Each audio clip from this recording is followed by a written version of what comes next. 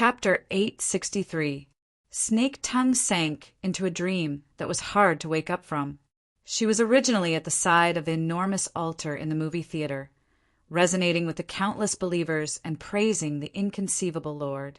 Her soul nearly melted into it, but she didn't know when it started, but she had already entered an even more absurd space.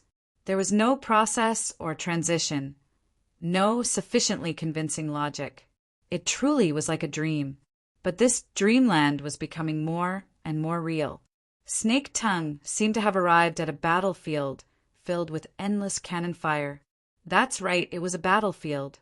The logic of the dream was rapidly becoming complete, giving her an incomparably deep and conclusive impression. She had sunk into the center of the chaotic war zone. She was surrounded by impregnable fortresses. Rumbling war machines could be seen everywhere.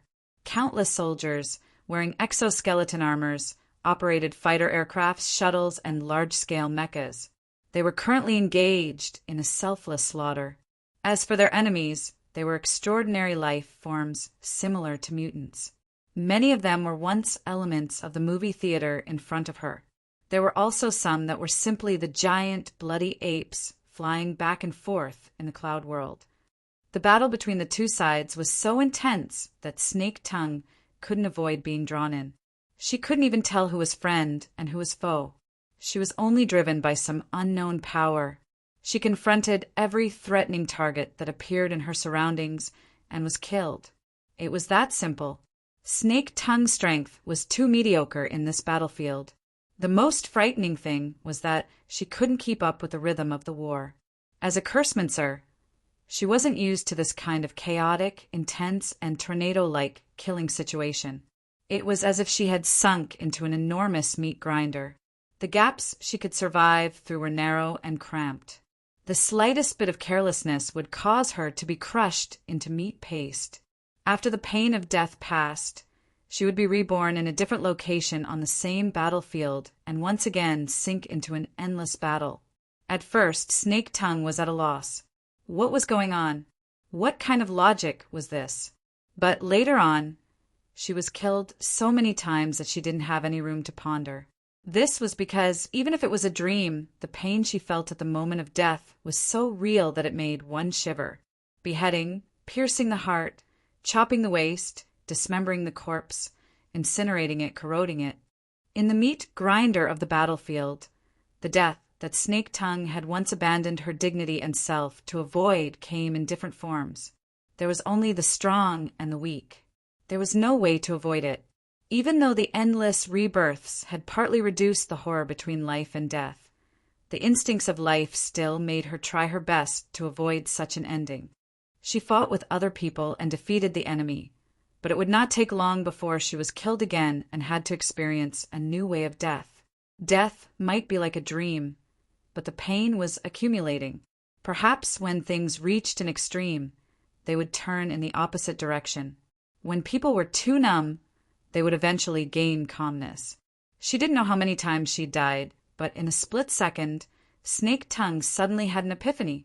At that time, when she was in a state of chaos between life and death, a beam of light pierced through her and made her whole body transparent. She shivered, subconsciously. Then, what she sensed was not only the noisy and bloody battlefield, but also a pair of cold and penetrating eyes. The I was embedded in a corner of this dreamscape. It could even be said that the entire dreamscape was the embodiment of the I. That's right. The eyes were coldly watching her struggle for her life, displaying everything she had learned and revealing every trump card she had. They were also watching how much her flesh and skin could withstand, and how she would collapse and decay. Just like that, Snake Tongue was seen through from inside out. Snake Tongue was no longer confused. It was Luo Nan. She didn't know when it started, but all the inconceivable things she encountered were inextricably linked to Luo Nan. And as long as she had this central axis, all logic would be straightened out. Snake Tongue suddenly understood her current role. A test subject tied to the table. She didn't have any strength to fight back. She could only watch as the cold boy reached over and cut open her clothes, skin, and all her barriers and defenses. The cruel battlefield was the operating table. Luo Nan used this method to strip her, dismember her, and dissect her. He took apart every inch of her flesh, every organ, every bone, and every nerve. He tested the process of them twisting, deforming, and falling apart under different conditions. Then he reassembled and reassembled them. He even smeared oil and waxed them. He preserved and maintained them. He waited for them to recover to their original state before throwing them into a new round of experiments. This was how Snake Tongue felt. She struggled and fought within this absurd dreamland. But in the more realistic dimension, she just let Luo Nan do as he pleased. She didn't have the strength to fight back. Luo Nan used this method to understand the limits of her fleshly body, the limits of her mind, and some details that even she herself didn't know about. The sudden realization was unable to alleviate any of the pain. Instead, it made her feel even more despair because of the clarity. Snake Tongue didn't know how long this experience would last. She was going to collapse. She was really going to collapse. Even if it was a nightmare, even if she clearly knew it was a nightmare, thousands of reincarnations had already crushed the barrier of her will. Snake Tongue wanted to beg Luo Nan, but no matter how she struggled, whether it was bitter tears or mournful moans, it was all meaningless. Her cries and screams were unable to reach Luo Nan at all. In this moment, she understood the distance between an ant and a god more than any other time. In a certain sense, this made her feel even more despair than the endless pain. Later on, Snake Tongue even began to envy the soul fires that once sat side by side with her under the altar, buzzing in praise. She would rather become a chaotic and ignorant soul. She didn't have any extravagant desires, nor did she pursue the meaning of herself. She just attached herself to Luo Nan's system. She only wished to be able to escape this cruel torture and the despairing reincarnation. This thought was like a highly corrosive poison. It instantly spread, causing her mind, which was already riddled with holes, to practically lose all activity. If that was the case, if she could escape reincarnation like that, then Snake Tongue didn't mind sinking into that state at all, as long as it was the ultimate release. Northmont, Northmont. The sudden call, as well as the intense vibrations, suddenly attacked, shaking the entire dream space. It felt very violent. Snake Tongue wasn't angry at all. On the contrary, her mind was gushing with positive emotions. This was the feedback she had been begging for a long time. Finally, someone responded to her, called out to her, treated her as a normal person, a life on the same level. This scene was like someone tossing a lifeline to her when she was about to drown in deep water without a speck of light. No matter who it was, Snake Tongue would do her utmost to reach out and grab it, struggling upwards. A second later, the barrier between dreamland and reality shattered with a rumble. Snake Tongue suddenly opened her eyes. What entered her eyes was dusky darkness, followed by a chaotic burst of colorful light. Countless complex remains of the barrier were mixed within. The elements of reality and unreality were mixed together, forming an inexplicable flood of information. It crushed through the depths of her brain and heart. After no less than 5 seconds, Snake Tongue found her own logic. She was finally able to clearly distinguish the blurry silhouette of Lu in front of her. In the next 3 to 5 seconds, she could feel the touch of the tatami beneath her, the structure of the wall behind her, and the sound of flowing water in the outer layer. Numerous layers of innumerable details gradually formed an incomparably solid existence in her mind and around her body. The familiar yet unfamiliar world of reality was like a sturdy escape pod.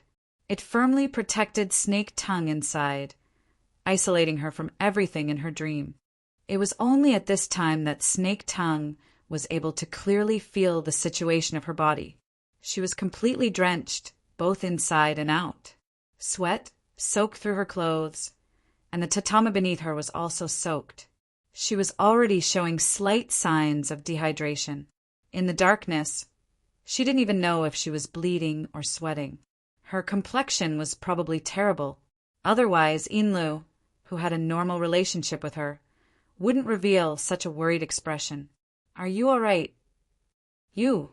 Snake Tongue originally wanted to say, "Don't tell me you didn't have that experience." Just as this thought arose, she suddenly stared blankly. What had she just experienced? Snake Tongue's memories abruptly turned chaotic. A certain dreamlike memory that caused her to feel fear and despair blurred at an astonishing speed. No matter how she tried to trace it back, she could only recall a rough layout at most.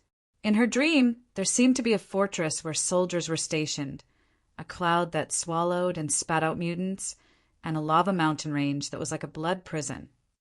They existed together, but they also conflicted with each other. Together, they constructed a chaotic world.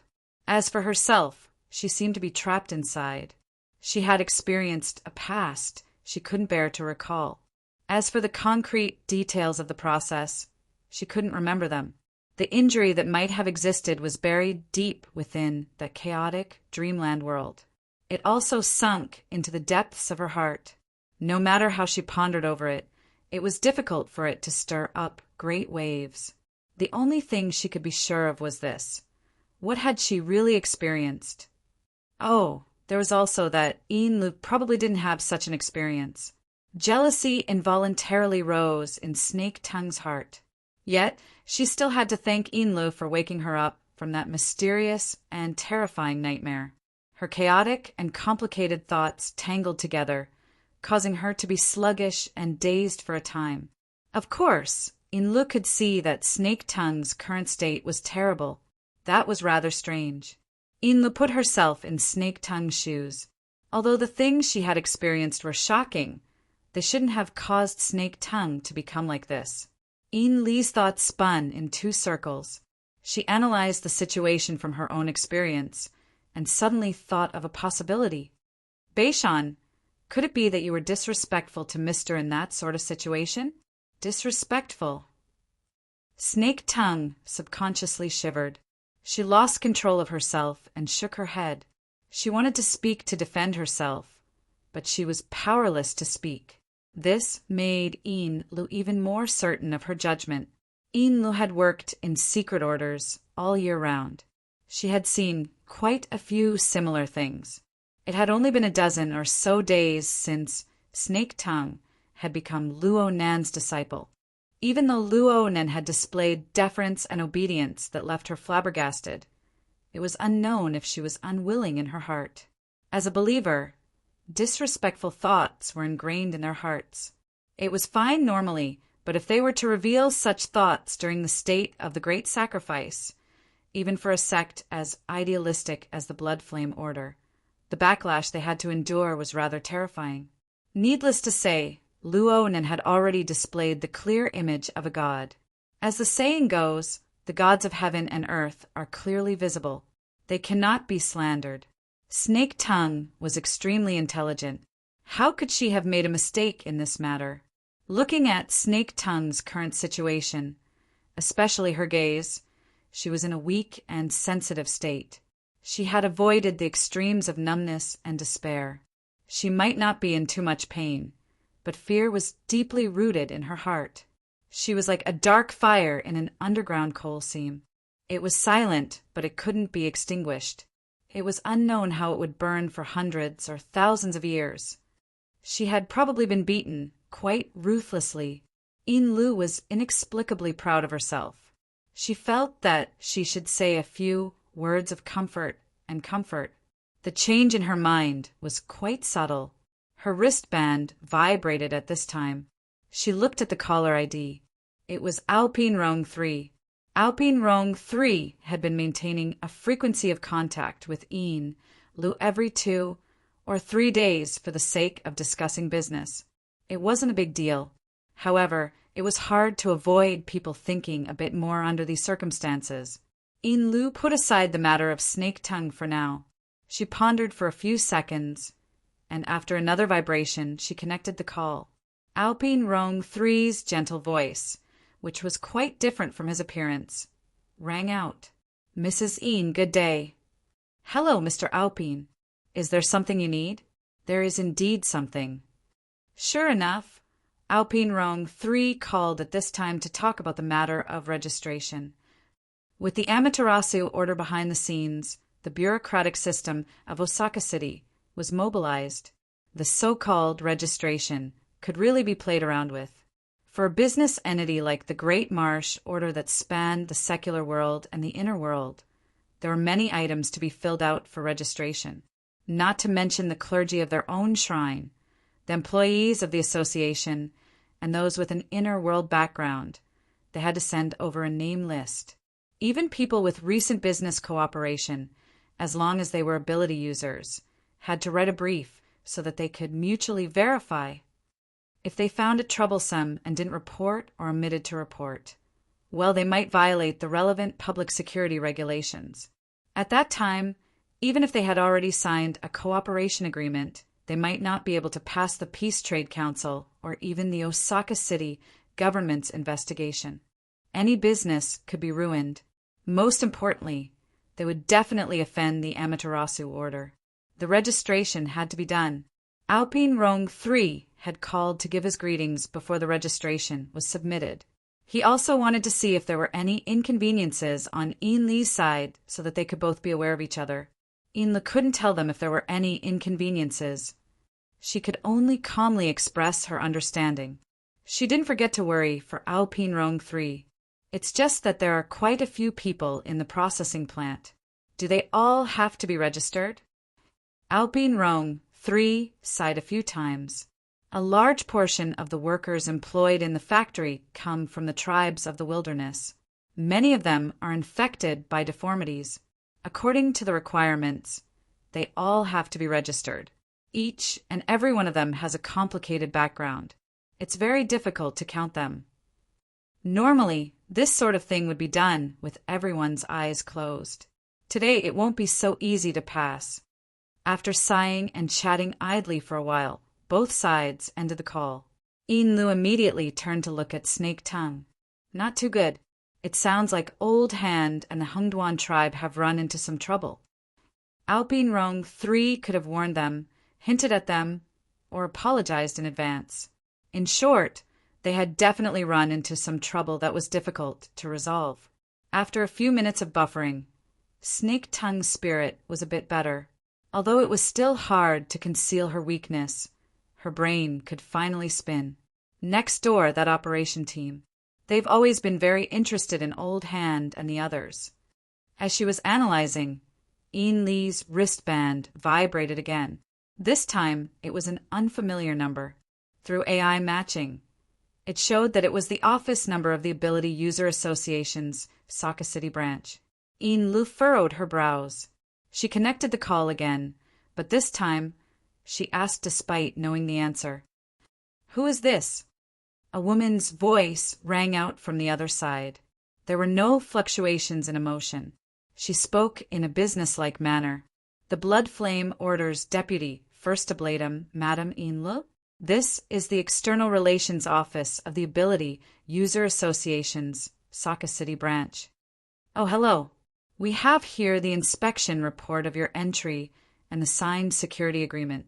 According to the relevant clauses, we are here to notify you of a special event." Een Lee's gaze met Snake Tongue's. She continued to play dumb. "What's the matter? May I ask if you already know of the notice issued by the Osaka City branch?"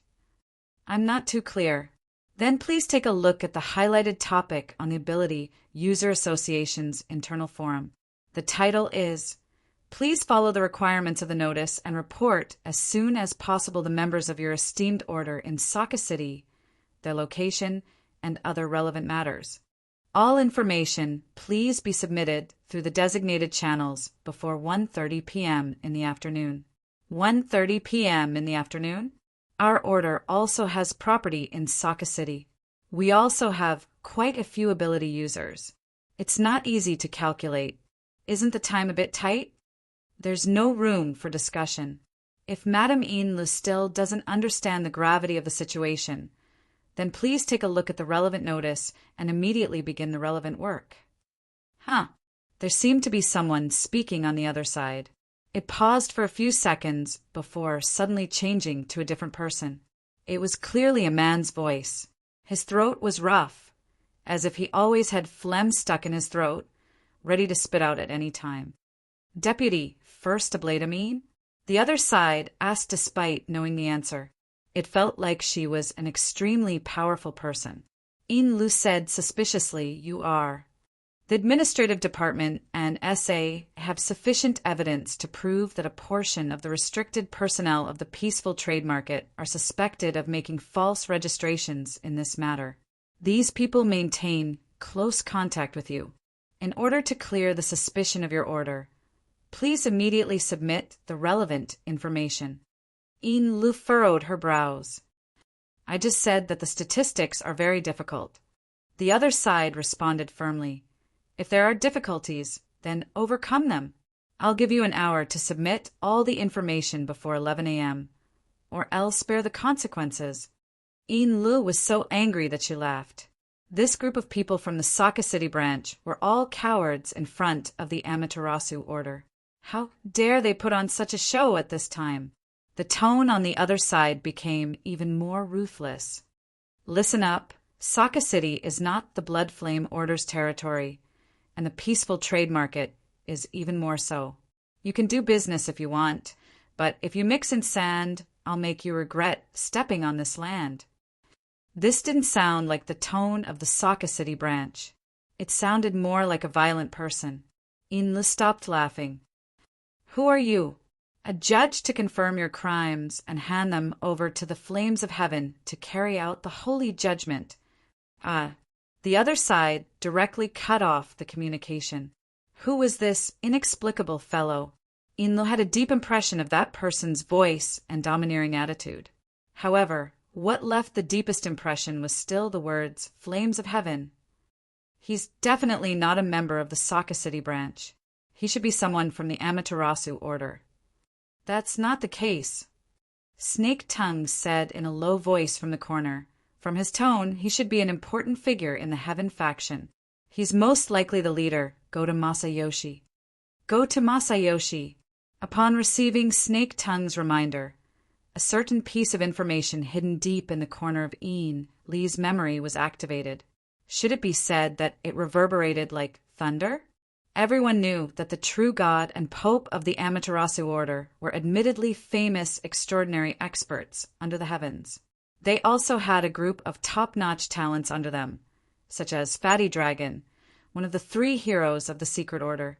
But compared to the other 2 great orders and even the majority of the famous secret orders in the world, the Amaterasu order's organizational structure and efficiency were really mediocre. Even in Saka City, the Amaterasu order didn't penetrate too deeply into the various industries of Saka City. They only cast the ominous name of the extraordinary as a shadow in the hearts of others and spread it when necessary. Under these circumstances, the large and small orders in Saka City possessed the conditions to grow unrestrainedly. This resulted in Saka City being known as the City of 10,000 Gods. Of course, everyone now knew that this was nothing more than the leek planting techniques of the true God and Pope. After one crop was cut, another crop would grow. However, it was an indisputable fact that their organization was weak. There were some matters that one couldn't just pay attention to the deterrence of the higher-ups. No matter how useful the true God and Pope's names were, they couldn't be used as calling cards under normal circumstances, right? It was precisely under these circumstances that organizations like the Heaven faction came into being. There were many such organizations on the periphery of the Amaterasu order. The composition of their members was complicated. Many of them were nomads from the wilderness or wanted criminals. They had a close relationship with the Amaterasu order. But on the surface, they didn't have any official relations. They were more like enthusiastic citizens and so on. The Amaterasu order wouldn't acknowledge everything they did. Sometimes they would even beat them down.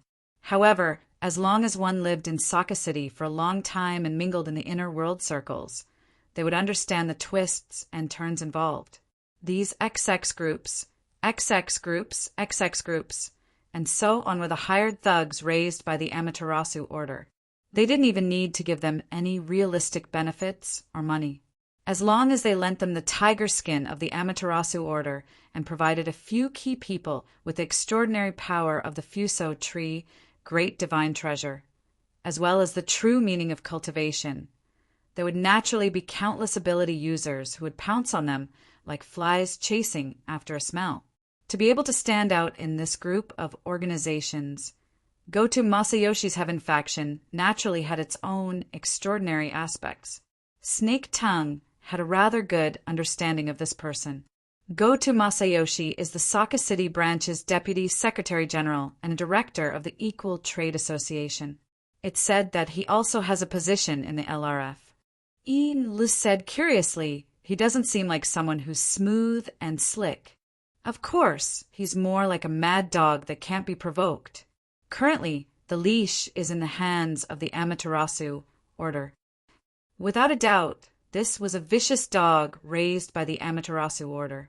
It was a knife in the hands of the Pope and the true gods, the kind that could be thrown away at any time. Even Goto Masayoshi himself should understand this point. However, this was a guy who was deeply addicted to gambling. He used the time in the hands of the Pope and the true gods to put on enough tiger skin for himself. He also possessed the corresponding strength and status. It was this kind of guy. Once he set his mouth, he wouldn't let go until he tore his target to shreds. This kind of organization, this kind of guy, was very compatible with the current environment. They turned the absolute superiority of the Amaterasu order in Saka City into a substantial threat that was pressed against everyone's throat. Ian Lu could almost hear the snoring sound coming from the throat of the vicious dog. She already had a headache before they even started fighting. In such a short period of time, Ian Lu also couldn't think of a suitable solution. At this time, an internal communication call came in. It was from Captain Kawashi on the front deck. As Ian Lee's most capable subordinate in Saka City, this senior retired officer reported with some worry, "The authority of the yacht has been cut off. If we can't get the follow-up permission from SA, the yacht can't even drive out of the passenger terminal." As an ability user, no one expected to rely on a yacht to do anything. However, this was undoubtedly a warning, and a very impolite one at that. Ian Lee's face sank. She seriously thought for a few minutes. Finally, she decided to call Ryoso Okuhira again to understand the situation. In fact, she wanted to call the veteran directly. However, the status of the two sides was still a bit unequal. No matter what happened to the veteran, if they were caught talking to each other, it would be hard to avoid suspicion that they paid more attention to the veteran, although this was the truth. Ian didn't want to provide Goto Masayoshi with a bargaining chip to threaten him. The call to Ryoso Okuhira didn't go through immediately. However, 30 seconds later, the other side sent back a video call request. Ian Lu felt a bit strange. However, she still chose to accept it. Of course, before that, she didn't forget to turn on the lights in the living room. "Mr. Okuhira." Just now, Ian Lu forcefully swallowed back the words she wanted to say, because in the projection screen, not only did the ugly but familiar face of Ryoso Okuhira appear, there was also a man who was almost 2 times thinner. His skin was deathly pale like a skeleton. This guy who looked like a drug addict maintained a rather intimate distance from Ryoso Okuhira. He grinned and said, "Ms. Ian Lu, right? Unfortunately, I caught evidence again. You secretly colluded with your business partner to confess. Don't explain. I gave you an hour. In the end, you did these meaningless things. This is disrespect to me." She didn't need to look at this face. Just by listening to the greasy throat that seemed to be filled with phlegm, Ian Lu knew who the person in front of her was. The mad dog with many layers of tiger skin, Goto Masayoshi. The real contact, Ryoso Okuhira, expressionlessly stood at the side. He didn't give Ian Lu any hint. Or it could be said that his iron-like face was the most obvious hint. Goto Masayoshi grinned a bit more. "Ms. Ian Lu, you really are a beauty. This makes my mood a lot better. I don't mean to be disrespectful. I'm just stating the truth. Otherwise, I wouldn't even say a word more. The inspection of the factory is about to be over. After solving the matter of the day's processing factory, I will continue to communicate with you. I hope that at that time you can give me the name list of the relevant personnel. Otherwise, I will have another explanation. Ian coldly stared at Goto Masayoshi. She had already labeled him as a scum of society in her heart. However, this guy's background was really strong. Speaking up to here, Goto Masayoshi suddenly turned his face and looked outside the projection screen. That lady, please wait. Ryoso Okura spoke for the first time. Mr. Goto, this is the technical director of our factory. Chapter 864. The veteran held a Nyogoe's rib and placed it in front of him, observing the curve of the bone after deep processing. The laser ruler of the auxiliary instrument drew one node after another on the surface of the pale yellow bone and marked the errors down to the micron. As usual, he patrolled the workshop and acted as a quality inspector, spot-checking at any time. His standards were strict, almost harsh. This one is useless. Since it was useless, the veteran was no longer careful. He held the end of the Nyogoe's rib with one hand and felt that it was quite comfortable. He exerted strength in his wrist and used the rib as a pointer, whipping the workbench. Last night, because of your crude skills, I almost lost my face in front of Mr. Amo. His design, his process, all he needs is your skills.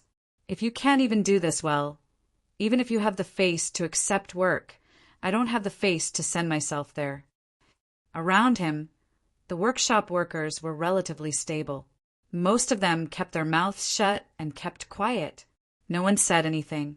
However, the overall environment of the workshop was still relatively noisy.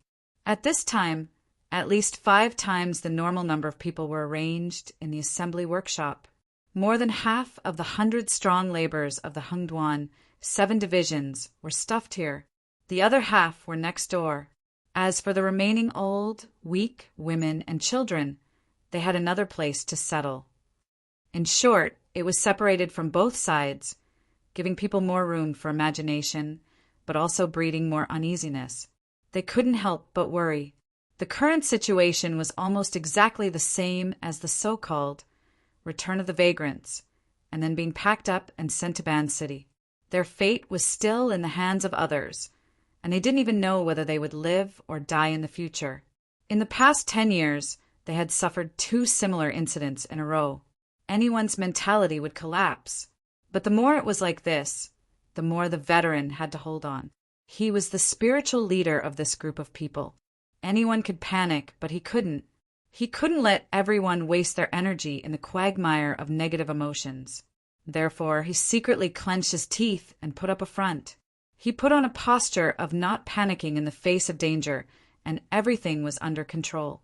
He worked hard to let the younger generation around him come into contact with more familiar scenes and avoid the imagination combination of negative emotions. At present, the effect was limited, but he still had to bite the bullet and do it. He reprimanded his apprentices with vigor. Everyone in this workshop, go back to your workstations. Those who are not involved, move aside. Today, no matter what, 20 sets of rough materials must be delivered to me. You can't even do this kind of rough work. Why should they praise you? Perhaps it was because his words had given them some room for imagination. Someone asked, "Teacher, that Mr. Mo? Can you help us deal with this?" Old Hand's eyes widened. What is it? What business do we have? A group of people has already come to this point. What more do you want to do? As he spoke, he unceremoniously whipped his little disciple's shoulder with a rib whip, causing the young man's neck to twist and cry out in pain. The veteran maintained his vigorous voice and pointed at the stupid disciple who had rashly stuck out his head and scolded. "We, a bunch of people, have traveled from the Hungduan Mountains to this damned place. We have been exiled for more than 3,000 miles, haven't we? Did the Star Alliance Committee give a reason? No. No reason is the biggest reason. With this reason, any crime is no longer a reason. As long as the momentum was strong enough, even if the logic was twisted, it would still have the effect of stimulating the brain. The more the veteran spoke, the more confident he became. As long as you don't kill people, commit arson, rob, control your lower body, and don't do those outrageous things, what are you afraid of some groundless crime? Our identity is just a stick in the hands of others, helping to beat the gongs and drums to create momentum.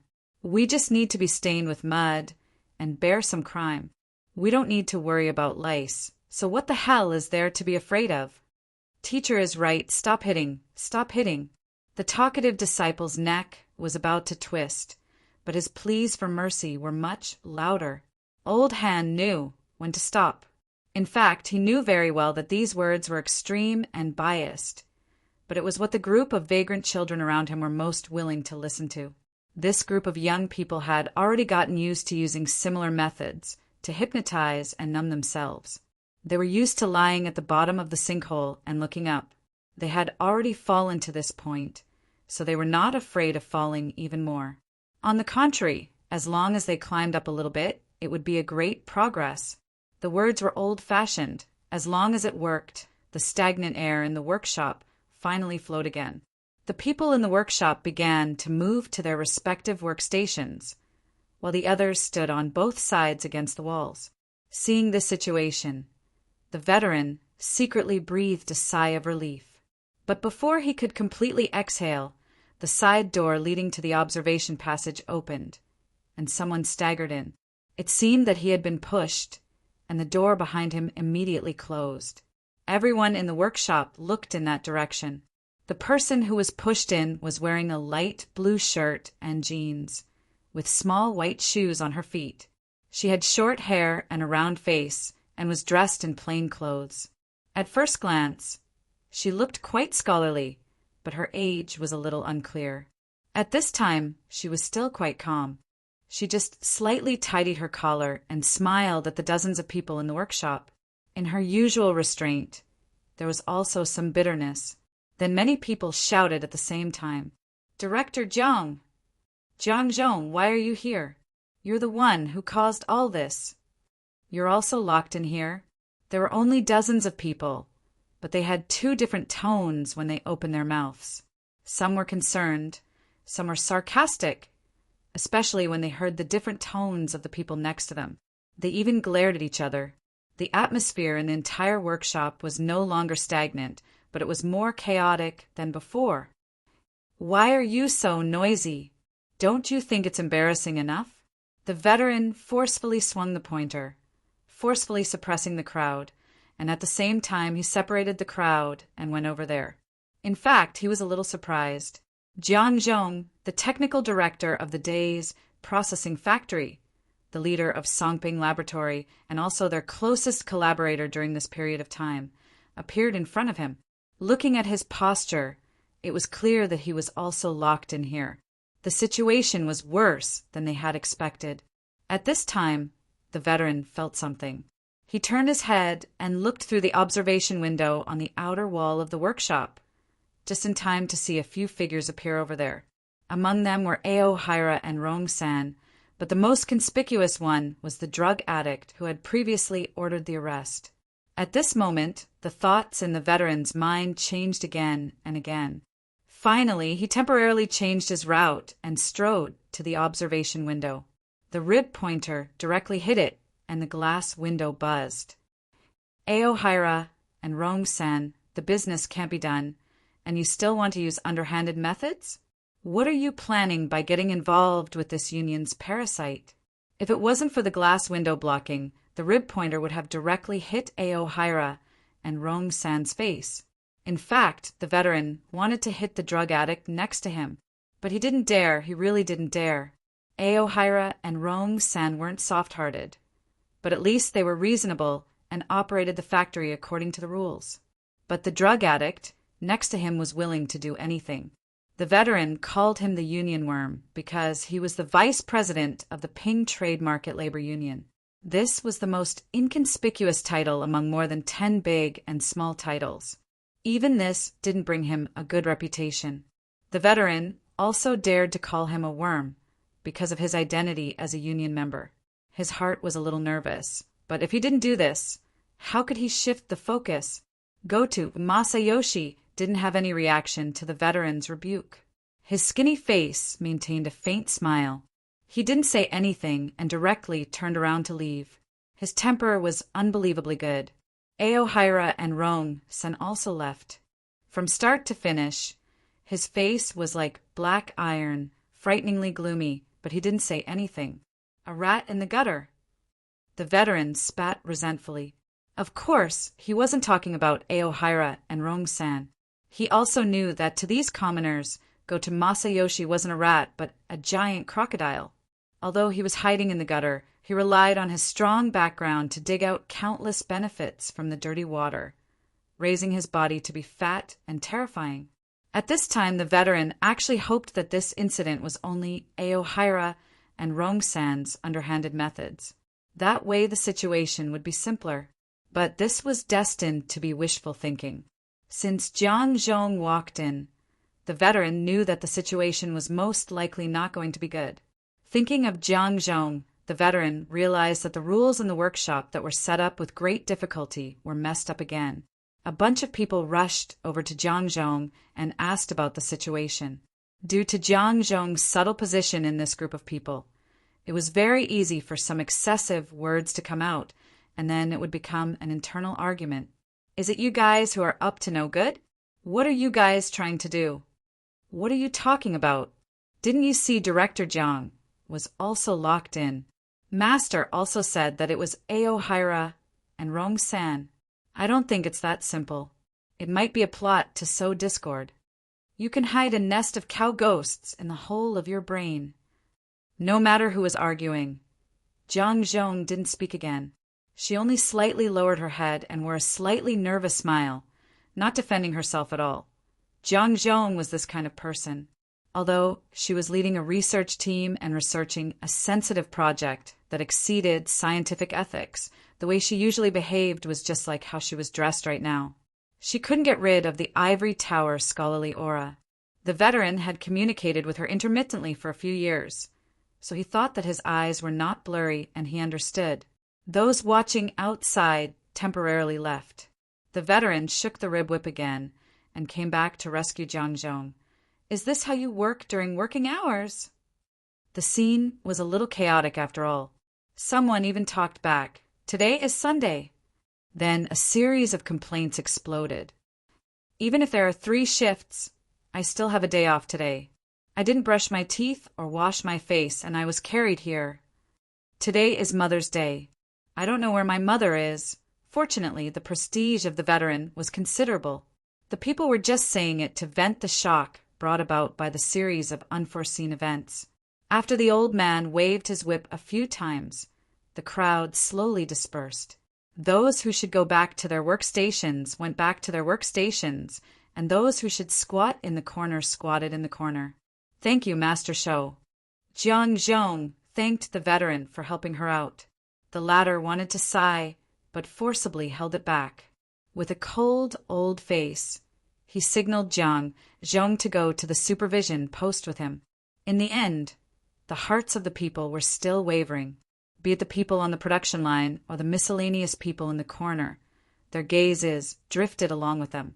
The veteran suddenly turned his head back, and his fierce gaze finally forced everyone's thoughts back. When they finally reached a relatively quiet place, the veteran could finally sigh and let out the breath he had been holding in his chest. Master Shou! Jiang Zhong wanted to say something, but the veteran stretched out his hand and stopped him. All right, don't mention anything. I just wanted to come here to catch my breath. The veteran might have put on airs in front of a group of juniors, and he also forced himself to hold his breath. It was not easy for him to have a chance to take a breather. After another minute or 2 of silence, the veteran opened his mouth again and said in a hoarse voice, "They shouldn't have come for us, but we just had to be caught in the crossfire." Jiang Zhong lowered his head and said nothing, regardless of whether it was the veteran or Jiang Zhong. Both of them had some private matters that could not be exposed to the public. If it was possible, they did not want to be exposed under the spotlight. However, regardless of whether it was the small migrating tribe led by the veteran or Jiang Zhong, the technical director, they did not have the ability to struggle out of the whirlpool. They had no choice. What could they do? The veteran could not help but ponder. We are fish in the crossfire. Where is the city gate? Before he could figure out a reason, the small door leading to the observation passage opened again. This time it was not the weak technical director who came in, but the ruthless, violent people of society. Shou Xiong, you hidden cultist, come and confront us. And this? Jiang Zhong, his name is strange. He is most likely an accomplice. Take him away too. Before the veteran and Jiang Zhong could react, 7 or 8 people had already rushed forward and surrounded them. They put on nylon ropes and dragged them away. The assembly workshop was in an uproar. At this moment, no one cared about discipline or workstations anymore. Dozens of young and strong laborers rushed forward, and it looked like a fight was about to break out. Not good. At this moment, the veteran's body was being pushed, but the sharp alarm in his head was not at all. This kind of scene was clearly aimed at intensifying the situation. At this moment, although the veteran's body was covered in the middle by the burly, violent people of society, his figure could not be seen, but a hoarse voice rose up. Rough, 20 sets of rough. No matter what, make them today. If you can't make them, then you are not worthy of being the men of Hengduan Mountain. Such a scene, such words were extremely absurd, but it was this absurdity that made the hot-blooded young and strong men stunned. At this moment, the veteran struggled with all his might, but it was not to break free from the restraint. Instead, he exploded with brute force and forcefully brought 2 or 3 men beside him out of the door and into the observation passage. Right here, on the side of the thick wall that could not be seen from the workshop, dozens of armed people with electric batons and anti-riot guns were already ready to go. At the end of the observation passage, Okairu Rongzhou and Gota Masayoshi both stood there. Okairu Rongzhou, you despicable person, you dare to use a gun. The veteran's eyes were about to pop and his throat was already hoarse from shouting, not only to the manipulator behind the scenes, but also to the hot-blooded young people in the workshop. The uproar in the workshop somewhat stagnated. At the other end of the passage, Okairu Rongzhou was expressionless, but in his heart he clearly knew who the veteran's burst of hatred was directed at. What a ruthless and experienced person. Go-To Masayoshi praised at the side, then turned into the disinfection passage leading to the exit. Okairu Rongzhou looked at the veteran again from afar and followed behind. After a few steps, he finally could not help but say, Mr. Go-To, you can withdraw your people. That's fine. Maybe there are still people who can't think things through? It looked like Go-To Masayoshi had made up his mind to explode a bomb for fun. Okairu Rongzhou even wanted to bring out the boldness of the Vanguard captain back then and smash a fist into the back of this guy's head. But in the end, he still clenched his teeth and endured and followed up. Mr. Go-To, Shuo is a vagrant, even if his faith is chaotic and out of line. It is still pardonable. As for Director Jiang, she is a high-level talent we hired and usually only buries herself in research. Go-To Masayoshi suddenly stopped, turned around and wiped away the light and shadows of the passage on his face. Mr. Okuru, as far as I know, President Matsudaira has always been famous for being good at management. There is no one in Osaka who doesn't admire his way of management. But here, the daily management is really worrying, especially the human resources. Don't forget, I am the vice president of the labor union and a director of the Labor Safety Inspectors Association. I have the responsibility and also the obligation to inquire about this matter with your side and report the results of the inquiry to the relevant parties. So, I hope you can give me a satisfactory answer and not this kind of meaningless argument. Okairu Rongzhou took a deep breath. Mr. Go-To, I'm introducing the situation to you. Go-To Masayoshi raised his hand to cut him off. I said a hasty answer is not sincere. If you always have this kind of attitude, I can only interpret it as you're trying to shirk responsibility. Even if Okairu Rongzhou was a clay figurine, right now he was also provoked. His majestic body leaned forward. Mr. Go-To, what on earth did you see? Can you interpret it as you first chose the frame and then let me fill in something inside? Please pay attention. Compared to Okairu Rongzo, who was twice as big as him, Goto Masayoshi's expression didn't change. He only raised his hand again, and this time he extended his index and middle finger, turned his wrist, and pointed at his eyes. Mr. Okaru, you cannot trust me, but you have to trust my eyes. Goto Masayoshi's eyes were probably the most prominent part of his thin face. They were a bit bigger than normal people, especially on his face that was so thin it was out of shape, bulging, and protruding. Even if he kept his eyelids half closed, the details of the movements of his eyeballs in his eye sockets could be clearly seen. Right now, the dim yellow pupils under his half-covered eyelids were turning, at first glance dim, but in the deepest depths there was a dark red light. It was like the sunset at dusk, separating the horizon from the night sky. At some point, Okairu Rongzo actually felt a bit dizzy. He subconsciously averted his gaze, unwilling to meet it. Goto Masayoshi's voice pierced his ears. Remember, it won't make a mistake. The only one who will be wrong is you. Chapter 865. In the end, Old Hand and Jiangzhong were taken away by Goto Yashitomo. Okuhiri Rongzo couldn't get away either. He was sitting in a car right now. Then Goto Yashitomo and his group went to the passenger terminal. Aside from sitting in his own car, there seemed to be no difference between him and Old Hand. President, I'm very sorry. Okuhiri Rongzo finally dialed the number. He was already prepared to bear the wrath of Matsudaira Yoshio. Okuhiri Rongzo believed that this was the correct judgment. This involved the current background of Osaka City. If he forcefully stood out at this time, it would only bring about a calamity, whether it was for himself or for the Great Zei Order. According to Goto Masayoshi's words, the soul cult has already been determined to be an illegal cult, and Veteran is an important contact for the soul cult in Ban City. And recently, Veteran has already formed an economic relationship with Jiangzhong, cooperating to purchase the shares of a processing factory. He believes that under the premise that we clearly have a better way to make money, discussing the purchase with Veteran is suspicious of us transferring benefits. Moreover, there are so-called upper echelons of the Blood Flame Order involved in this. The Blood Flame Order is a greater suspect in the assassination of the Soul Order in Xia City. They may also be in cahoots with the Soul Order. Therefore, he wants us to confront Mr. Mo and the others of the Blood Flame Order. He even wants us to go to a location on the lake that is suspected to be a stronghold of the Soul Order. Strangely, Matsudaira Yoshio didn't get angry. He faced the troubles of the processing plant and the encounter of his close friend Jiang Zhong with inconceivable calmness. It sounded like he was more interested in Goto Yashitomo. Is that so? It seems that the clues are complete.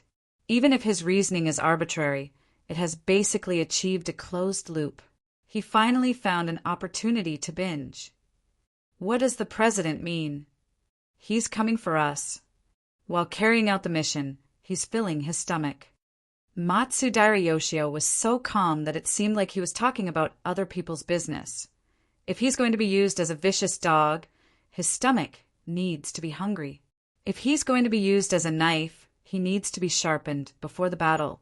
This way, his bite will be deeper and the knife will be more ruthless. He's starving right now. If he doesn't find food, how can he prop up his skin and bones? Aohei Rongson could more or less understand Matsudaira Yoshio's meaning, but compared to Goto Yoshio's usual methods and behavior, other than the appearance of a drug addict, there was no connection between him and hunger and torture. Suppressing the doubts in his heart, Okurin Rongson voiced out his greatest worry.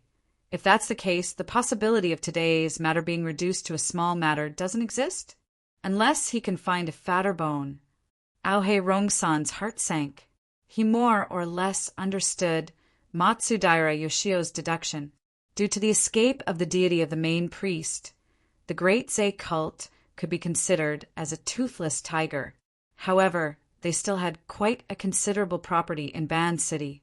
If they weren't meat, then who was? Things were awkward.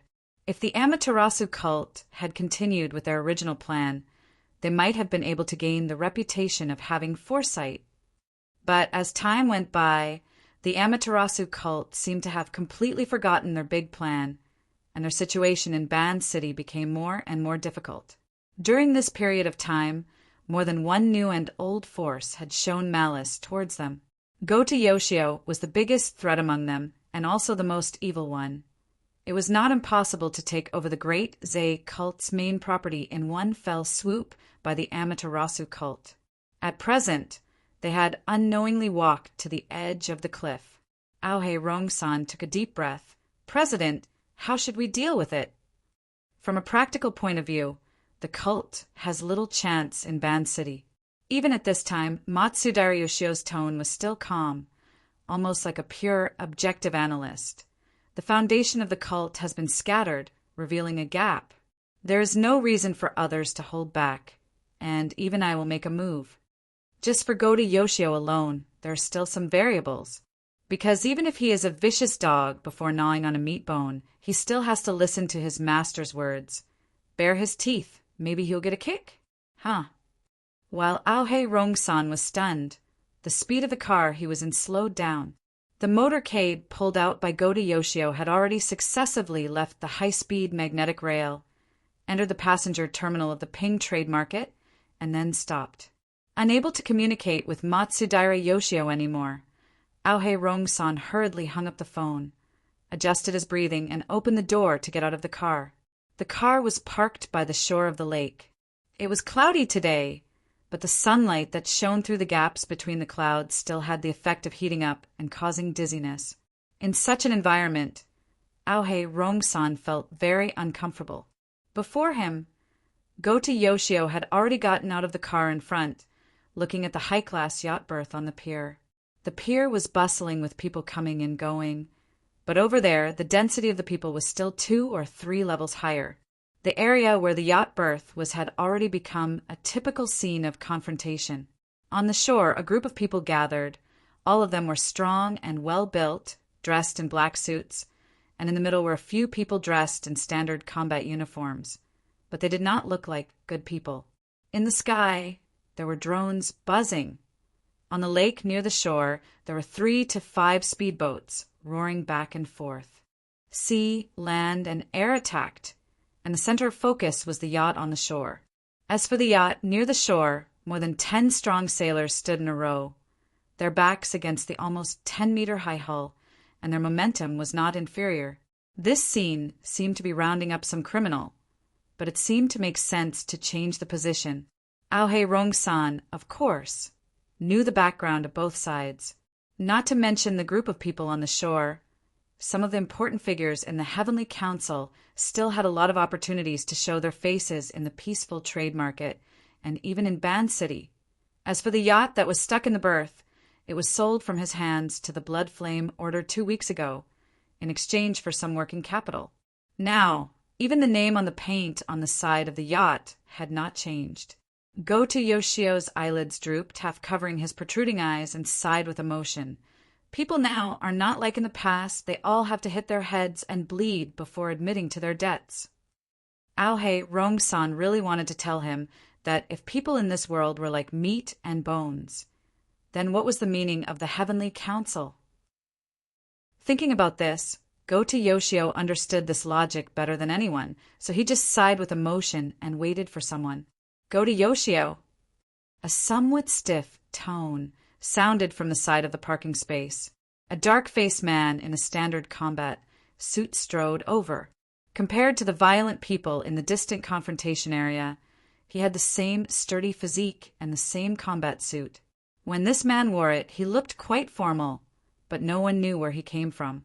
Goto Yoshio did not get angry because of the other party's impolite way of addressing him. Instead, the smile on his thin face became clearer.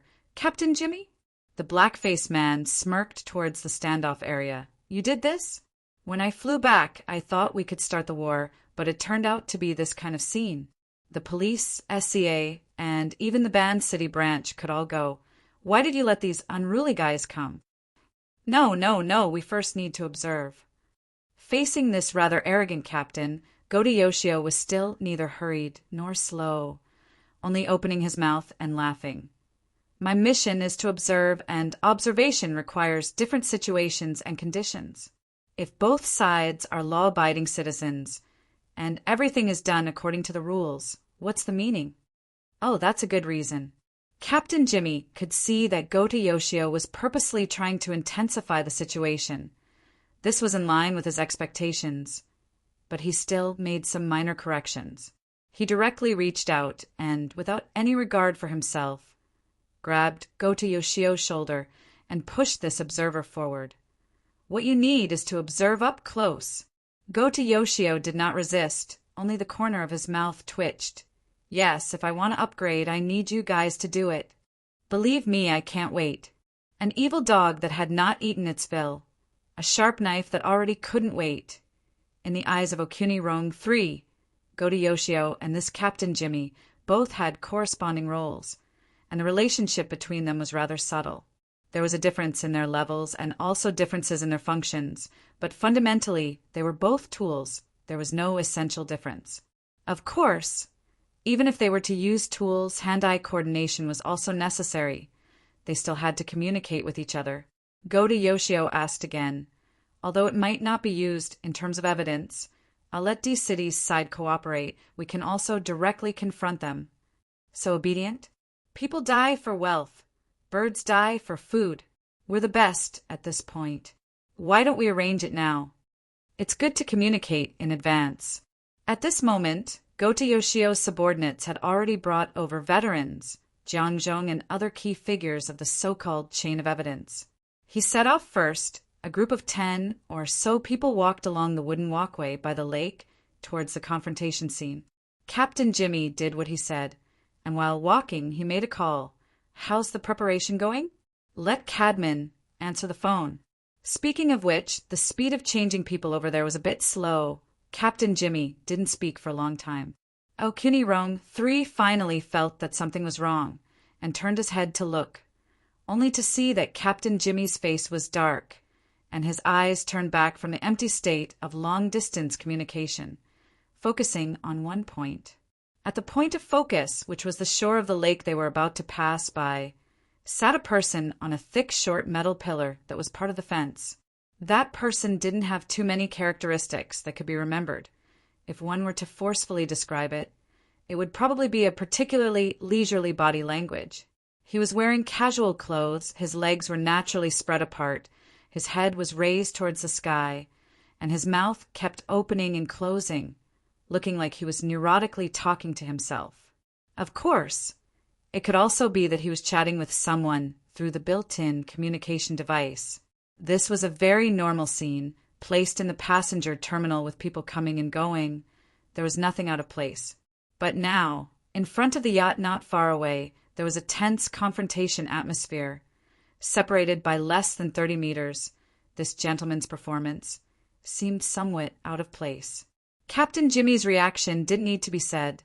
The moment he saw this person, Okuni-Rong III was somewhat unable to lift his feet. Goto Yoshio, who was beside him, even slowed down his steps earlier than him.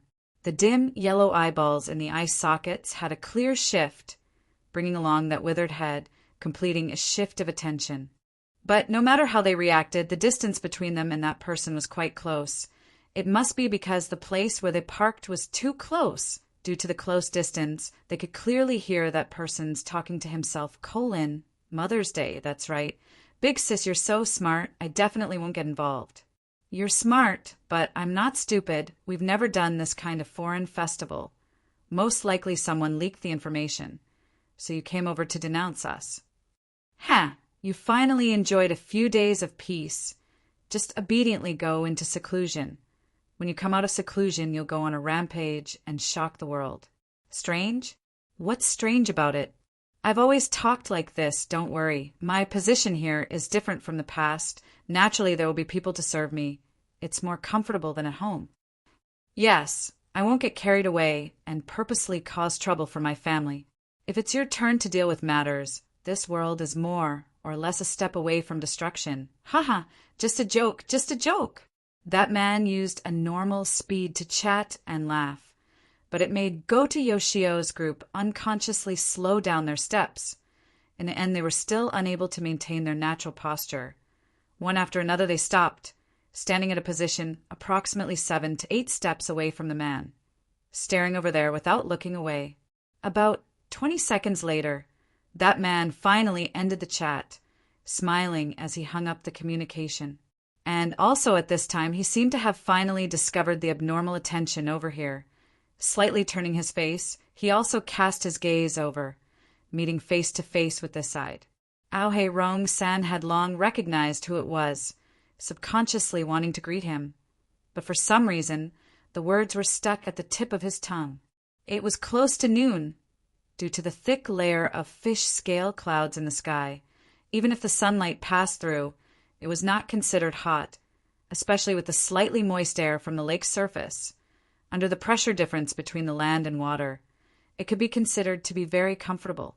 But at this moment, the gentle breeze that brushed against their faces had clearly turned into a layer of invisible and heavy curtain. Perhaps it was even soaked with water, as it blew over and fiercely pasted on their faces, sealing their mouths, noses, and even their orifices. Even their pores were sealed, isolating them from the inside and outside. For a moment, they actually felt as if they were suffocating, spreading from their brains and hearts. For a moment, the group of people's mouths and noses were interrupted.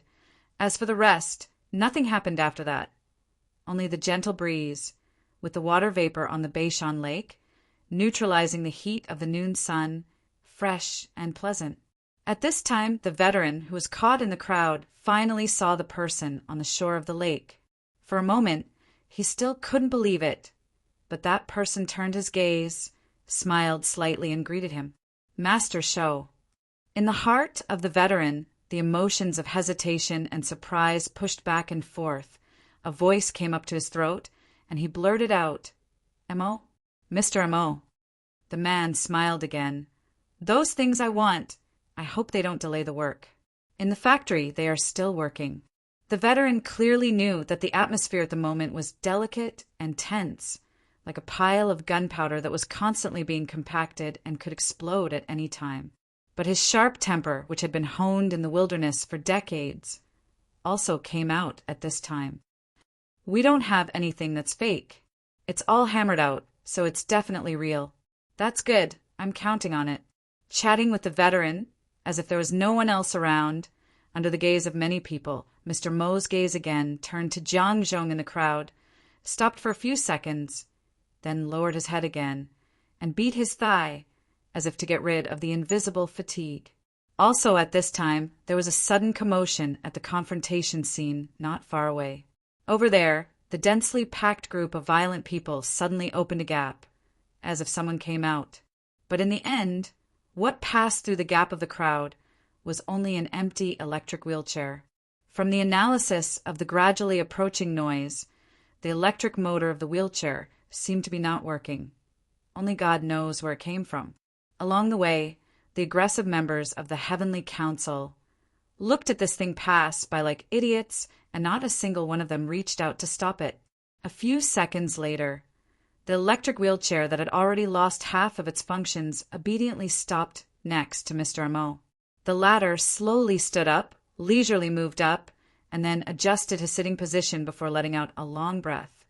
His gaze moved to go to Masayoshi's face and met with his dim, yellow pupils. The swelling of Gota Masayoshi's eyeballs was even more obvious. The pupils did not move, but there were layers of dark light intersecting and blending in the depths. Mr. Mo blinked and praised, "Your eyes are not bad. I feel that they are even better than mine." That tone of voice was like meeting an acquaintance on the road, asking where he bought the sharp goods on him and how much it cost. And also, while speaking, in front of Mr. Mo's left eye, a monocle appeared out of thin air, floating in front of the eye socket, reflecting the sunlight, covering half of the pupil's color. Chapter 866. When Mr. Mo started to greet his acquaintances, Captain Jimmy moved back and let Gota Masayoshi stand at the forefront. He himself issued a series of orders through the deep blue platform. Over at Ban City, a few orders were quickly executed. but the communication that had been made thousands of kilometers away still hadn't reached the most important person. Captain Jimmy was a little annoyed. "You're still giving the witness lunchtime." Over at T-City, Hood, who was also a captain, laughed. "Sorry, he's a greedy hyena. Once he smells blood and flesh, he always wants to take a few more bites. This is his old nest, and he always forms groups. How annoying. Now that the negotiation of the agreement is coming to an end, we want to wait for him to sign before connecting the call to prevent new situations." "Sign, huh? Do we need to find a lawyer for him?" "Prepare yourself, and there are 2 of them. The other ability, user associations and veterans associations have about a squad of witnesses. You said you wanted to make it an ironclad case." Jimmy was speechless. He admitted that he had originally set up this line to cause trouble for the nominal supervisor by Sinyan, so he had taken a more righteous path. But now the situation had changed. "Listen, Hood, don't talk nonsense now. I just want to know how long it will take to sign. Be more precise." "Oh, let me calculate. Probably soon?" "If he talks as much nonsense as you when testifying, I swear I'll slit his throat." I can do it for you. I've had enough of him, these few days, anyway." The 2 captains reached an agreement from thousands of kilometers away. Captain Jimmy then passed the information to go to Masayoshi through the preset channel. The latter didn't respond. As if he was focusing all his energy on communicating with Mr. Mo, Masayoshi's eyes were still locked with Mr. Mo's monocle. The thin skin on his skeletal face trembled slightly as he maintained his chatting posture. "Your monocle is also not bad. It's formed directly from water molecules, right? As far as I know, the only thing in the world that can directly form molecular structures is the dripping sword. To be precise, it's the condensation ring. The secret skill that Her Majesty Empress Wu released in the headquarters RT-80 313 mission attachment 2 is indeed the dripping sword. But there are 6 basic structures hidden in it. The only one that truly has the effect of mobilizing water molecules is the condensation ring, which is also the most valuable one." The topic suddenly changed. Regarding this, the different observers at the northern mountain lake and even further away all had their own judgments. "Mr. Mo? The inner world has never heard of any Mr. Mo." On the private airship, an efficient monitoring system was transmitting the situation of the lakeside to them at the same time. There were only a few spectators, but they were all very important. After returning to Osaka, the sickly Tamagawa Aishuk unconsciously straightened his back. He was very interested in this character. Of course, part of the reason he had suddenly roused his spirits was that the Pope had already cut off communications and had not yet suppressed him.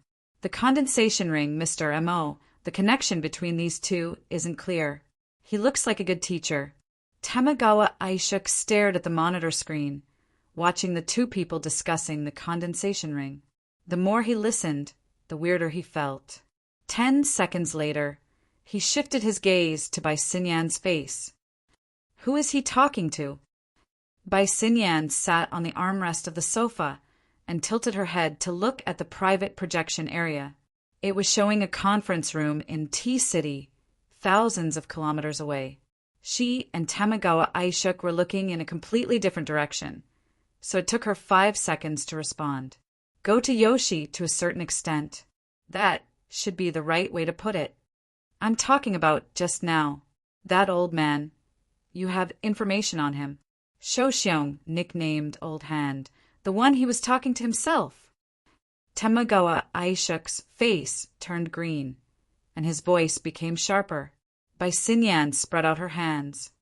How can I guess that? Tamagawa Aishuk quickly controlled his emotions. His eyes became sharper, and there was even suspicion in them. Don't you have any ideas? You can tell me if you have any ideas. Bai Sinyan pushed the question back. Tamagawa Aishuk stared at Bai Sinyan. He cracked a smile, but his teeth were still clenched. There are only 2 ideas. One is to find a woman who is qualified to be his sister in the blood flame order according to the character setting of this Mr. Mo. Bai Sinyan responded casually, but her gaze was still on the private projection area. In the conference room in T-City, the 2 rows of negotiators had already started shaking hands, as if they were having a formal business negotiation. Actually, there was no difference. Tamagoa Aishuk's face turned red again, and he unconsciously raised his voice. The other one is to expand the scope a little and search for people that we know and don't know, people who have a sister in the inner world. Oh, that's a lot more troublesome. It's just a screening condition. Tamagawa Aishuk's fingers twitched, as if he was really going to give the order. His eyes were still glued to Bai Xinyan's face, and he continued to ask, "It would be best if the 2 directions work together, but if there is only one condition, which one will you choose?" Bai Xinyan looked back and smiled. "Of course, I choose the most reliable one. You." Bai Xinyan continued to smile. "Right now, we can't avoid making guesses, but our guesses are all inconclusive. Why don't we continue looking?" As she spoke, she moved her hand, and the private projection area was placed in the main projection area of the room, side by side with the surveillance footage of the North Mountain Lake. Look, although the 2 sides are still minding their own business at the moment, at a deeper level, there are already undercurrents flowing, and we're just waiting to break that information barrier. Aren't you curious about what will happen then? Tamagawa Aishuk was very annoyed by Xinyan's beating around the bush. What's the point of finding a witness to identify him? Whether the identity of Mr. Mo is real or not, whether his relationship with the Blood Flame Order is shallow or deep, who cares? Even if the connection at T-City is successful and the identification is successful, do you really expect him to just stand there and let us capture him? Instead of playing this kind of detective game, why don't you let your team of subordinates directly take action? And go to Masayoshi will be able to see more things. Captain Jimmy needs a key to open his own weapon box, and always stand on the side of morality. This is a rare quality for frontline personnel. Bai Xinyan seemed to be completely unaware of the twists and turns of the plot. She displayed the bearing of a superior, but quickly changed the topic. "Mr. Yuchuan, is it really okay for you to make your contempt for the Blood Flame Order so obvious?" Tamagawa Aishuk sneered. "Stray dogs, rootless duckweed. Even if I want to pay attention to them, it depends on whether they can handle it." Bai Xinyan was not in the position to defend the Blood Flame Order.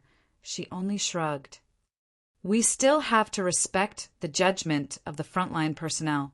Even if there really is a problem, this is not an intercontinental airship, and the distance is so close. Are you afraid that we won't be able to react in time?" Tamagawa Aishuk's slightly flushed face was now whitened, and his straight back collapsed. The scene fell into a deadlock, awkwardness, and some kind of doubt that was not fully displayed. Under such an atmosphere, there was finally a change at the passenger terminal. Goto Masayoshi broke away from the strange state of looking at the monocle and chatting around the condensation ring, and entered the main topic. "Mr. Mo of the Blood Flame Order, you can call me that. What's your full name? Position in the Blood Flame Order?" Goto Masayoshi gradually increased the pressure, also closely watching the reaction of Mr. Mo, relying on the special structure of his eyes. He was equivalent to a human-shaped lie detector, able to monitor the breathing, pulse, skin moisture, and so on of the target in detail, but Mr. Mo's cooperation was obviously not enough. "This is an interrogation? If you can't find a more suitable term, you can temporarily say it like this. I think it still has the corresponding qualifications." As he spoke, Goto Masayoshi reached into his pocket and took out a vintage leather wallet, from which he took out a beautifully designed business card. There are a lot of titles on it, but there is a higher probability of finding a position corresponding to the interrogation from it. Sakura officials, ability user association, or something else. These are all fields that I am good at. Mr. Mo didn't intend to take it. He just narrowed his eyes and slightly raised his head to look at the still, dazzling edge of light in the gaps of the thick fish scale clouds. "Mr. Mo, I think no matter how dazzling your titles are, they can't compare to today's sun. I don't like this weather, And I don't like you either. Only this pair of eyes is a little more interesting. Goto Masayoshi was stunned for half a second, then laughed out loud. No matter how he laughed, the surrounding atmosphere quickly turned cold and stiff. At this time, Captain Jimmy, who was already half hidden behind him, coughed lightly, giving a signal of everything is ready. Some things are not up to people. Goto Masayoshi's interesting, dim yellow eyes locked onto Mr. Mo's face, and between the gaps of his lips and teeth, he chewed out syllables that sounded like ice. As he spoke, he shook his wrist, his fingertips drawing across the faces of Jiangzhong, Okunirong, and finally falling on the side of the veteran. This person, he's under my protection. If there's anything, you can't go wrong by looking for me. Goto Masayoshi choked, and the wrinkled skin at the corner of his mouth trembled. He wanted to laugh, but felt that it was exceptionally strange. He subconsciously glanced back at the veteran, only to see that the latter also had a confused expression, as if he had even forgotten to be touched. A frank answer. Although it was somewhat unexpected, Goto Masayoshi still quickly calmed himself down. His dim yellow eyeballs slightly shifted in his eye sockets, focusing on Mr. Mo's face again. Then you're admitting your connection with the Soul Cult? Mr. Mo sighed. So, you admit that the Blood Flame Order and the Soul Order are colluding, Demu? This is the most despicable slander. A shout suddenly sounded on the dock. A thick Western accent, as well as the environmental sound that seemed to be slamming the table, seemed out of place in the lakeside dock. On the dock, most of the people were shocked by this voice. Shifting their gazes towards the direction of the voice, what they saw was a rippling halo. This was the projection area. In order to have a good effect on a sunny day, they had even done some processing so that the colors of the people and the background inside were more or less distorted. But the clarity was still above the standard. Everyone could tell that what was shown in the projection area was a conference room. There were about 10 people inside, divided into 2 groups, sitting face to face across the long table. There were all kinds of hair colors, eye colors, skin colors, and all kinds of skin. Their body language was uniformly relaxed. There was only one person who had just stood up from the main seat of the conference table. His expression was sullen, and he even waved his arm, to the point that the corner of his suit was lifted. It felt like he was walking with the wind as he walked towards the direction of the camera. Hasty judgment, ridiculous accusation. You guys made a long-distance connection just to let me see this? The angry man's camera sense was very good. The position where he stopped it was just right, giving the audience here a sense of oppression, but also not causing his face and figure to change. Speaking of which, he had a great figure. Wearing a casual suit, matching with his deep and upright face, as well as a slightly slovenly brown beard, he had the air of a celebrity, a person who could easily leave a deep impression on others. Being scolded by such a person, Goto Masayoshi's tolerance seemed to have increased. His expression didn't change at all, his gaze still fixed on Mr. Mo's face, not even blinking. On the other hand, Mr. Mo was a little curious about the newly appeared projection character. Shifting his gaze, he turned around in the projection area and also made eye contact with the angry man opposite him. The angry man made an immediate reaction. His body slightly leaned forward, further increasing the pressure. The reputation of the Blood Flame Order cannot be controlled by some shameful, smelly bug. Who are you? Mr. Mo asked curiously. What The other side was obviously stunned for a moment. The instantaneous reaction caused many cracks to appear on his angry expression, which was then drowned by a smile caused by absurdity. You don't know me? Mr. Mo leaned back on his wheelchair, slightly tilting his head and curling his lips. His posture was actually a little childlike naivety. Even if he didn't say anything, he didn't hide his true thoughts at all. Should I know you? The angry man completely broke down. He laughed out loud, half turning around, his right hand hitting his chest, displaying an inconceivable emotion to the others in the conference room. See, he said he doesn't know me. At least half of the people in the conference room laughed out loud, while the other half didn't know whether to laugh or cry, as if they were watching a ridiculous play. Gathering the cognitive resonance of the entire conference room, the angry man turned around again, his deep eye sockets and grayish-green pupils filled with a joyful emotion. I don't know how to address you, but there's one thing. Since you don't know me, then in the blood flame order. Cadman, don't be rude. A sharp voice cut across, forcefully interrupting the speech over there. And just on the path that the electric wheelchair had just passed through, Lu, dressed in a professional suit, passed through the crowd and quickly approached. Oh, ever since the remote projection appeared, Goto Masayoshi, who had entered the mode of watching a show, suddenly felt his blood vessels twitch as he watched Lu receive the treatment that the electric wheelchair had previously received.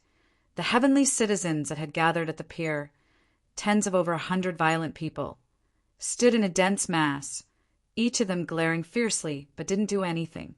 This wasn't right. Goto Masayoshi had never restrained his subordinates, and his heavenly citizens weren't righteous people who didn't offend anyone, but a nest of violent scum who wished for the whole world to be in chaos. Then, what the hell was this welcome twice in a row?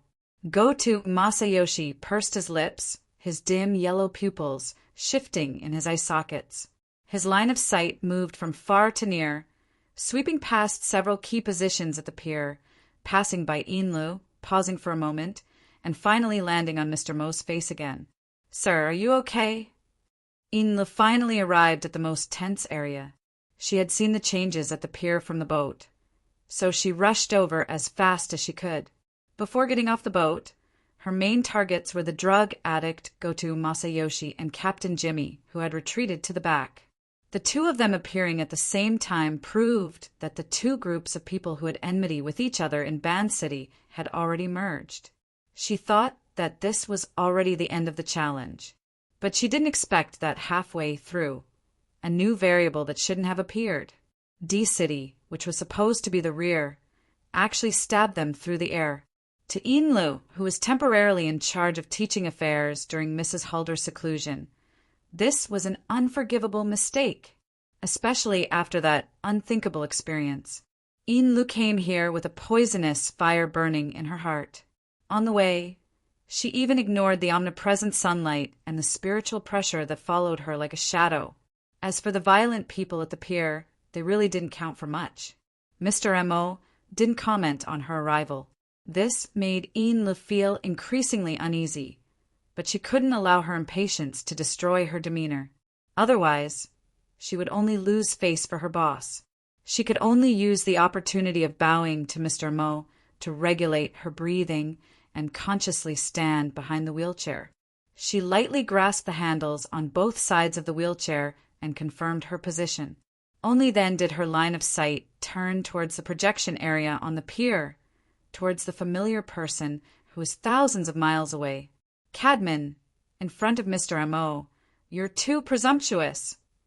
Cadman's full beard and snow-white teeth formed a brilliant smile. "Mr. M.O., is it the Mr. M.O. who doesn't know me and I don't know him?" At this moment, Goto Masayoshi should have been the one to speak up and cooperate, but for some reason he was staring at Mr. M.O. in a daze. Captain Jimmy, who was at the back, saw that his reminder was futile, so he rolled his eyes and went up himself. "Cadman, as a high-ranking member of the Blood Flame Order, doesn't know Mr. M.O., who claims to be a member of the Blood Flame Order, and the Order's Deputy High Priestess holds a completely contradictory position. What does this mean?" Lu was expressionless, but the flames in her eyes seemed to want to penetrate the projection and burn D-City, which was half the Pacific Ocean away. As a Deputy High Priestess, Goto Masayoshi's hoarse voice cut in at a timely moment. "Deputy High Priestess at a time like this, the hierarchy within the Blood Flame Order is at most a part of the evidence. It's definitely not suitable as a tool to refute the evidence. Speaking of which, Mr. Cadman has already voluntarily signed the relevant witness agreement, and the legal department, along with the D-City Ability User Association, the Veterans Association, the Mercenary Service Club, and other experienced third parties, have done the notarization. In terms of the priority of legally admissible evidence, Mr. Cadman has already surpassed you. It complements his status as a high-ranking member of the Blood Flame Order. This was a premeditated encirclement. Inlu felt even worse. If it was possible, she would have pressed Cadman into the lava lake at the bottom of the Blood Soul Temple, rolled him over 100 times, cooked him, and exploded him to vent her anger. But now, the space of thousands of miles had erased all possible weapons, leaving only the least lethal words. High-ranking? Mr. Mo's low voice sounded like he was talking to himself, but it also carried a tone of doubt. Captain Jimmy defended his statement first. There are only 9 members of the Order's council in the entire Blood Flame Order. Of course, they're the high-ranking members. Cadman cooperatively bowed and revealed a reserved smile. At the dock, Mr. M.O. shook his head slightly. My energy is limited, so I'm not too clear about the Blood Flame Order's current governance structure. I only know that the Order has 127 fanatics and 1540 devout believers, and 127,000 shallow believers. You're not one of them. Without waiting for the others to respond, he tilted his head back slightly, as if he was talking to Inlu, but also as if he was sighing with emotion. As an order, the number of devout believers and fanatics is, to be honest, a little low. It's not enough to support the Blood Soul Temple's full operation. Is it because of the ideology church? Inlu! Cadman stared blankly for a second before revealing a brilliant smile like that of a star. Mr. M.O., are you going to deny Madame Halder and Madame Ian Lee's authority over the selection and appointment of the Order's believers? You should know that I greatly respect the Order's trust in me, and I have a good collection of the appointment letters and authorization certificates they've issued.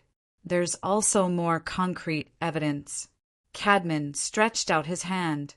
Beneath his bronze-colored skin, there was a layer of dark, blood-colored light flowing. The air around his arm seemed to have been scorched by a high temperature, forming obvious distortions. However, the shirt and suit sleeves above his wrist showed no signs of being charred or burning. Violent flame seal. This was one of the Blood Flame Order's high-end physical techniques. For someone like Cadman to be able to execute it without needing to adjust his chi gathering, it was already a high level of proficiency. His combat power was definitely at B rank. Most importantly, using a physical technique to form a supernatural power close to flames would definitely require a powerful interference power. As a fleshly ability user, Cadman could only rely on the Blood Soul Temple to achieve this effect. I can call upon the power of blood and fire at any time. I've always believed this to be the acknowledgement of the Blood Flame will. But now, Mr. M.O., are you going to deny all of this? Cadman found the feeling of anger in the time it took to say a few words. He used a brilliant expression to smoothly transform it. Vice Ablatamine, could it be that you aren't going to give your devout believers a doctrinal explanation? Inlu didn't respond. Mr. M.O. scratched his chin. Oh, in this sort of situation, even if we eliminate the factors of philosophy and methods, the Blood Soul Temple system does indeed have some unreasonable areas. Cadman nearly couldn't keep a straight face. The way you speak doesn't sound like someone from our primordial sect.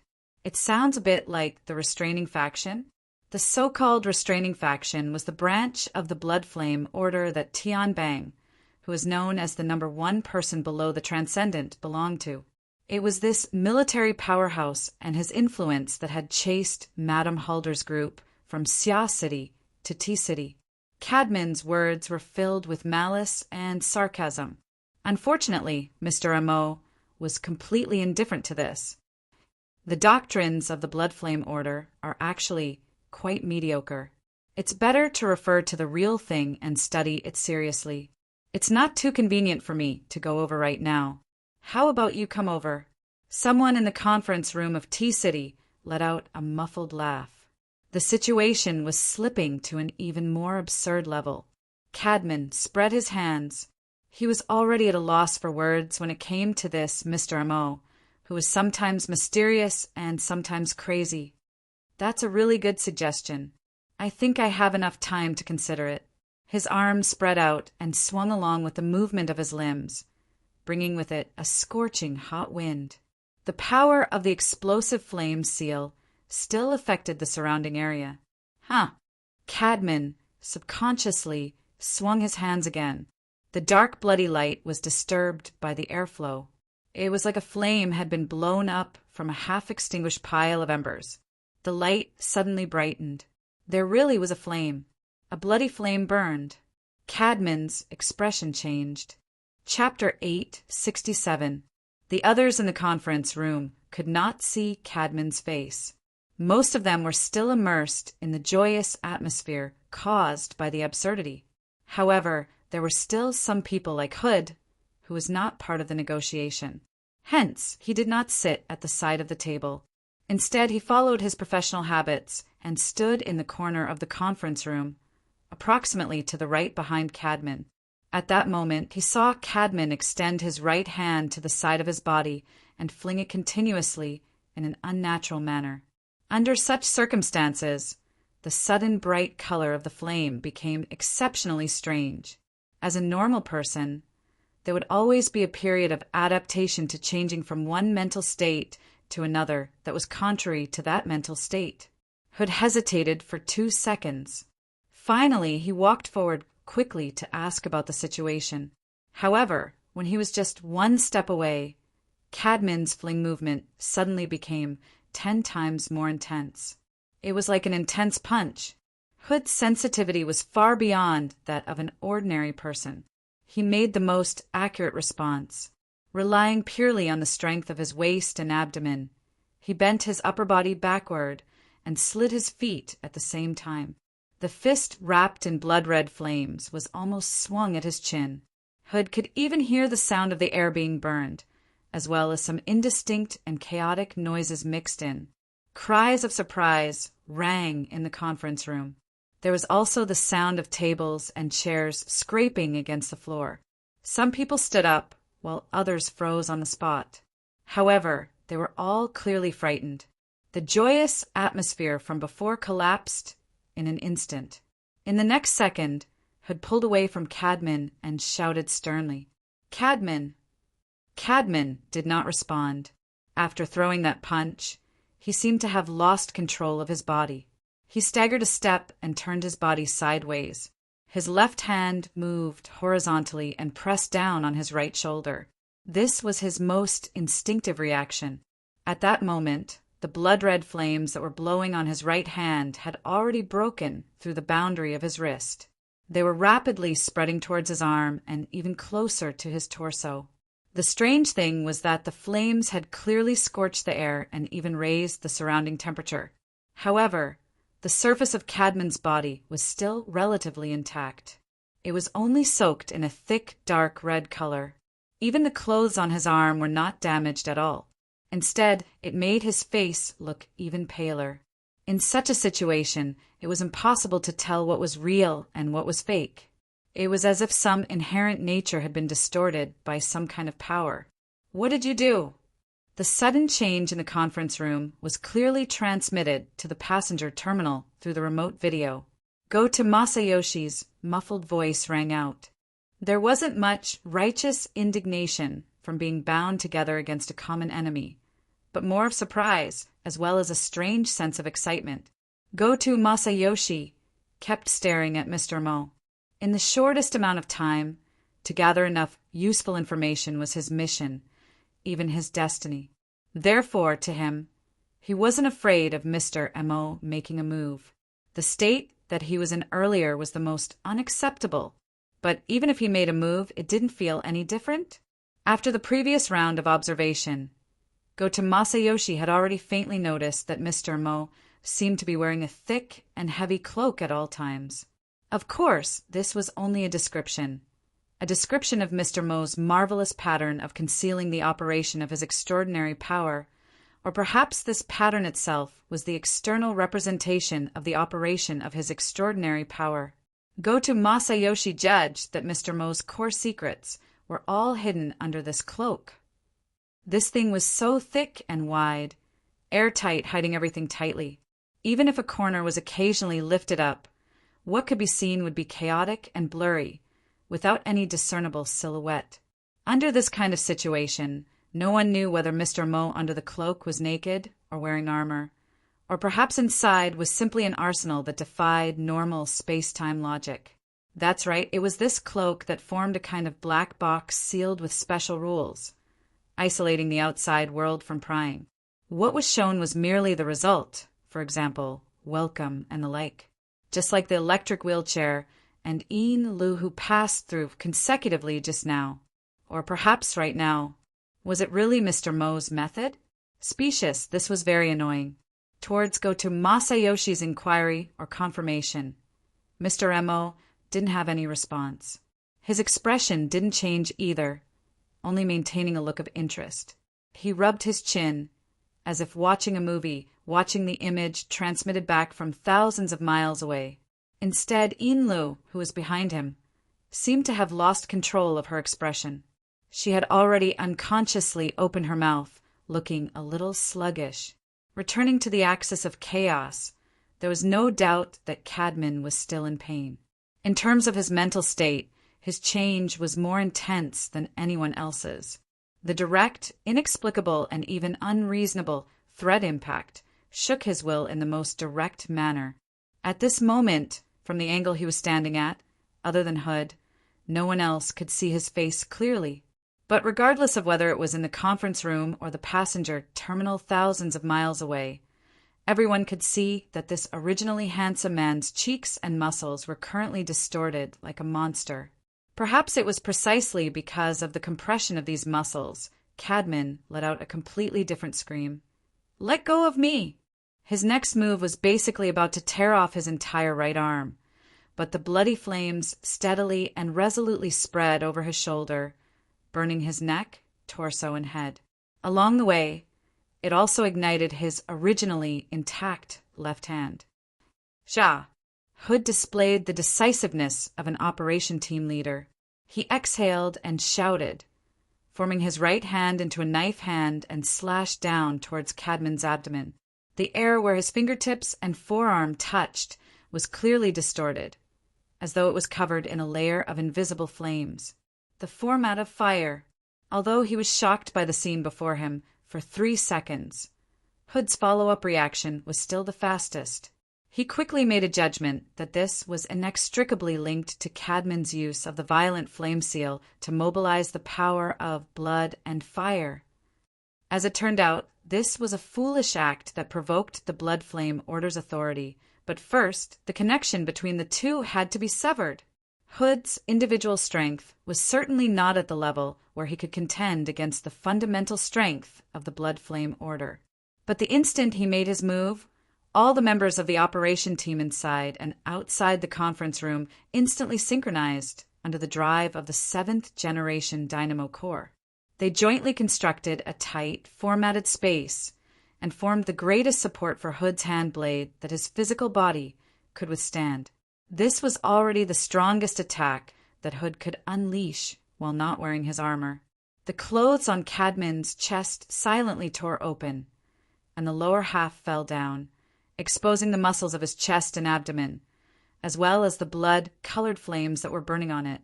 And in that 1 second, or maybe half a second, the fiery tail of the flames was pressed down. It was indeed pressed down, but that was all. Time passed by another time, and the blood-colored flames once again began to expand wantonly. The format of fire, which was known to be able to format all extraordinary powers in the world, didn't play its intended role. Hood felt as though his knife hand had cut into a layer of thick cloth that was soaked in water.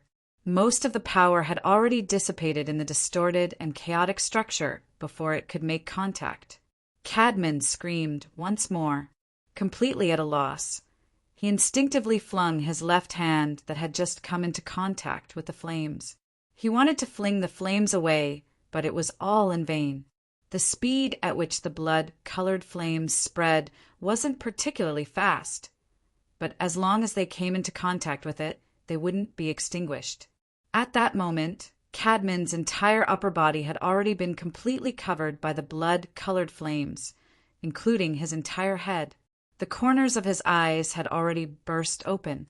What splashed out wasn't blood, but like the residue of burning plastic. There were even more flames flickering in and out of the other orifices of his 5 senses. No one knew what Cadman was feeling at that moment. The seemingly harmless flames brought him unimaginable pain. But it was very obvious that Cadman's mental barrier had already been burned to ashes. He began to shout frantically, "Let me go! I beg you! God! Spareem!" Hood's fingertips were a little numb. This was most likely due to the interference of his emotions. Had the direct contact just now attracted the demonic fire over? In the depths of his thoughts, there was no doubt that there was fear and dread. This made Hood's mood even worse. Driven by his emotions, he was desperate. He roared in the direction of the projection, "Jimmy, damn it, why are you guys just standing there? Do you think you're useful?" The emotional shout made most of the people at the passenger terminal turn their gazes to Captain Jimmy, who had been berated. In the blink of an eye, he became the center of attention. But Captain Jimmy's reaction was unexpected. He didn't speak. He didn't communicate. He didn't act against Mr. M.O., who was just inches away from him, as Hood had hoped. Instead, he followed his earlier trend and retreated. His speed increased explosively.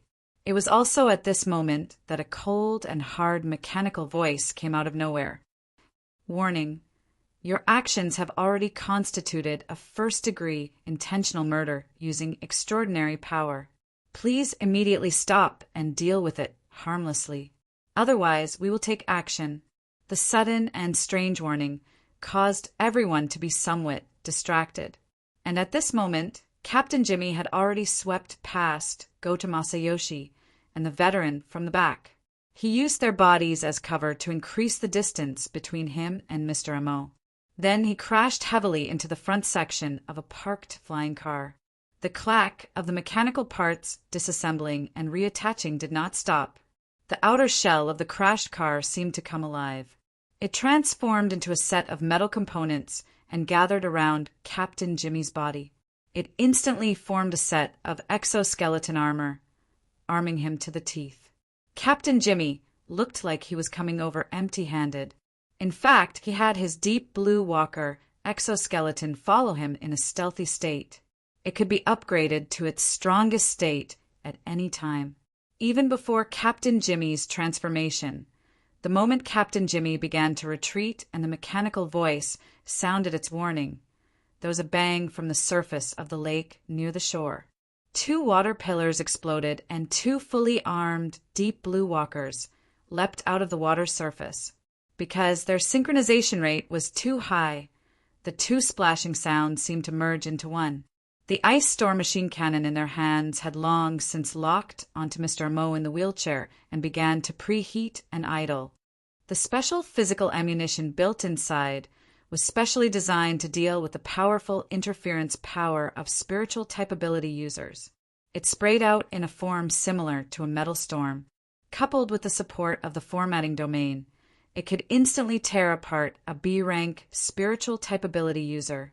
After the preheating was complete, Captain Jimmy was fully armed. The automatic mechanical sound also came to an end. Captain Jimmy had no intention of playing it again. He directly issued an attack order through the 7th generation Dynamo Core and the Apocalypse Array it was linked to.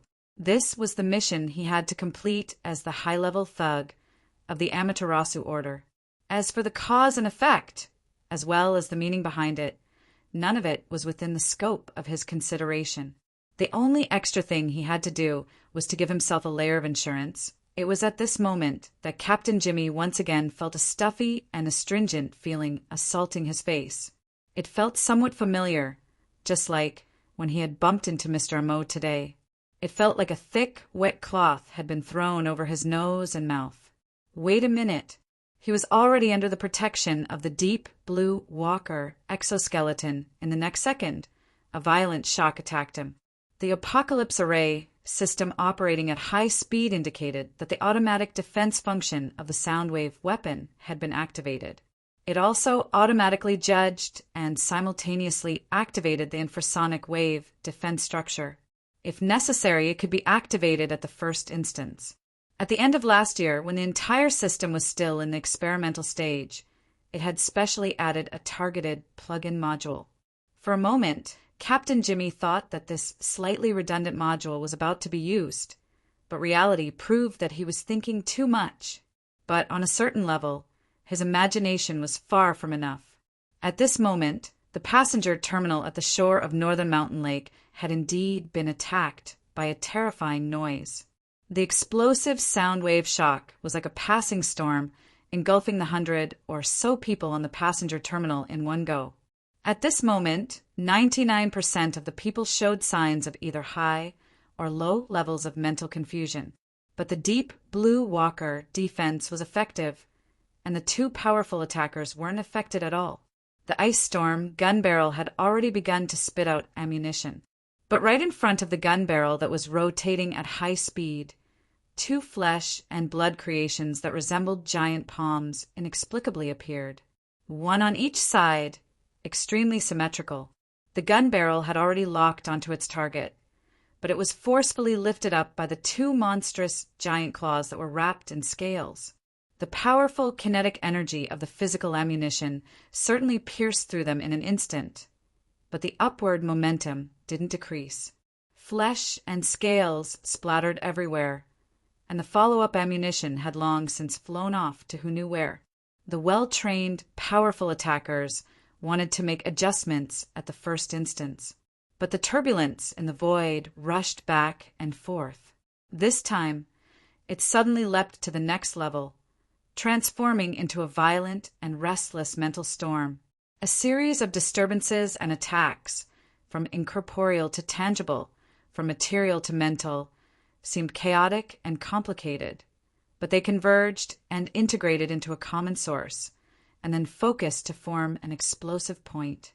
The lake water that struck the breakwater exploded with a rumble, and a considerable portion of it evaporated into water vapor in midair. The blood-colored flames cut it into fragments until it completely evaporated. It was in this space where water, light, and fire interweaved that a malevolent creature whose entire body was dark red like blood appeared with a roar.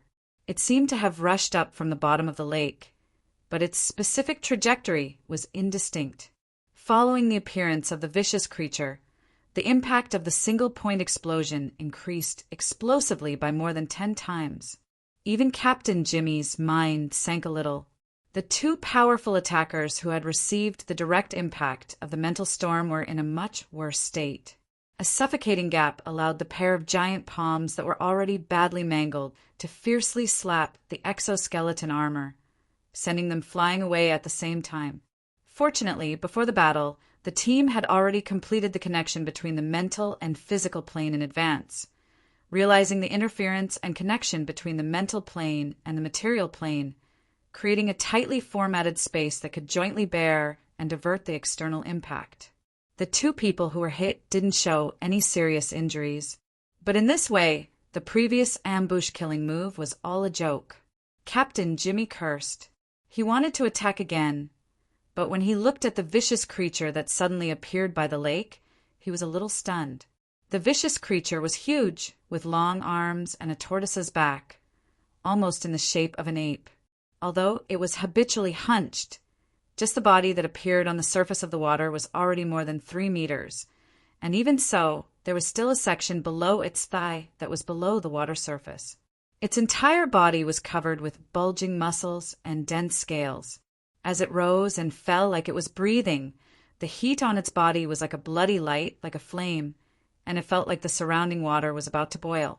And it was precisely this vicious creature, or perhaps because Mr. M.O., who was near the shore, felt that it was blocking too much light, so he scolded it. This enormous creature then obediently shrunk its body, curling into a ball and pressing down into the lake, only leaving its neck and shoulders above. It just happened that its huge head passed over the fence, and visually it was already about the same size as Mr. M.O., who was in a wheelchair.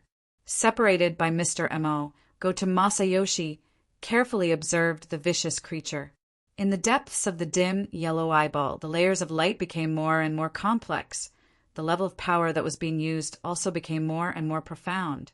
This caused a huge pressure on his body, causing the blood vessels and tendons around his eye sockets to bulge, especially the temples on both sides. It was almost like a dense net. So ugly. Jiang Zhong, who was very close, seemed to be affected by the sound wave attack. He actually didn't feel any fear and only muttered his evaluation. The target was a little vague, but they were all suitable, causing the veteran and Ao Pingrong to look at him. But at this moment, the most eye-catching was still the ugly monkey and the most important person beside him. From start to finish, Mr. Mo, who was in a wheelchair, did not move at all. Actually, most of the people on the pier were the same. It was just that the others did not have time to move. As for him, Mr. Mo's gaze was focused on the projected area. He looked quite serious, to the point that he didn't seem to care much about Captain Jimmy's death trap. The people who had just caught their breaths unconsciously followed his gaze, and once again turned their attention to the conference room thousands of miles away. In front of the camera, Cadman at some point was already stuck there, his knees bent and his spine curled, his left and right arms half raised, bent into a stiff angle, as if he had raised his hands to surrender. But his crazed raised head made it look more like a prayer of failure. Burp! A strange sound similar to a burp came from the ugly monkey's enormous cranial cavity. The pipe that made the sound was the area on his face equivalent to the mouth and nose. There were no obvious organs there, only dark purple and wrinkled flesh. It felt like a piece of rotten meat. There were a few intermittent openings in the middle. They were all opening up, squeezing out saliva pus. It was more like the sticky lava flowing out of the cracks of a volcano, black and red interweaved, burning the air, about to fall, but not yet.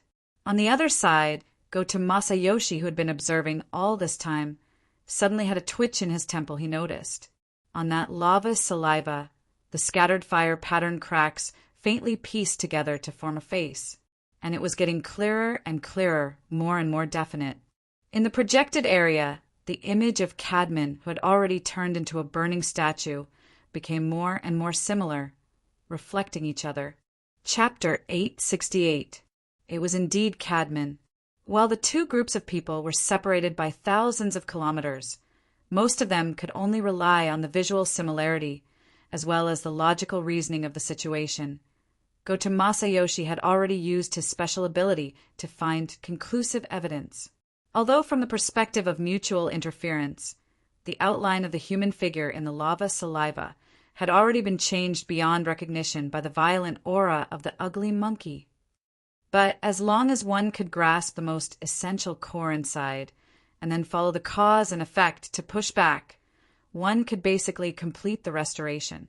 That guy Cadman had a physical body, so he was originally unable to achieve the effect of Ian's spirit leaving body. But Mr. Mo had also considered this point and used the lava saliva to create a temporary container, which could also be called a cage, to absorb his soul body over, and also achieved a rather complete reflection. If Cadman didn't mind, it wouldn't be a problem to use that saliva as a body. Goto Masayoshi saw through some things, but the price he had to pay was severe physical discomfort. His eye sockets were burning hot. The dim yellow eyeball was slightly pulsating, bringing up the eyelids and the surrounding blood network, forcing them to increase the speed of blood supply in order to offset the loss of special vision. Goto Masayoshi was really having a hard time. The miraculous actions of the eyeball had already exceeded the upper limit of his consciousness control. What was worth rejoicing was that this effort had obtained corresponding results, and he had also discovered even more. In Goto Masayoshi's eyes, the current projection area was like a demonic mirror. It only reflected the most important part, and then made absurd distortions to all other elements.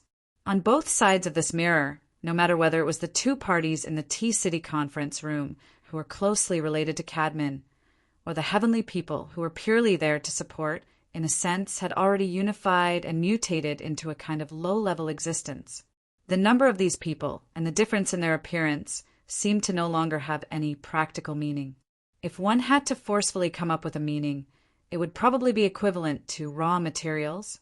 People could not believe in the correlation between both sides of the mirror, but this mirror was simultaneously reflecting the panic and fear in their hearts, and it was vividly displayed. These negative emotions that had been detonated and multiplied continuously were being transformed into a special form of existence on the mental level, or perhaps in the deeper realm, and were communicating with Mr. Mo limited by his own level and comprehension. Goto Masayoshi was unable to understand too much.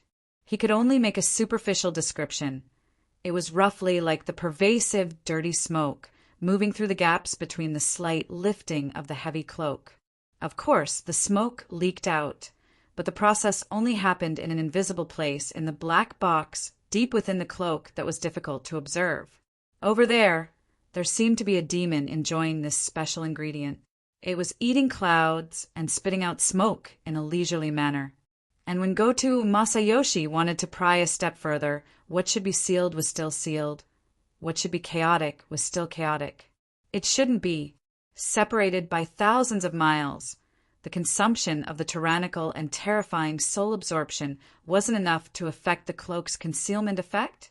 Or could it be that Mr. Mo's level of control over the blood flame order's fundamental power, as well as the corresponding techniques, allowed him to ignore the obstruction of space-time and casually manipulate a high-ranking member of the order like Cadman? If that was the case, Mr. Mo's control over the blood flame order was simply unimaginable. With the existence of such a controller, Madame Halder, as the officiator, was truly purely used for sacrificial purposes. Oh, it couldn't be that the sacrificial object would be Goto Masayoshi, who had forcefully peaked at this level, was reduced to the level of most people, who could only use their poor imagination to make conjectures. At this time, he especially hoped that Captain Jimmy's hand could be a bit more forceful than before, or at the very least, create a bigger gap in the cloak. But the current Captain Jimmy seemed to have been frightened by his thwarted operation. Even though his entire body was covered in armor and his face couldn't be seen, his body showed an obvious sense of stiffness, as if his soul had left his body. Jimmy Kuen, still no results? Somewhat unexpectedly, when Goto Masayoshi called out to Captain Jimmy, the latter also contacted him through the preset communication channel. Did you see anything? That monster. What? I'm talking about that ugly monkey, that largest ape-like creature. So what? Captain Jimmy's mood clearly fluctuated. Damn it, have you been scared silly? It's right there and you're telling me, so what? Don't tell me you're only looking at its drool. Goto Masayoshi stared blankly. That's right. Such a large mutant was right in front of him. Why didn't he pay attention to it, and instead was only interested in the drool that this guy dripped? Even though that was also a very important part, the ape-like creature right in front of him was clearly an extremely powerful mutant. For Mr. Mo to be able to summon it out of nothing, the interference, the consumption, was probably even greater than the long-distance, soul-sucking activity under the rules of the order. He actually didn't think of something that was clearly in front of him. Goto Masayoshi faintly felt that it was a bit strange, and felt that Captain Jimmy's mood was too abnormal. He subconsciously asked, "What did you see?" This thing. You don't know? Damn it. Don't tell me you don't have the slightest idea. Should I know? Goto Masayoshi was truly a bit confused. He indeed didn't have any related concepts. At this moment, it was as if there was a piece of information that everyone knew, but it was perfectly missed by him. As a social creature, this kind of feeling was terrible, but this also stimulated his curiosity to an even greater degree. The focus of Goto Masayoshi's gaze naturally spread away from that lump of lava saliva that was about to fall and expanded to the related area around it, that enormous and ugly face that seemed to have half rotted. The focus of his gaze constantly adjusted, sweeping past the fine scales on the ugly monkey's face, the half-caved-in forehead and crown, the wrinkled flesh, and finally made contact with its protruding, crimson eyes. Large and empty, this was Goto Masayoshi's first feeling. But for some reason, he didn't dare to explore further into the depths of the hollow. In reality, at this moment, the frequency and amplitude of his eyelids twitching had increased dramatically. His eyelids, that were especially loose due to his emaciation, couldn't help but droop, but were stimulated by his eyeballs and bounced back again. The current Goto Masayoshi seemed to be looking directly at a dazzling light source, looking directly at the sun that was about to rise above and below the horizon. Completely out of instinct, Goto Masayoshi wanted to turn his face away to avoid a direct attack. He indeed completed this action, but what was truly moving was only his neck and head. In his eye sockets, the pair of dim yellow eyeballs didn't move. On the contrary, they even pushed open the eyelids that they were trying to cover and controlled all the related nerves, blood vessels, and muscles, staring fixedly at that ape-like creature's ugly face, especially the large and empty bloody eyes, motionlessly. The dazzling feeling continued to spread over. If it was a normal person, they might have already started crying nonstop.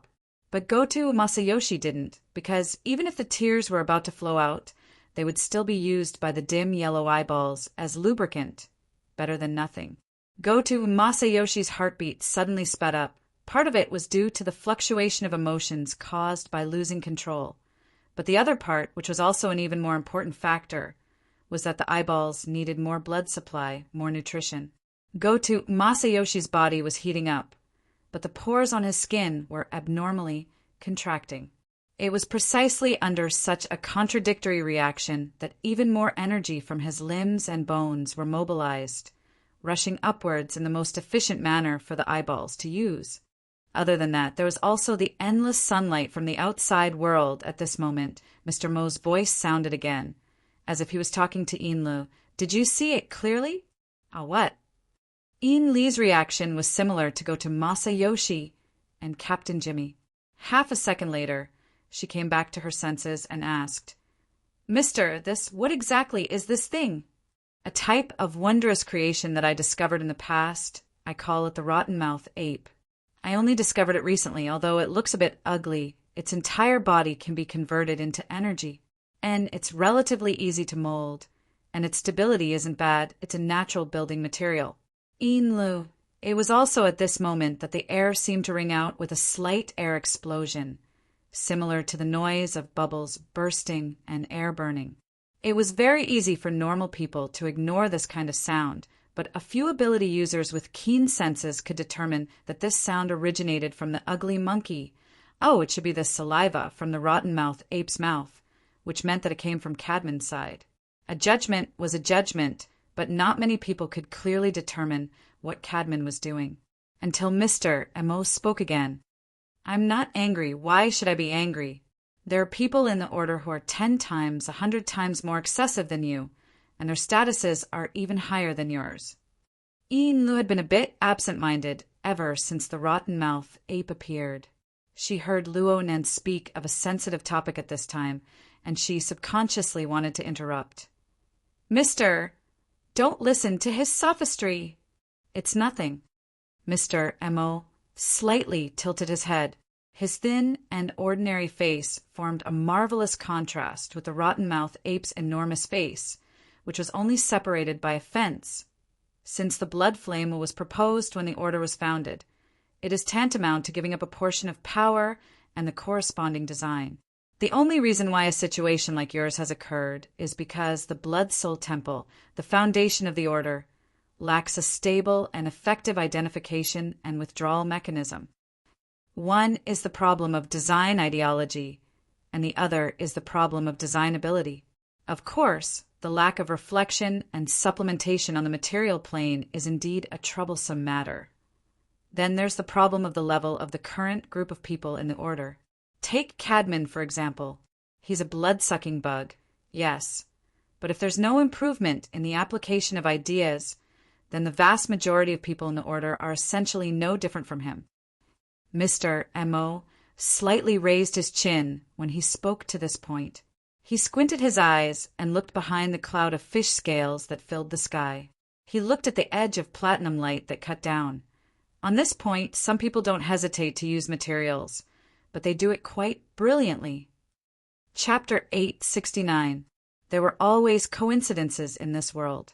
At that moment, Mr. Amo looked up and met the observer in the private airship. Even though he knew it was because of the angle of the broadcast, Yukawa Aishuk, who was sitting on the sofa, held his breath. His eyelids twitched, just like a certain guy by the lake. A thought popped up in his mind. He was talking about the true God, and the Pope, Yukawa Aishuk, quickly ignored this feeling and thought. He forcefully shifted his gaze to the ugly face of the ugly monkey. Oh, the ugly face of the rotten-mouthed ape. Stimulated by the forceful twist, some pieces of information flew out and were about to form a string. There was only one line left. A few seconds later, Yukawa Aishuk suddenly raised his voice.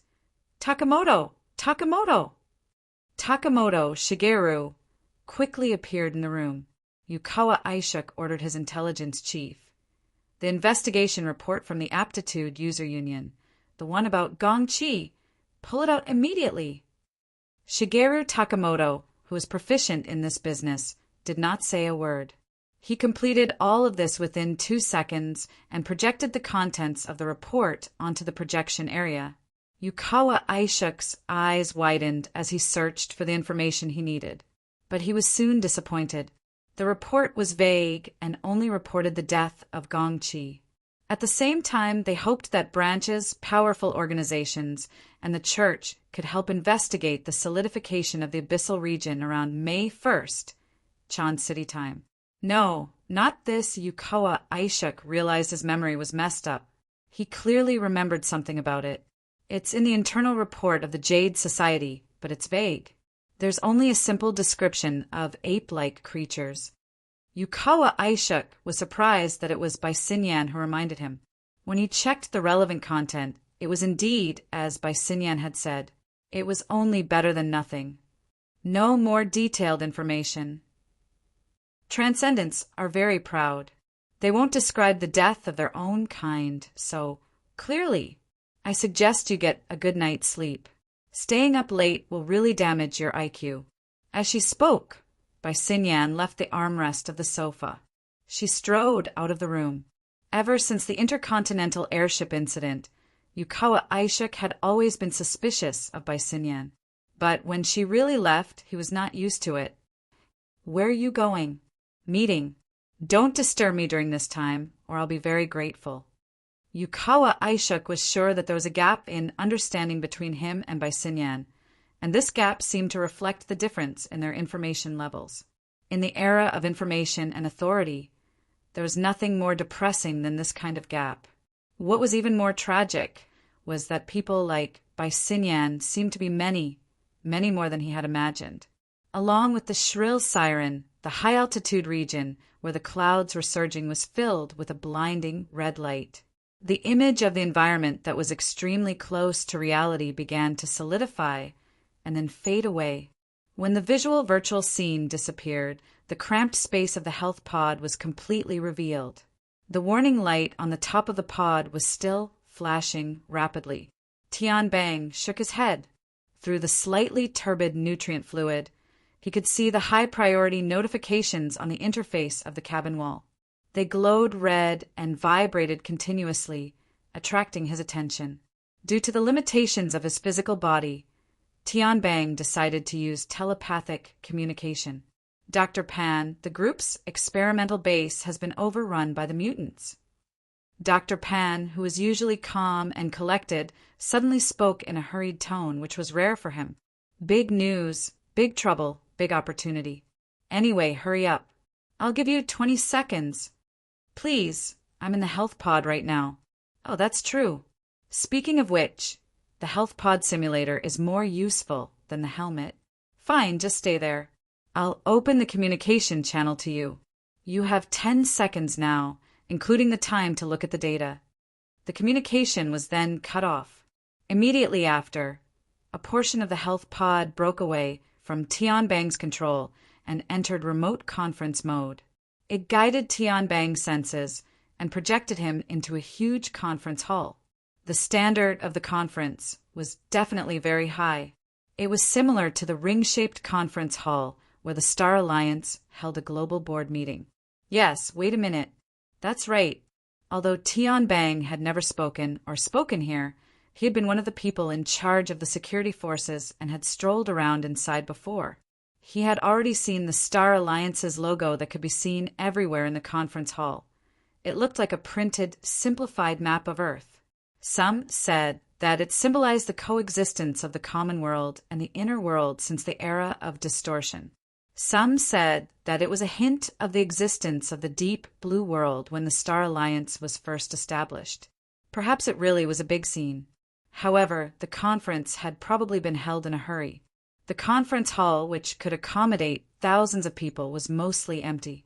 The figures were all concentrated near the ring-shaped conference table in the center, and some of the empty seats still had figures appearing intermittently. Tian Bang felt that he should thank Dr. Pan, who had given him the right to choose his image during the virtual projection. Therefore, what appeared in this conference hall of the highest standard was only a humanoid shadow. Otherwise, he would probably be known throughout the world as the Blood Prison Exhibitionist. Good thing I didn't miss it. Dr. Pan appeared beside him. He was still wearing the white lab coat, but it suited his image very well. Tian Bang chuckled. Thank you very much. Dr. Pan waved his hand. Don't worry about those useless things. Watch carefully and digest it well. Although we're just here to listen, we might have a speaking mission. Oh! To be honest, I'm a little nervous. I've never seen so many extraordinaries in my life. They're all top-notch material. Tian Bang. Half a second later, his gaze suddenly cut to the ring-shaped conference table in front of him.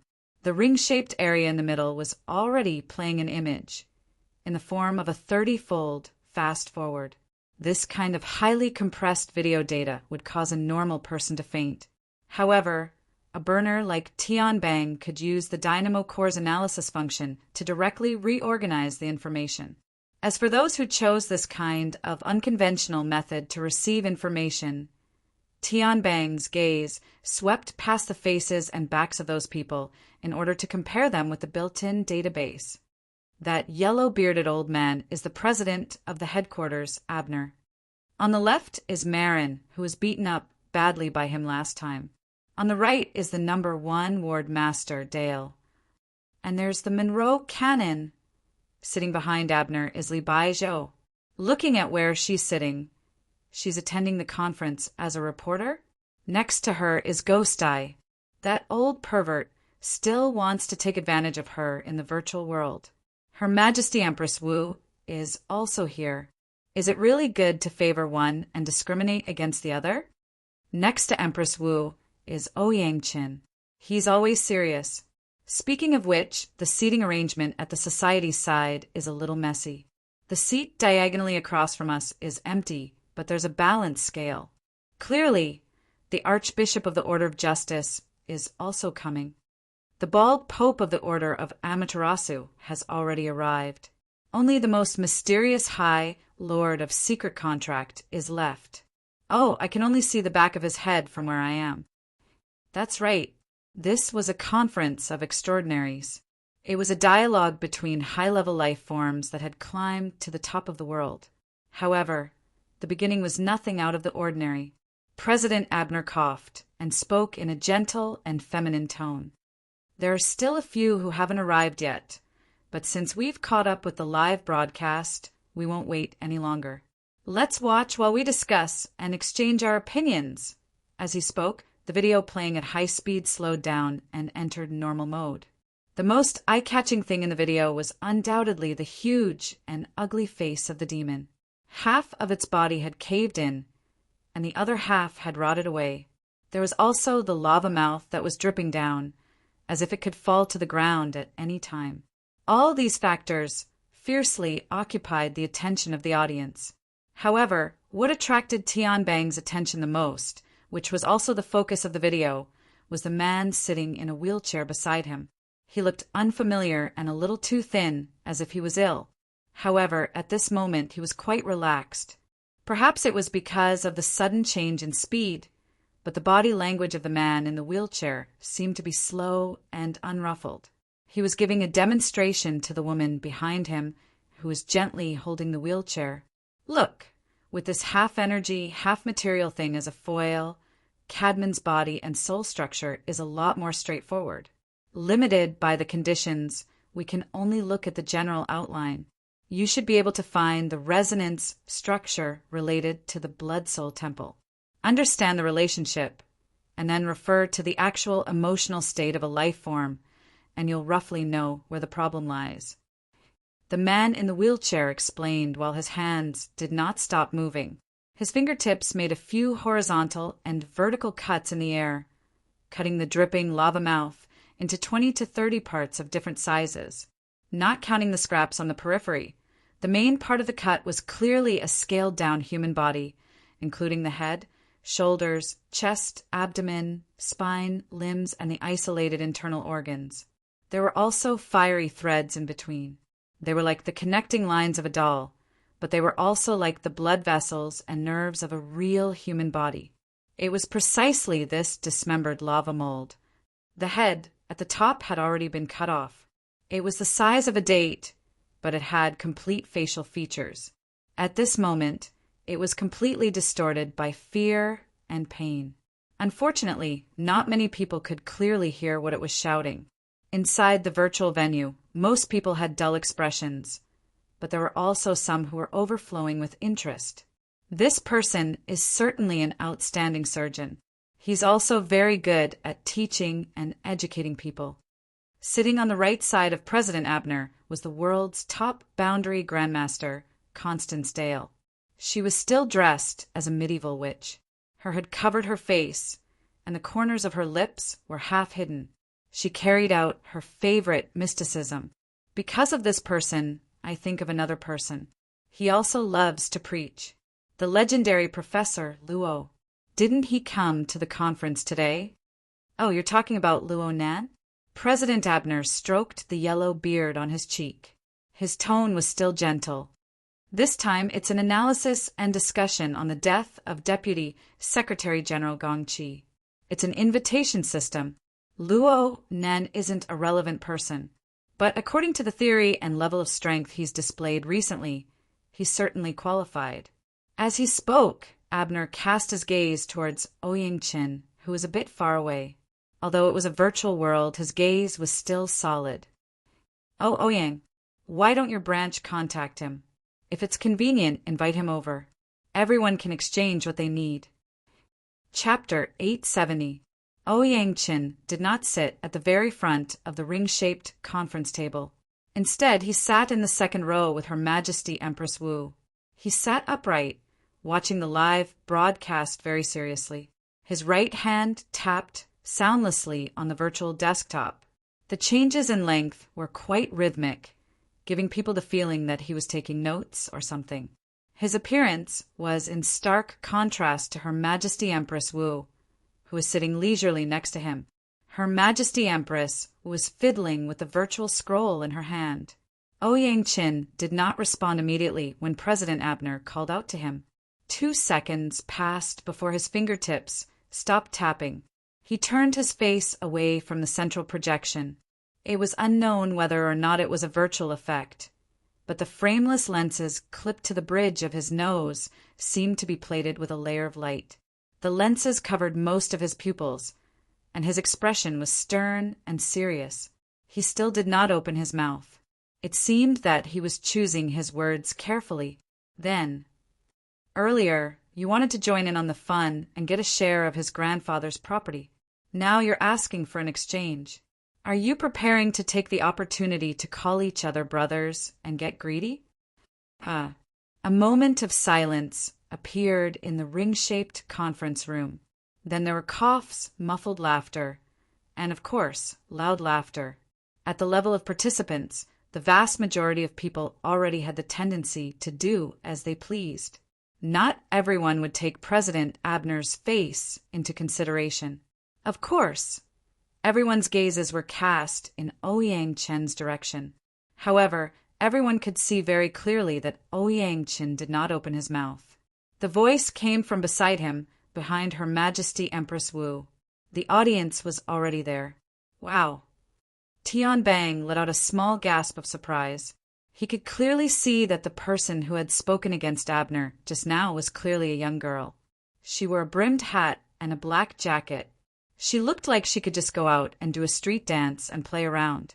She really was a young girl. Tian Bang recognized her. She was Zhang Yingying of the Xia City branch. She was a die-hard follower of Her Majesty Empress Wu. She was also someone in Luo Nan's circle of friends. Speaking of which, this young girl didn't even seem to be an architect. Why did she come to listen? It was fine for her to come with Her Majesty Empress Wu for a meeting, but her words were really out of line. Tian Bang grinned. Don't be fooled by Abner's soft voice. He wasn't able to become the president of the Ability User Society by relying on his ability to eavesdrop. Zhang Yingying also seemed to know that she was in trouble. She pulled down the brim of her hat, shrank her neck, and tried to hide her body behind Her Majesty Empress Wu. No matter what, she would not make eye contact with President Abner. The smile on President Abner's face didn't change at all. He didn't berate the youngster for being rude. He even stopped the furious Marlin and looked at Her Majesty Empress Wu. The expression on the latter's face was indifferent. He didn't react much to the gazes from President Abner and the other directions. Using the virtual book in her hand, she gently combed the hair by her cheek and said softly, "Don't doubt it. It's my idea. Martial monarch! I've just become a transcendent, so I have to make things difficult for him." Those words were reasonable, but they were slightly vulgar. I was afraid that it would damage my bearing, so I let my children speak. Please don't blame me. The atmosphere in the conference room was obviously breaking down. Not just the others, even Ghost Eye, who was standing behind President Abner and chatting with Li Baizhou, was laughing very loudly. In the end, Abner had a deep understanding of the Great Wall Mansion. Even at this time, he was still managing his expression perfectly. The smile lines on his face even deepened a bit, so much so that the yellow beard on the side of his cheeks shook slightly. I understand now. It's because I'm standing up for Toyama's high seas auction. Commercial activities are special in nature. Moreover, times have changed. Everyone holds this meeting for the sake of negotiation and exchange. It's just that some youngsters in the past lacked experience and lacked communication channels. They didn't really know how to negotiate on stage. They felt wronged when they were bullied in a fight, so it was understandable that the adults would stand up for them. And now that the youngsters are independent, everyone is happy to see this happen. What's the standard for children to fight? Ouyang Chen's index finger scraped across the bridge of his nose. He slightly adjusted the position of his glasses and spoke very seriously. I've made a post-mortem deduction of the intercontinental airship incident. When Luo Nan began communicating with the youngsters of the Yuchuan family, the interference power of the abyssal region was far below the observable standard. The level and intensity were considered very low. No matter what, it wasn't out of line. Why did an adult suddenly jump out? You're talking about us, right? The Pope of Baiji let out a low laugh. His thin, hairless face had a calm appearance. It doesn't matter if it's me or Chenju. We won't overstep our boundaries and stand up for the children of other families. As for the intercontinental airship incident, it should be understood like this. Pulling people to the table, whether it's drinking tea or arm wrestling, always requires a bit of effort. Fine, this is your president's logic. The truth is that we've always bullied the weak and feared the strong. It's just that ordinary people aren't as strong as us. The corner of Tian Bang's lips twitched. It was probably only in this sort of situation that these old extraordinaries would speak so bluntly. However, this battle of tongues, which was about to expand, was, to put it bluntly, each family expressing their position. There was no substantial pressure. President Abner's smiling face was the clearest benchmark. Of course, the earliest pressure was washed away by Zhang Yingying's fearless speech. Or perhaps the time wasn't right yet. Her Majesty Empress Wu reluctantly concluded. Compared to the Amaterasu order, President Abner really does care and cherish, especially his speech. It's incisive, deep and shallow. It's very targeted and instructive. Oh my, where did your extraordinary bearing go? Tianbang finally laughed out loud. He wasn't the only one who laughed. He wasn't even in the minority. Her Majesty Empress Wu became more and more open-minded amidst her laughter. The only pity is that he beat around the bush a bit. I'm afraid that only you, President, can speak so clearly. How about this? This is the communication method over there. Everyone, no need to be polite. You can discuss and research or call each other brothers. Just go ahead. I also really want to know what kind of brilliant argument he can make today. As she spoke, Her Majesty Empress Wu tossed out a white bead of light. It spun around in the live broadcast area. It was none other than the special effects of Luo Nan's message link. Tianbang casually scanned it and confirmed that there were no mistakes. There were quite a few people who did the same thing as him. Luo Nan would probably receive quite a few friend requests after today's meeting. President Abner maintained his smile. He turned his head and instructed Marlin, send an invitation to Professor Luo right now. If he's free, invite him to participate in this discussion. Everyone is looking forward to the splendid explanation that configuration theory will give to this world. Then he changed the topic of conversation. Before the situation changes, everyone should first understand the background information of today's meeting.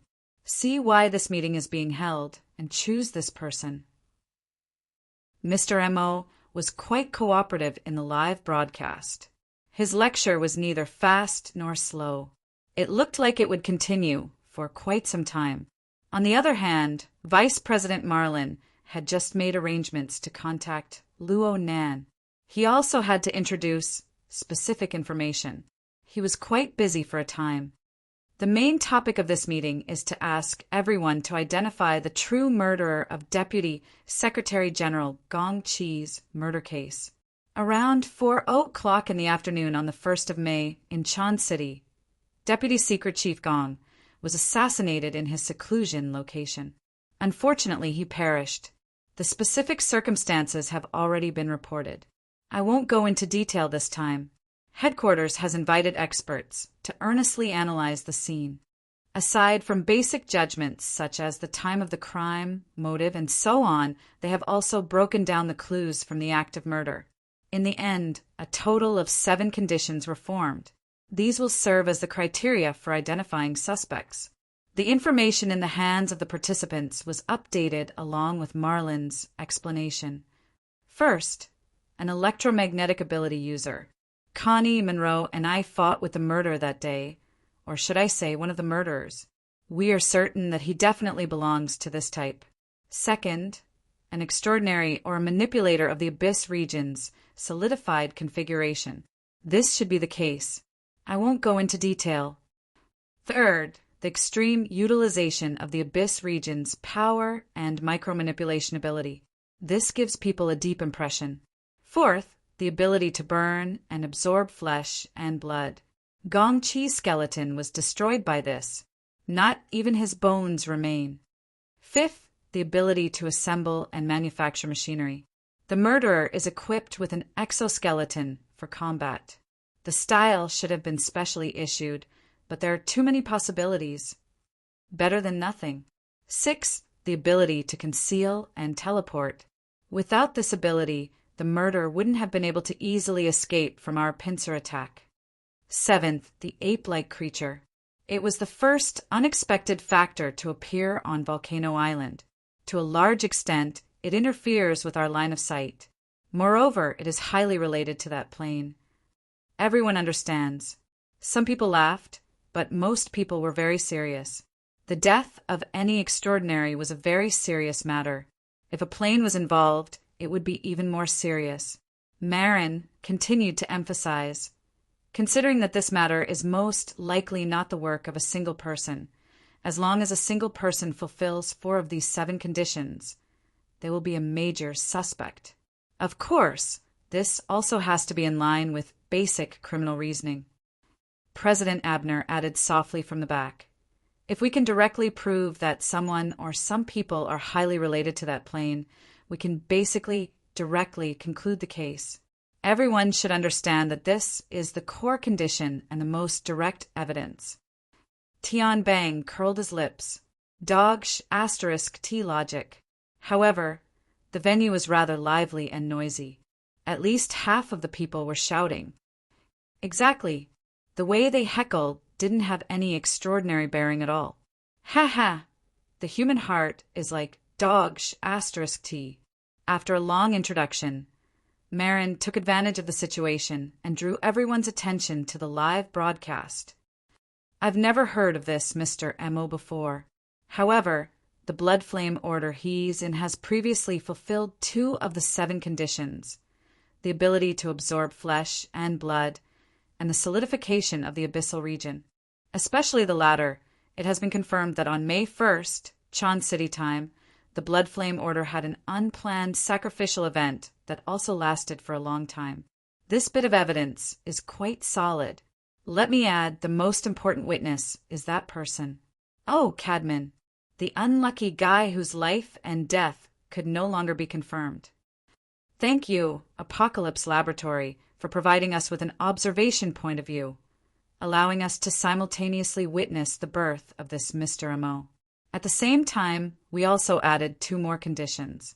There's one that we can't see, but the evidence is conclusive. This Mr. Mo is quite accomplished in the field of exoskeleton design, and he is very willing to invest. He is currently discussing the purchase of a processing plant in Ban City. As for what we can see, it's a mutant called the Mushed-Mouth Ape. There are no records of it in the world's searched information. The only thing that can be seen is that plane shrouded in clouds and mist. Chapter 871. Marin spoke quickly, but there were still some who couldn't control their impatience. Not far behind Marin, a loud and clear voice rang out. 4 out of 7. The most important one is more or less confirmed. What are we still talking about here? Let's just do it. General Corney, the association's intention is not to make a rash judgment, considering the blood flame order's past strength and performance. Isn't there still that Mr. Mo? Marin took the opportunity to explain. Due to the lack of time from the channels we currently have, this Mr. Mo has no official information at all. Everything we can find is suspected to be fake. Then what's the point of talking? It's definitely an impersonation. And looking at that bear's heart and leopard's guts, he can't be weak. If this guy wasn't an extraordinary, wouldn't some people who bully the weak and fear the strong have already swallowed him into their stomachs?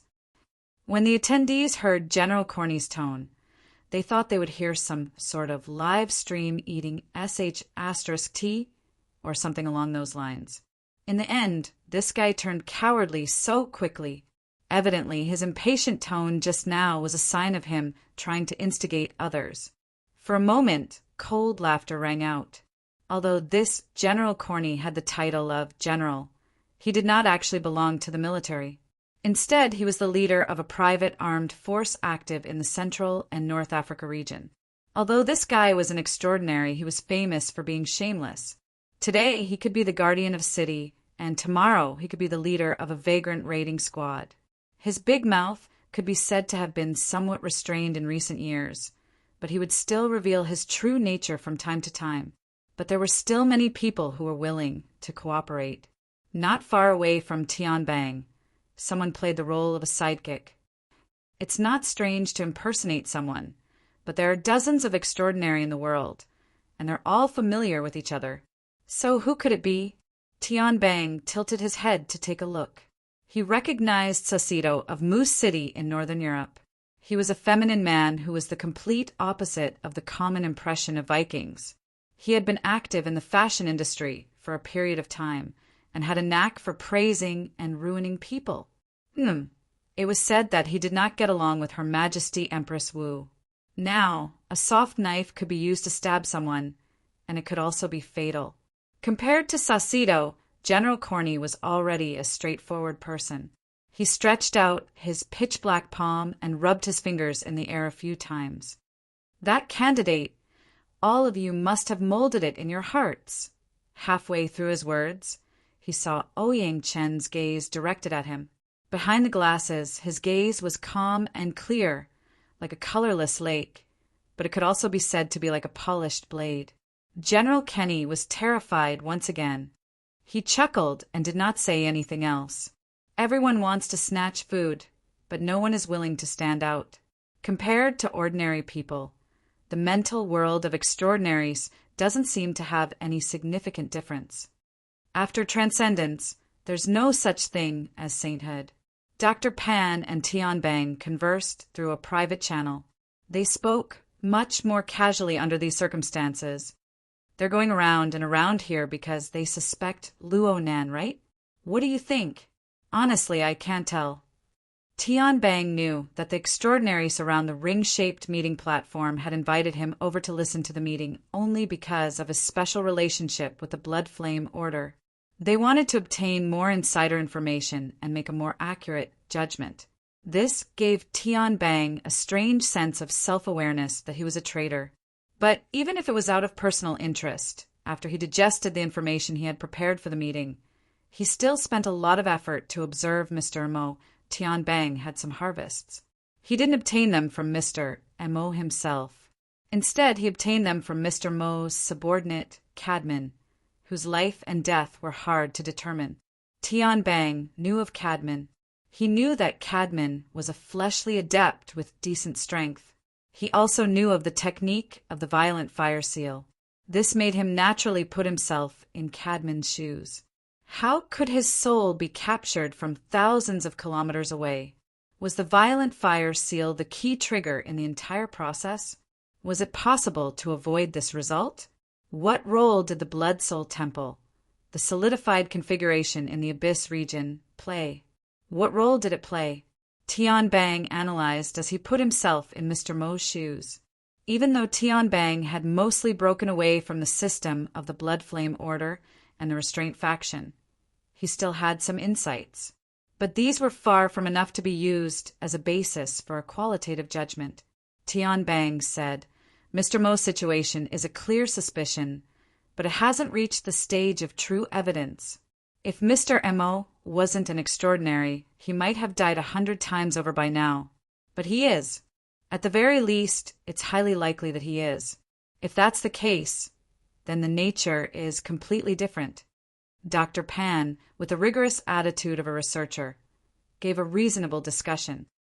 "Up until now, this Mr. Mo hasn't shown any solid evidence that he's an extraordinary. On the contrary, he's been too vague," Tian Bang laughed, "to play with a person's soul in the palm of his hand from thousands of kilometers away. What kind of level is this?" "That's because he's dealing with his own order's believers. 2 of the leaders of the 3 great orders have come. Perhaps you can ask them how they deal with undevout believers? Is it possible to do things so beautifully from thousands of kilometers away? We've also done a few models of the Blood Soul Temple.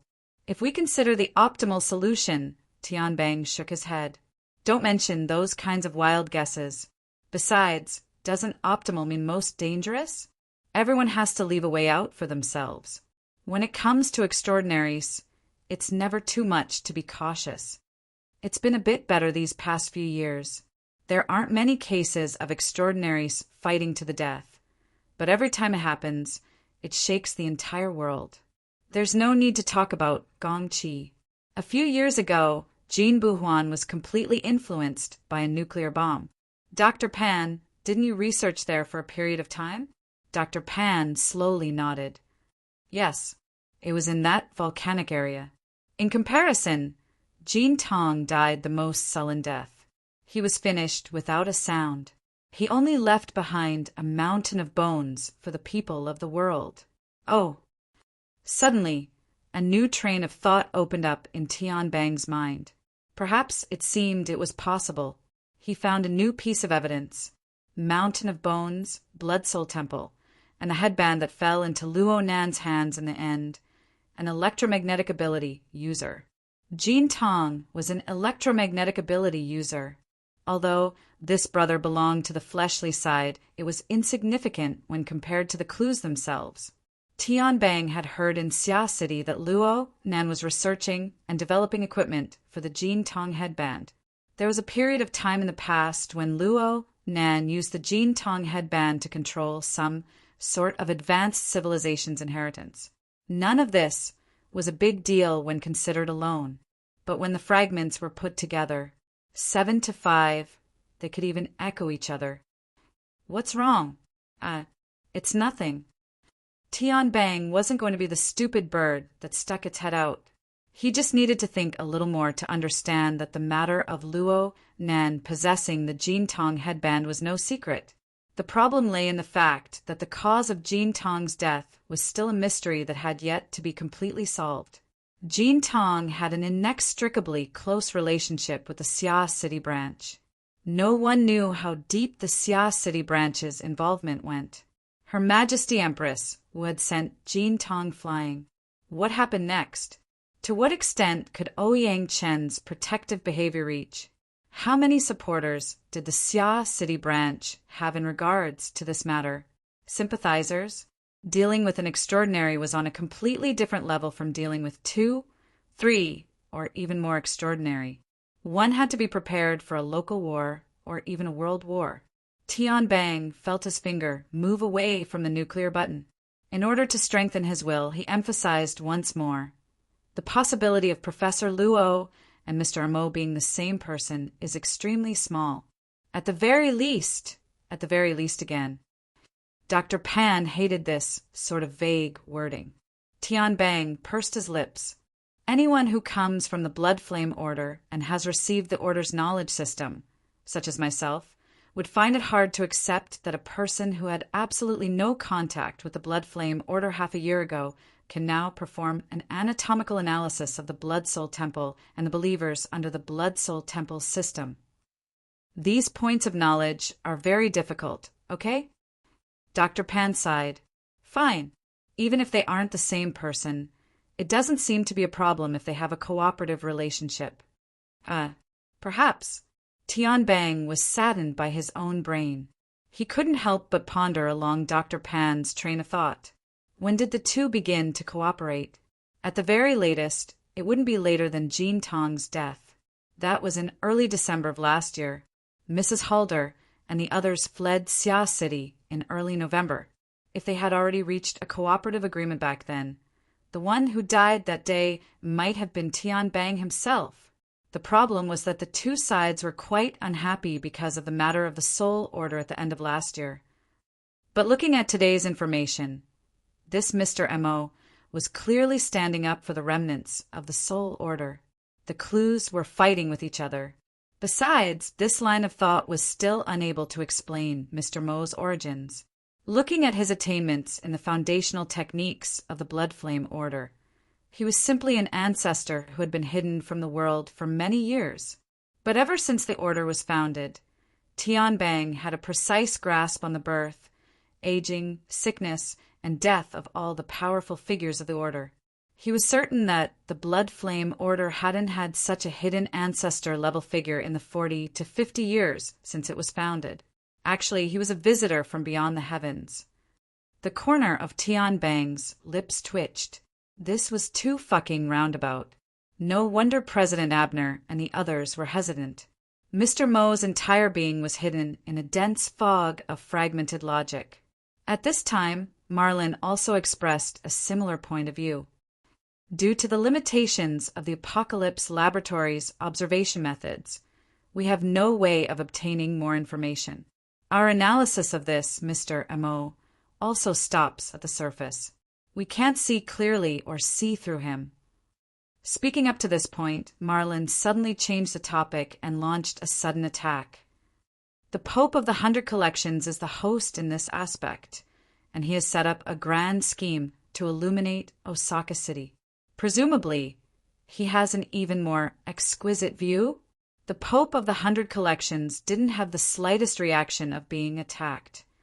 He spoke in a logical manner, neither hurried nor slow.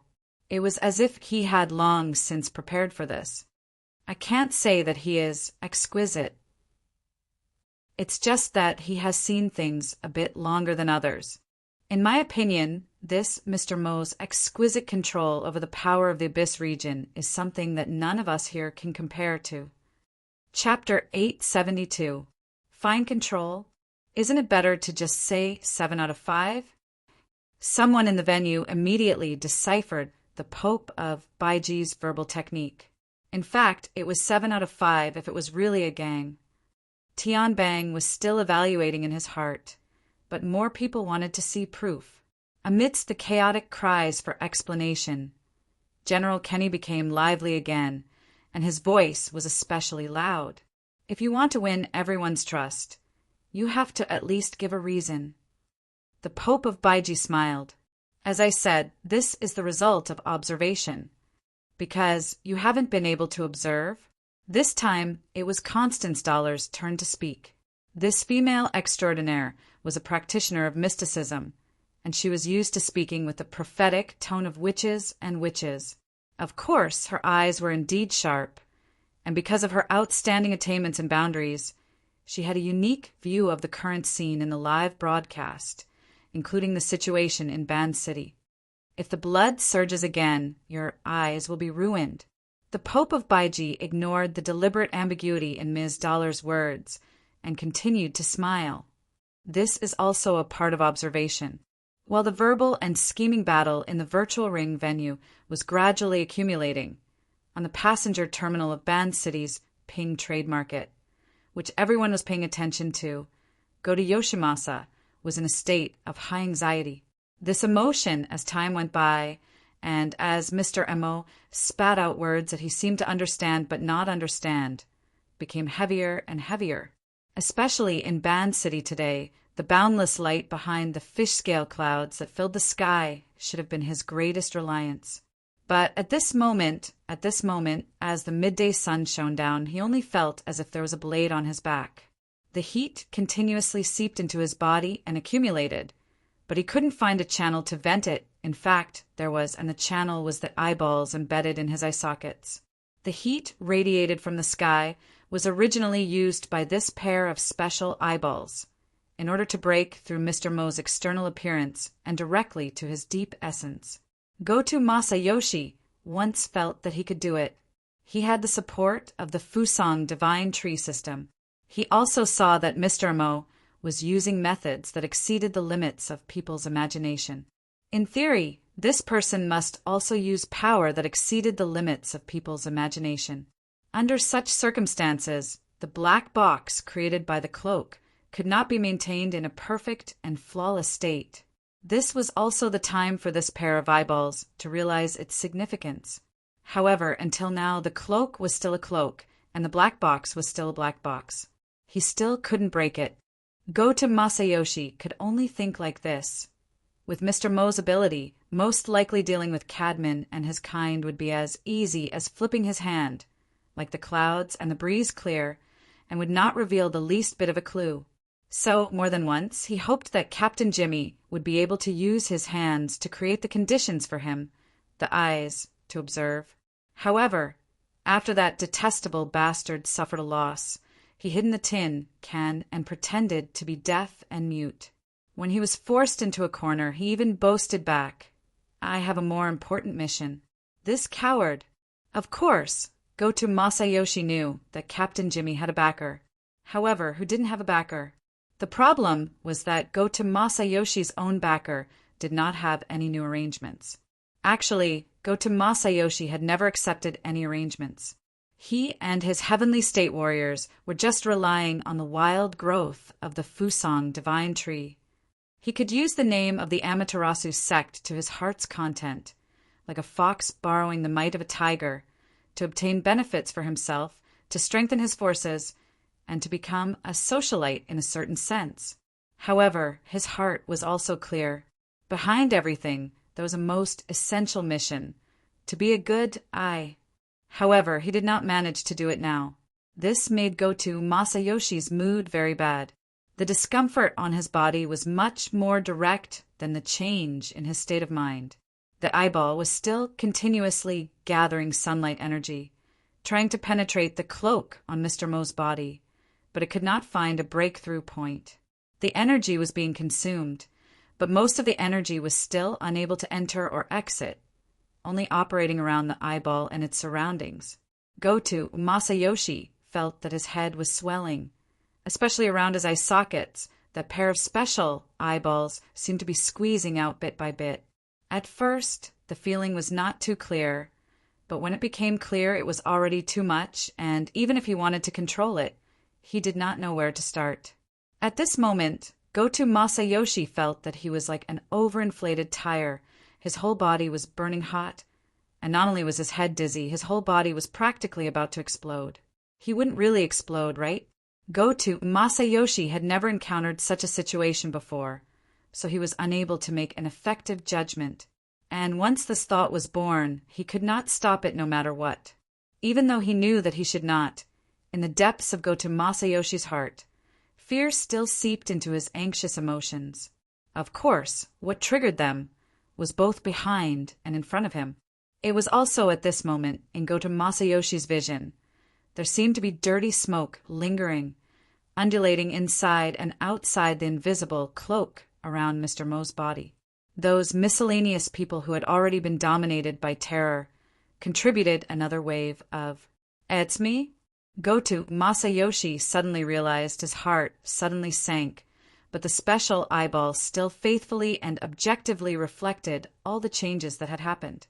It allowed Goto Masayoshi to see clearly what kind of interaction had formed between the negative emotions that were born in his body and Mr. Mo's previous interactions. Wait a chance. Goto Masayoshi's thoughts once again lagged behind the reaction of the eyeball. The sunlight that filled the sky, under the support of the Fusang Divine Tree's great divine treasure system, formed an extraordinary connection with Goto Masayoshi's special eyeball, above the normal laws of physics. After that, Goto Masayoshi felt that his body seemed to have entered a kind of transparent state, creating the best conditions for the sunlight that was projected over. Most importantly, Goto Masayoshi's thoughts had actually participated. As a kind of targeting tool, it had specified the direction and target of focus and had received the feedback information. At this moment, Goto Masayoshi followed the smoke and saw even more. He saw the trajectory of the smoke circulation, including some of the details of the operation and transformation, and thus naturally discovered that the cloak and black box belonged to a kind of tight and exquisite energy structure, yet still maintained a highly integrated state with the real world. Because of the integration, they were one. It's this. Goto Masayoshi never would have thought that the difficult problem that had been dragging on for a long time would actually have a breakthrough because of his own fear. He also didn't have the time to think deeply about the problem inside, only doing his best to memorize and analyze, trying to dig out even more things. He had already seen the light. Everything was difficult at the beginning. Very quickly, his vision suddenly slanted, completely leaving its original focus. His entire vision was also affected, swaying back and forth. Swaying? The so-called swaying was actually swaying back and forth. It felt like the eyeball wasn't embedded in the eye sockets, but rather attached to some thin string, his randomly swaying vision. In the blink of an eye, he rearranged the situation around him. Mr. M.O., Mushed-Mouth Ape, the cowardly Jimmy, his terrified subordinates, and the veterans that he had forcefully dragged over to confront, and so on. Why are all these guys looking at me? And with that kind of gaze, what is this? In his swaying vision, a thicket of blood, flesh, nerves, and bones appeared.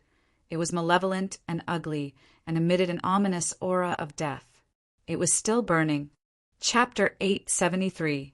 Goto Masayoshi could see that at the top of the burning bush there was two fruits. On it there were intermittent embossed lines surrounding it, some thick, some thin, some green, some red. That was blood vessels. His consciousness trembled violently. His thoughts and the veins in his blood vessels merged together, and he suddenly understood what the fruit on the bushes was. That was his eyeballs. At least in name, they belonged to him. The two eyeballs reflected each other, combining with the flesh, bones, and nerve functions at the back, piecing together a complete field of vision, and also reflecting the truth. That was the bloody truth that Gota Masayoshi would never be able to experience under the framework of being a human. At this moment, all of Gota Masayoshi's mind was smeared with strange and dazzling colors. There was no logical relationship between each color, and that was the color of collapse. Even so, Gota Masayoshi was still attracted by this pair of eyeballs, and he could clearly see that the smoke of his negative emotions was wrapped by the essence of his flesh and blood. A part of it was left in the burning bush, which was also the rule system of the great Fusang divine tree. It was the accumulated heat of the sunlight that couldn't be used, and it was the final, meaningless venting.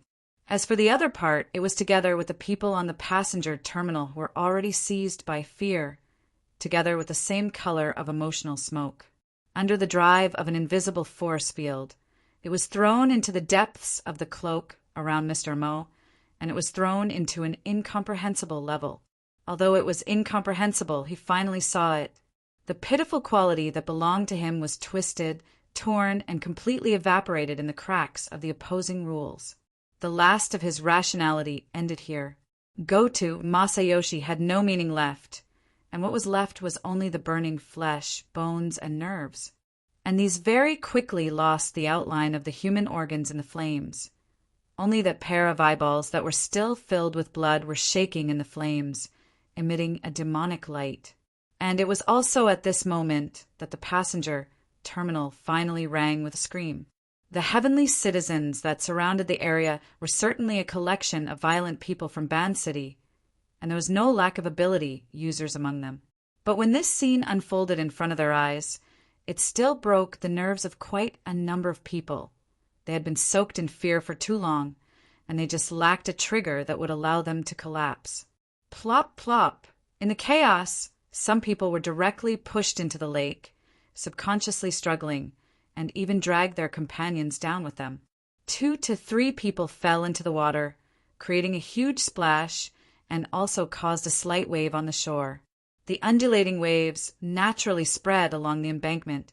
Some of them even slapped a thick thigh covered in scales and fine hair on the side, a part of the deep purple mouth, and a part of it, and a part of it apart.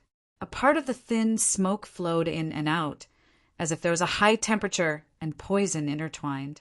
A part of it, apart, apart, apart. Thin wisps of smoke flowed in and out of the deep purple slit.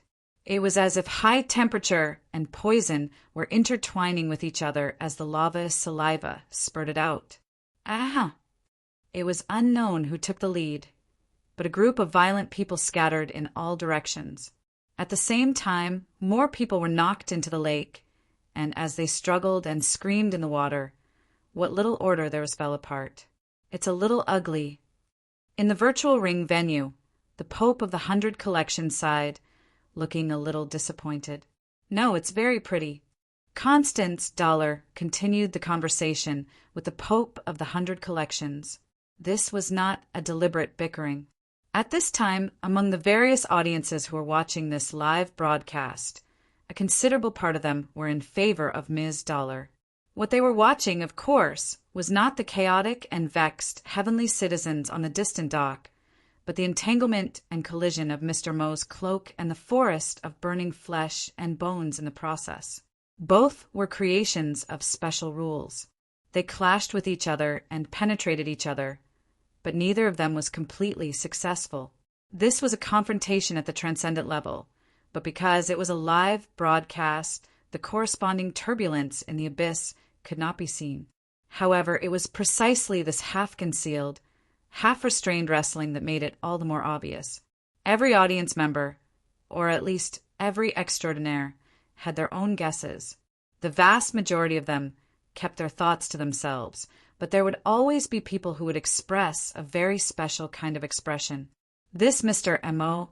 seems to be a gentle person. As a world-famous fashionista, Xiao Saito's voice was quite gentle, but the meaning was even more subtle. "Don't you prefer the tough type?" someone asked. Xiao Saito did not mind and continued, "Don't you think so? Up until now, the Pope of the 100 Collections has exhausted nearly 40 rounds of rule changes, burning up the last bit of material carrier, but still unable to find out Mr. Mo's background. Is that so? He, the Pope of the 100 Collections, laughed very sincerely. In Ban City, under the cover of the Fusang Divine Tree System, Mr. Mo can still control it to this extent. It's amazing. Fine control is only the most basic description. The concealment and concealment ability formed from this is the most amazing. 5 out of 7, 6 out of 7. After a few seconds of silence, Vice President Marin coughed. Gentle. What is the definition of gentle? Smiling, Xiao Saito stretched out his hand and drew an outline in front of him that was quite similar to Mr. Mo's.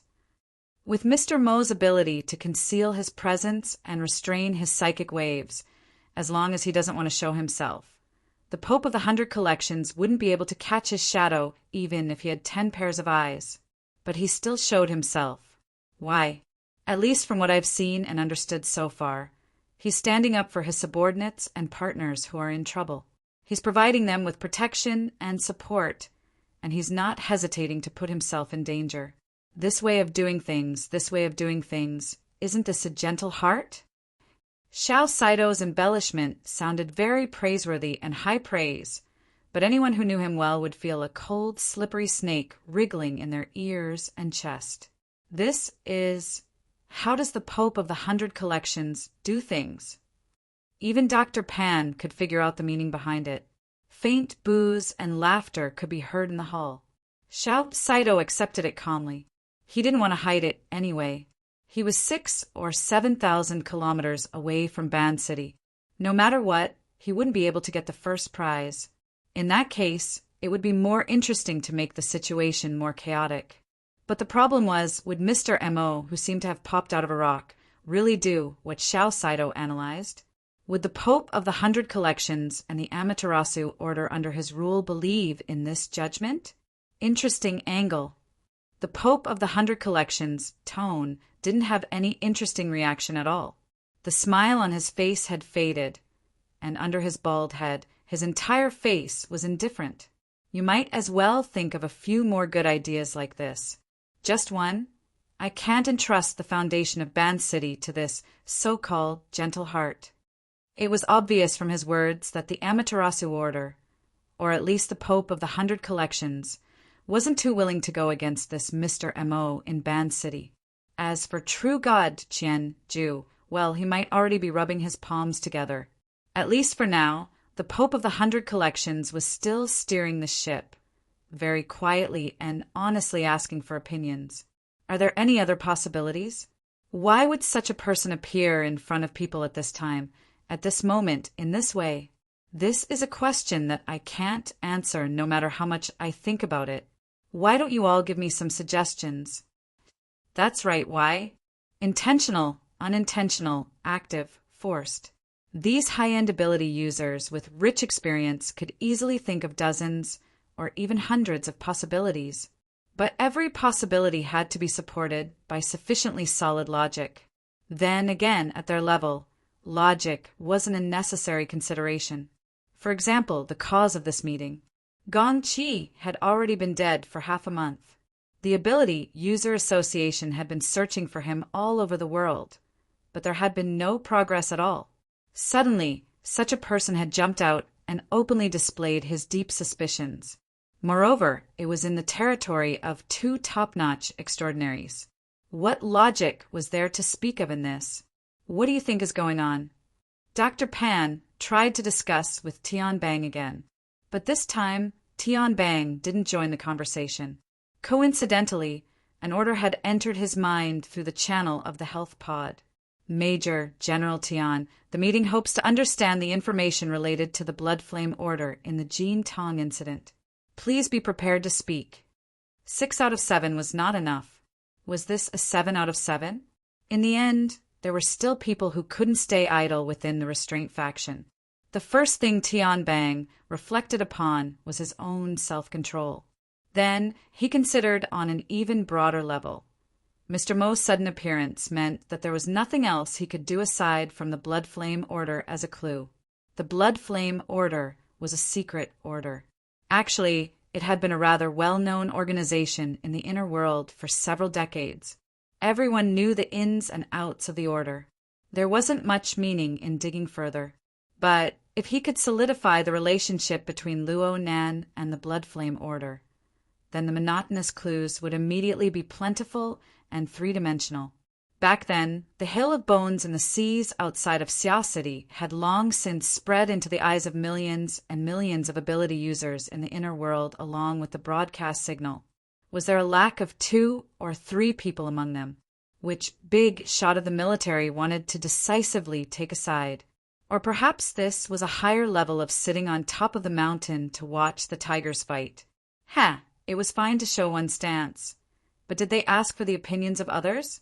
Tian Bang reflected upon himself for the second time. Was it because he had been acting far too easy to bully in the outside world? So much so that any random Tom, Dick, or Harry dared to use him as a gun. Dr. Pan. Have you checked the communication privileges of the experimental center recently? This, I'm not too sure. What's wrong? There's a spam message coming in. You guys are quite open-minded. Tian Bang used his own privileges to form an overlay as he spoke. He adjusted it to the highest level of non-combat readiness. It wasn't to the extent of cutting off internal and external communications, but at the very least, there needed to be some sort of identity verification. Of course, he was currently in the midst of a human experiment. The verification work was handed over to his young but reliable aide, Lieutenant Colonel Juling, to handle. As for the spam message in front of him, what was the point of mentioning it? Having done all this, Tian Bang magnanimously became a spectator. Oh, there was also that speech.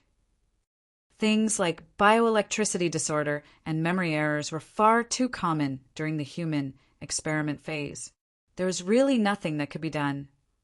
The corner of Tian Bang's mouth twitched when Mr. Mo's thin and sickly face revealed a clear smile over at Osaka City. He extended his hand like he was plucking a fruit. He pinched one of the eyeballs within the flames of the thicket that was about to be completely burned away. I can study it for a bit. Wow. There was no telling how many people in the circular hall exclaimed at this moment. Most of them couldn't tell how many marvelous and subtle operations Mr. Mo's seemingly simple action had to be performed on the transcendent level. In any case, Mr. Mo had indeed plucked a fruit and pinched it with 3 fingers. But that wasn't the end. He raised his head again. This time it was an overly direct angle that pierced through the projection of the live stream into the virtual circular hall. I want this one too. Chapter 874. What does he want? Has he discovered us? The higher the concealment ability of Mr. Mo's cloak, the more penetrative the light from his eyes, which were the windows of his soul. They were separated by thousands or even tens of thousands of kilometers, and the boundary between the virtual and the real lay between them. However, at this moment, a similar thought flashed through the minds of most of the audience in the virtual venue. It had nothing to do with logic. It was just their first feeling. However, the feeling didn't last long. While their thoughts were in turmoil, Mr. Mo's eyes remained fixed, and his body didn't move. The gigantic bloody fiend behind him had already made the clearest move. At this moment, the mushed-mouth ape moved from stillness to a great extent and at a great speed.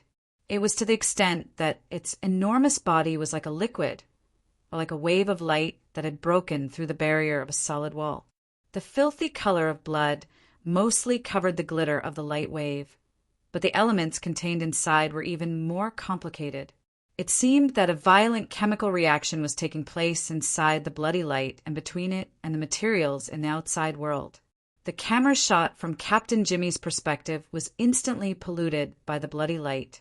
The irregular halos and spots obscured most of the details there. F***CK. In the virtual venue, several people blurted out their catchphrases. The problem was that the terrible effect of the live stream did not improve because of their curses. On the contrary, the bloodstains, halos, and spots were still and scrupulously expanding, smearing and polluting their visual field. In the end, they almost lost the meaning of analysis. There were only deformed bloodstains that interweaved into twisted and ever-changing patterns that were changing rapidly. The problem of the live stream continued to worsen, and there was no sign of it getting better. What's going on? At this moment, even Marlin and the others on the circular conference table couldn't hold back anymore. President Abner, on the other hand, quickly made a judgment. It seems that the operation team is under attack. As he spoke, he looked at the Pope of 100 Communities. He was probably the only one among all the participants who had multiple perspectives. However, the Pope was still indifferent, and he seemed to be in a trance if one looked closely. He didn't respond to Abner's gaze at all. Abner shook his head slightly and turned around to consult a key person who was only separated from him by Marlin and hadn't spoken much. Chairman Mao, should we ensure the quality of the live broadcast? The so-called Director Mao was probably the most casually dressed person at the scene. He was sitting behind the conference table, and only a red and green floral shirt could be seen on his upper body. A pair of aviator sunglasses hung around his neck. It was as if he was projecting the beautiful scenery of the Sunshine Coast. One could imagine what the lower half of his body looked like. This was the truth. Not only was this Director Mao a veteran extraordinaire, he was also an independent director of quantum holdings in the secular world and the main liaison for the Deep Blue Project. He was practically the highest representative of quantum holdings in the inner world. However, unfortunately, he was currently on vacation and was in the Gold Coast. He was forced to attend the meeting, so he was somewhat unwilling and yawned nonstop. However, at this moment, his expression finally tensed up. The vertical wrinkles on his forehead also stood up, and he looked very serious. That's right, we're now an operation team directly under the Apocalypse Laboratory, and we have been attacked. This is a very serious matter. Director Mao was still describing the incident when someone interjected, "When will the live broadcast signal come back?" Director Mao acted as if he hadn't heard anything. The problem right now is the safety of the operation team members. Before he even finished speaking, the messy broadcast screen suddenly cut away from the blood-colored haze and restored the image of the Band City passenger terminal in broad daylight. However, the perspective of the live broadcast had already undergone a clear change. The angle that belonged to Captain Jimmy and was directly facing Mr. M.O. had already disappeared. To be more precise, it was in the form of a painting within a painting. It had shrunk to a small area in the upper right corner, and what appeared on the main screen was a side view from the lake's surface to the terminal. From this angle, only half of Mr. Mo's back and shoulders could be seen as he sat in a wheelchair. There was also the ever-expanding anomaly that had already lost its flesh and was more like a translucent bubble of lava than an area of 20 square meters in front of him. F***CK, what is that? The mushmouth ape. The answer was right in front of them, but none of the audience dared to confirm it. At this moment, the internal radio waves of the operation team in Band City transformed into urgent syllables that appeared in the audience's ears.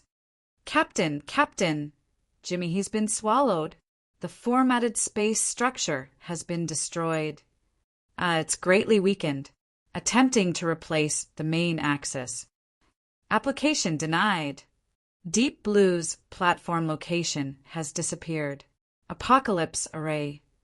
Blah, blah, blah." There seemed to be some sensitive word that the corresponding information had been masked. The following information was even more intermittent. However, the vast majority of the audience present possessed rich combat experience. They could make guesses and understand some of the situation. As it turned out, what Mr. M.O. wanted was Captain Jimmy. A more professional term would be a high-end combat machine directly under the Apocalypse Laboratory, or even the most cutting-edge 7th-generation dynamo core. Generally speaking, the roots of Jimmy's operation team were still a tightly controlled secret. However, the present virtual venue was the gathering place of the world's strongest experts. There was still a considerable portion of people who understood the crux of the matter. Their gazes unconsciously turned towards Director Mao again. The the latter also began to slam the table. Vile! Vile! If he could restrain his expression a little more, perhaps it would have been more realistic. Even Dr. Pan could see it. Deep Blue and Apocalypse are at loggerheads because of the 7th generation dynamo core. So it wasn't just a rumor. Tian Bang wasn't too interested in this. He was more concerned about the details displayed in the live broadcast. At present, the operation team had clearly fallen into an extremely awkward situation. The captain had been swallowed, and the formatted space had fallen into a leaderless state. It had to be rearranged, but the following situation didn't seem quite right. As a top-notch burner, Tian Bang very quickly discovered the abnormality from the operation team's password. Why can't the main axis be replaced? The authority of the commander should be handed over in sequence. The authority didn't pass. Dr. Pan's attention quickly shifted from the level of gossip to the professional domain. He made a professional judgment, but he soon fell into a state of confusion. Why? Since it's directly under the Apocalypse laboratory, it's most likely the 7th generation dynamo core. How could there be such a low-level bug in authority transfer? Why is it a BUG? There's obviously another possibility. Tian Bang stared at the blood-colored bubble in the projection area and said in a low voice, "Why can't it be Captain Jimmy, the commander, who hasn't completely lost his ability to command and hasn't completely lost contact with the other operation team members? He's clearly been swallowed. Looking at that monster's appearance, it can't possibly have digested him along with his exoskeleton. Oh, could it be that the Deep Blue Walkers, under the control of the 7th generation dynamo core, have a qualitative leap in their ability to survive and communicate in harsh environments? That's why I said that these people shouldn't be called Deep Blue Walkers. Apocalypse Walkers should be more accurate." Tian Bang nodded, then shook his head. "The problem is that we don't know the nature and composition of the so-called mushed-mouth ape's stomach space, right?" Dr. Pan shrugged. Think about its saliva. It's not a magma lake inside, but a sulfuric acid pool. The corner of Tian Bang's mouth hooked up. Maybe it's not a sulfuric acid pool or a magma lake inside, but a simple space bag. At least looking at it right now, I can't recognize that fellow. There's no similarity between that fellow and ape or lava. At this time, from the perspective of the live broadcast, the blood-colored bubble that had swallowed Captain Jimmy seemed to have passed its peak period of transformation and was beginning to shrink. But its composition, at least in terms of density, didn't conform to people's logical understanding. It naturally became denser and denser. On the contrary, the blood-colored light was becoming thinner and thinner. Many times, a portion of the area would become somewhat transparent after a burst of undulations. It was like an illusory soap bubble. It seemed as if it could be blown away with a single breath. But the problem was that after the initial panic, the operation team had already begun a limited counterattack. All physical and energy ammunition were directed towards the blood-colored bubble. Attack! Attack! At least 5 Deep Blue Walkers launched their attacks from the surface of the lake, from the sky, and from the distant commanding heights. The firepower interweaved into a net and converged at the visible weak points of the bubble. It seemed as if they wanted to rescue their own captain. But Mr. M.O., the instigator of everything, wasn't affected in the slightest. It seemed as if he was directly judged as a passerby. This passerby also didn't have any intention of interfering. He only played with the fruit he had just plucked with his fingertips. He allowed the astonishing firepower of the Deep Blue Walkers to pour down on the increasingly weak blood-colored bubble. The problem was whether it was the metal bullets, high explosive gunpowder, or energy blasts, regardless of whether they were supported by the format of fire. All of them were like clay oxen entering the sea after entering the blood-colored bubble. They disappeared without a sound. Tian Bang said decisively, "This is absolutely not the structural model of a flesh and blood body. This fellow is highly energized. And then, it's relatively easy to mold. It's a natural building material." Dr. Pan was simply repeating Mr. Mo's previous description. This was also the only basis. Tian Bang asked, "What is a highly malleable energized building material used to construct?" Before his voice fell, the blood-colored bubble really did turn into a soap bubble in the live broadcast. It burst noiselessly in a form that didn't have any texture. The howling net of firepower directly pierced through the pier's walkway in the area it had originally covered. It conveniently tore apart the 7 or 8 cars parked behind it. For a time, the sound of explosions rang incessantly. Gravel splashed in all directions, forcing the nearby veteran and the others to nearly jump into the lake. It was a belated display, but it was meaningless. The mushed-mouth ape disappeared along with the blood-colored bubble. At the same time, the fully armed Captain Jimmy also disappeared. That 300-kilogram top-notch creation that was a combination of man and machine had disappeared without a trace. Yes, disappeared. Tian Bang felt that this was the most accurate way to describe it. He couldn't experience any of the so-called devouring texture. He only felt that this was a magic show that had occurred in front of the world's apex powerhouses. Captain Jimmy himself wasn't much, but he was the embodiment of the Apocalypse Laboratory's most cutting-edge research results. Had all traces of its existence been erased just like that? Tian Bang only felt that this was too absurd. At this time, it was Director Mao in the flowery shirt who knocked on the virtual ring-shaped conference table with a deafening sound. "This is a disgrace. This is an extraordinary humiliation. Why the hell are we still doing a live broadcast?" The live broadcast screen began to blur, as if it had heard his command.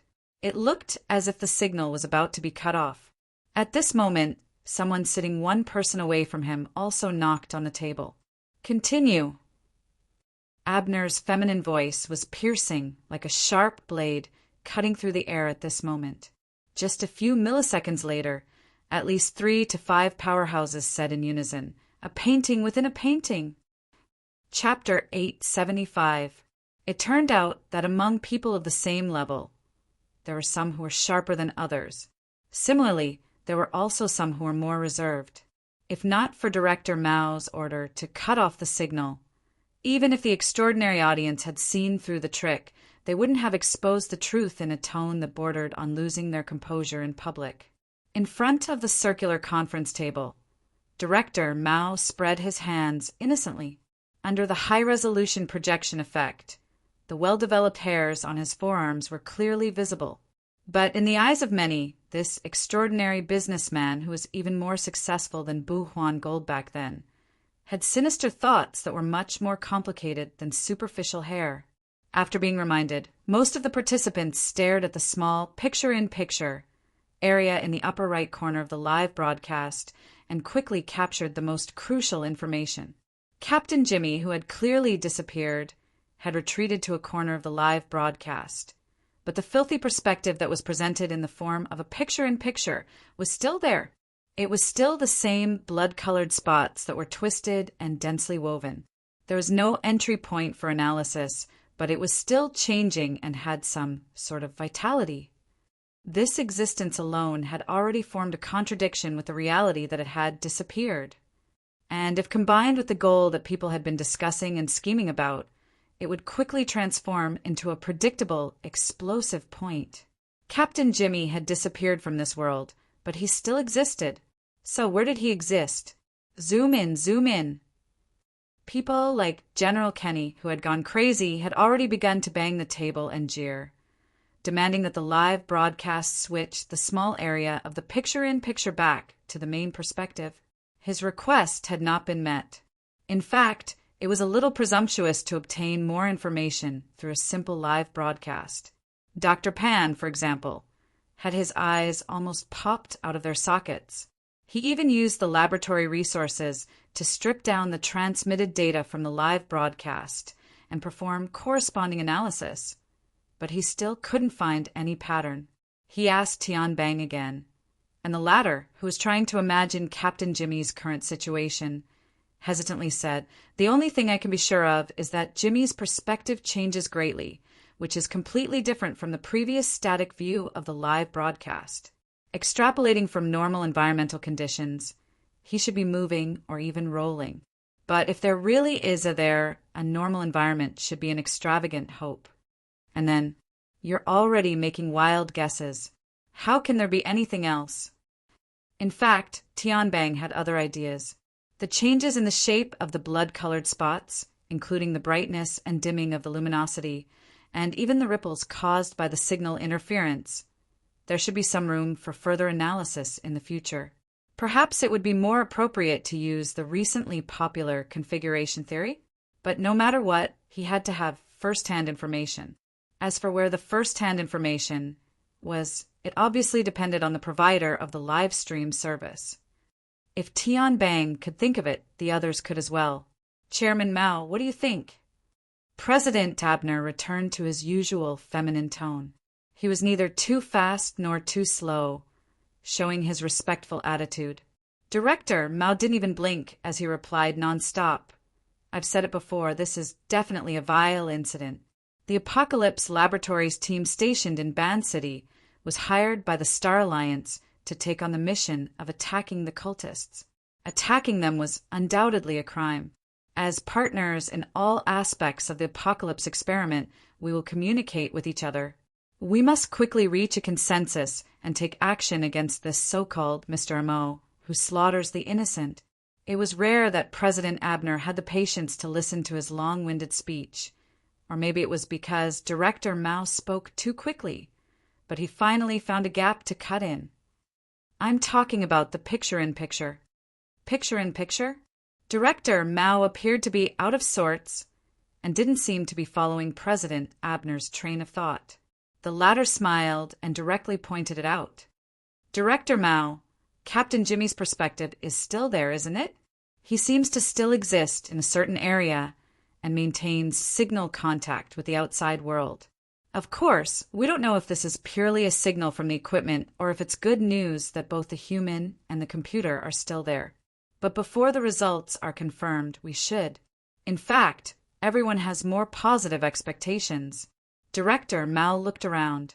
Sure enough, there were only two types of people in the virtual venue, those staring at the live stream and those staring at him. These people cast the so-called positive expectations gaze at him. Their eyes were bright and burning. Speaking of which, when he voted in favor of sharing the live stream resources, he didn't expect this situation at all. After a rare second of hesitation, Director Mao followed Abner's rhythm with some reluctance. It would be great if that's the case, but we don't have the information to support it at the moment. President Abner pressed close. There will be. The Apocalypse Lab should have it. As a comprehensive partner, be it Quantum Corporation, the Deep Blue Lab, or the Ability User Society, we are all willing to contribute and jointly decipher this information. Director Mao's expression was solemn. The wrinkles on his forehead and between his eyebrows formed a cross again as he tried to find his rhythm. Of course, we wouldn't have provided the corresponding live stream service otherwise. As everyone can see, the price is heavy. Speaking of which, at a time like this, the efficiency must be higher if we directly face the key issues and key people. Pope of the 100 Collections, what do you think? This was an excellent shift of the ball, and the method of blurring the focus was excellent. The participants began to look in all directions and listen in all directions. At the same time, they paid attention to the size of the live stream as well as the topic of conversation in the venue, for fear of missing a crucial detail. The Pope of the 100 Collections was also smiling, but he also took a longer time to respond. That's why I've been asking for everyone's opinion. Now that things have come to this, is Mr. M.O. being driven by a tender heart, or is he trying to declare something? Only by unraveling this riddle will we be able to take corresponding actions later on. Because of Director Mao, the live stream provided by Deep Blue and the Apocalypse Lab, as well as the collected information and data, we might have found an opportunity to crack this riddle. All right, it was back to square one again. Director Mao was sure that he had been cruelly surrounded, but he couldn't blame anyone else.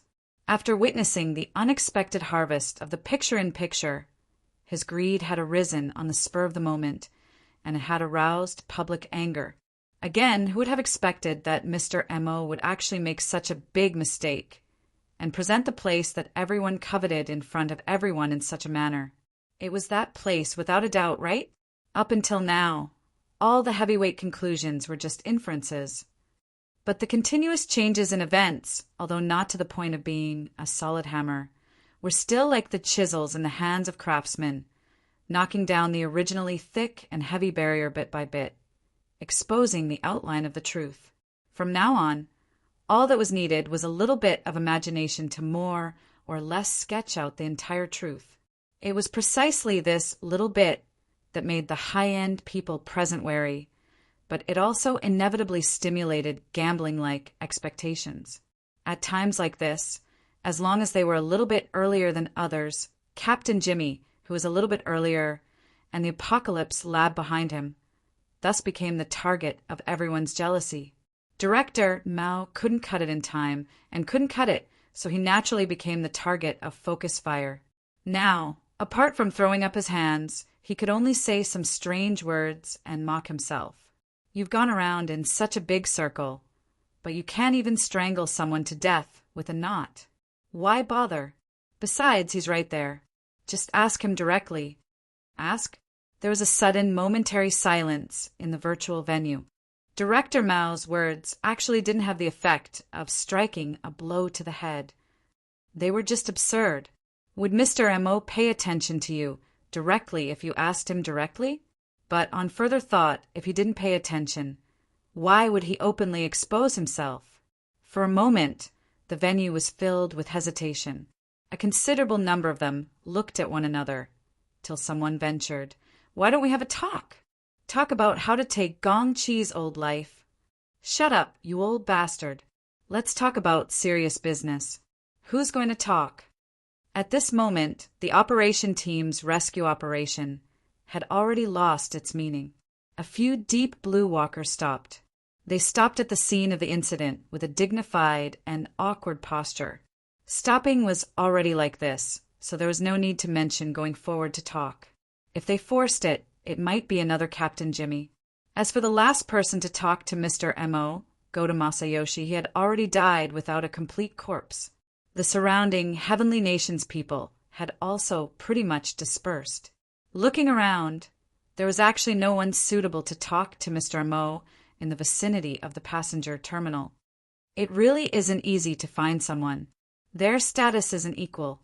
The Pope of Baiji rubbed his bald head and smiled amiably. "Why don't I go ask?"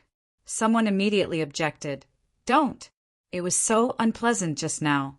It won't look good if we fight again because of a disagreement."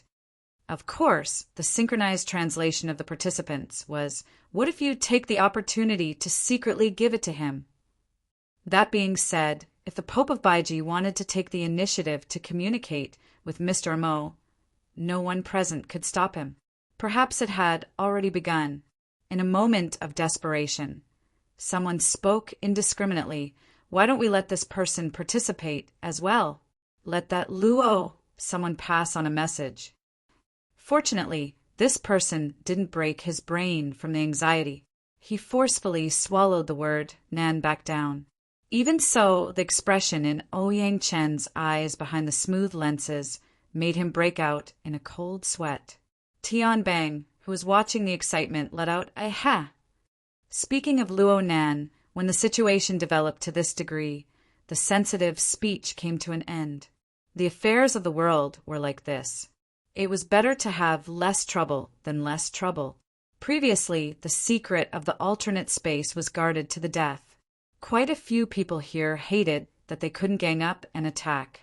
But once there was a gap, they all thought of playing tricks. To put it bluntly, they were all people with great families and businesses. They could eat and drink to their heart's content just by opening their mouths. Who would be willing to give up wealth and glory and gamble their lives? If Mr. M.O. had calculated this point and intentionally acted this way, then his methods alone were enough to show his brilliance. Just as he was pondering, he heard someone shout, Oh, he's looking over again." Chapter 876. Everyone's gazes turned to the live broadcast at the same time, but soon intermittent boos rang out. The reason was simple. The one looking over wasn't Mr. Amo, who had been a passerby for a long time, but the female assistant behind him. The first person to issue a warning was an extraordinaire, even in the circle of his own kind. Being directly looked down upon like this was quite humiliating. It was hard to avoid a few retorts. Are you all blind? What did Mr. Amo just tell her? Is that so? It seems so. Someone testified. Mr. Amo had indeed called out to Inlu, and the latter had bent down to listen carefully. Since it was a side view, it was impossible to see what he had instructed her. But in a few seconds, Inlu straightened her body and turned her head slightly, giving the camera a clearer view of her side profile. The camera and the line of sight were at the wrong angle, but it was obvious that Inlu was looking in his direction. At this moment, Mr. Amo nodded to the veteran in the distance.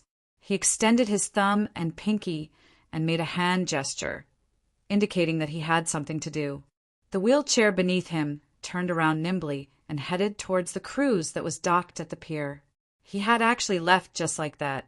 There were no longer any obstacles between Mr. Amo and the cruise. Perhaps the Fusang Divine Tree's great divine treasure system hidden in the endless sunlight was one. But the Pope of the 100 Communities didn't show any intention of stopping him. There were quite a few people who suspected that this extremely intelligent Pope Empress Dowager had already used her geographical advantage to secretly form a connection with Mr. Mo. Hadn't he already volunteered to do it? After Mr. Emo left, Inlu, who had been acting like a personal member, didn't follow him. On the contrary, she turned her body towards the lake and nodded in that direction. The live broadcast paused for a moment. The camera language perfectly displayed the ignorance of the owner of the camera. Of course, he was definitely receiving instructions. 2 seconds later, the coverage area of the live broadcast began to shrink and rapidly converged on Ian Lee's surroundings. It was obvious that the owner of the live broadcast was currently approaching Ian Lu. In the virtual venue, there were noises of lock Mr. Emo down, but most people still maintained a high level of interest in the unforeseen event. In the end, the camera gave Ian Lu a close-up. From this moment on, the second-in-command of the Blood Flame Order, who only had a little fame in the inner world, had entered the sights of at least 2/5 of the extraordinaries in the world. However, her eyes were still a little out of focus. She didn't seem to understand Mr. Mo's arrangement, nor did she know anything about the live broadcast. She was just a narrator. What Sir means is that you can start bidding now. The virtual venue was silent for a short period of time. A considerable number of people looked at each other and exchanged glances, and on a level that was invisible to the audience, the information exchanged in secret should be 1,000 times more than this. With great difficulty, someone finally followed up, "That's direct enough." Are you sure he didn't participate? Or perhaps the vast majority of people added a connection in their minds. Their gazes, whether direct or indirect, revolved around Ouyang Qin and Her Majesty Empress Wu. Unfortunately, there was no response. Inlu didn't explain further after that. Instead, she turned to the veterans and comforted them. In the blink of an eye, the amount of energy and tongues spent on this had already exceeded the so-called announcement of the price. Moreover, the difference was still growing. This also made all the participants certain that they couldn't obtain any more information from the live broadcast. What made them even more annoyed was that the most crucial picture-in-picture had stopped. It was as if an absurd play had suddenly come to an end. The abstract changes that could cause the imaginations of the extraordinaries present to run wild had suddenly locked onto a single instant. Even if all the participants' gazes were focused on it, they couldn't move it even a little bit. Several seconds later, that small window turned into an irritating snowflake noise that drowned out the last bit of people's thoughts. F***CK, this is provocation. Someone slammed the table and stood up. His stocky figure looked extremely intimidating, but unfortunately there were only a few who responded. The vast majority of people's thoughts were far from reaching the point where they needed to display extreme emotions. They only grew like weeds and flew around like mosquitoes. What's the meaning of this? Is he trying to show that he can control the transmission of information from the alternate dimension? Why is he in such a hurry to show this? Is he tired of living? Does he really want us to bid that alternate dimension? Cooperation and development? That's so smart. Is he overthinking things? Maybe he's simply saying this to that operation team, to the people behind them. He's saying that he wants to use money to redeem them. Inside and outside the venue, the interaction between many people and many levels continued to heat up. However, the significance of the virtual venue itself wasn't that important anymore. I need to reflect on how a mere appraisal meeting has come to this stage. Amidst the buzzing noise of the virtual venue, President Abner gently stroked the yellow beard on his cheek. He maintained a state of communication with Director Mao on Marlin's side, but the topic of conversation changed extremely quickly. The broadcast from T-City has stopped, but I heard that Kadru's soul has returned to his body. No matter what he does, he's still a member of the society. Today, his soul was heavily injured, and the consequences are hard to predict. The society has to do something about it. In a private conversation, Director Mao was much more frank this time. Well, we're the ones who contacted Kadru. As the person directly responsible, we're the ones who can't shirk the responsibility. Don't even think about it. We definitely won't let such important research material go. Is it Tianchi who's not letting it go? Or is it Deep Blue who's not letting it go? We can discuss this issue after the meeting. President Abner laughed. Why do we have to discuss after the meeting? Of course. It's not good to end it in a hurry. Why don't we take a break first? The last sentence was directly transmitted to the ears of every participant. Take a break? At present, the situation has already exceeded the scope of the original topic of the meeting. Due to the limitations of the conditions, there are still many people who haven't had the time to attend the meeting and participate in the discussion. For example, His Excellency the Priestess of the Order of Justice. Why don't we take a break for now? Tomorrow, or perhaps a few days later, we can discuss it again. Most of the participants were somewhat tempted. In reality, there were indeed many people who needed to gather their scattered thoughts. They also needed some time and space to settle their thoughts. But then again, if the meeting was adjourned, there was no doubt that it would give some of the true bigwigs the opportunity to form alliances. Perhaps the entire situation would be completely different during the next meeting. It was even uncertain whether there would be a second half of the meeting. Many people fell into a dilemma. The problem was that, as the organizer of the meeting, President Abner had sufficient authority to enforce this suggestion. The next second, before some people could voice their objections, Marlin, who had received a signal from President Abner with his eyes, knocked on the table. Then we'll take a break. As for the resumption time, we will inform you later. Someone cursed out loud. However, the broken signal connection turned all of this into meaningless nonsense. Most people didn't have the leisure to care about this. They needed to spend more effort to lock onto the truly meaningful information from this conference that had almost no conclusion. They also needed to use their own connections and other resources to search for the mine and dig out the real gold. Of course, for some people who currently had first-hand information, it would be even better if they could seize the opportunity to capture a new entry point. The plans of the higher-ups always needed to be executed by the people at the bottom. Right now, in the operation team at North Mountain Lake, Team Deputy Men had received the latest order. This order bypassed their direct superior, Supervisor Bai, who did not really fulfill her responsibilities, and directly took command through the internal authority channel. Lock the original format space settings and Captain's main authority. Activate full sensory mode until there is a clear change of command. Maintain this state. Mend confirmed his new supervisor, At the same time, he also confirmed that this old superior, who was slightly younger than him, was still in a bad mood. Therefore, he first opened his mouth to accept the order. After a while, he carefully added, "Supervisor Yen, currently the Apocalypse Array can no longer detect Captain Jimmy's signal. I'm afraid we won't be able to hold on here for too long." Yen Yongba's voice sounded like he was chewing on ice. "I will activate the superior structure to give you the necessary support." Aren't you in T-City? If it's consumed, care about what you should care about. Yes, sir. Mend subconsciously straightened his back, causing the entire Deep Blue Walker to buzz. At the same time, the 7th-generation dynamo core that was deeply implanted in his brain and spinal nervous system emitted a clear electrical signal. It actively connected to the archetype format hub of him and all the other team members around him. A layer of faint yet real and wonderful structure spread out from the distant void. It also seemed to be growing from the inside out. The two ends, near and far, resonated with each other and fused together at a higher level that surpassed the spiritual sea.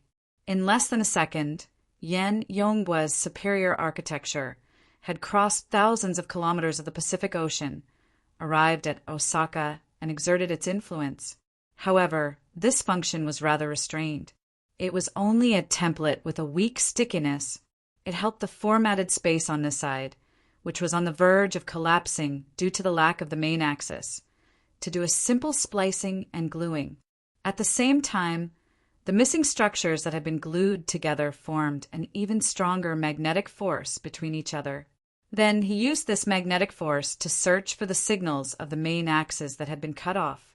As for whether it was useful or not, Mend, who was on the front lines, wasn't sure. It wasn't just because the signal was so weak that it far exceeded the limits of his perception. It was also because, after the superior structure was laid down, frontline personnel like them only existed as antennae. They no longer needed to undertake the function of analysis. It should be useful.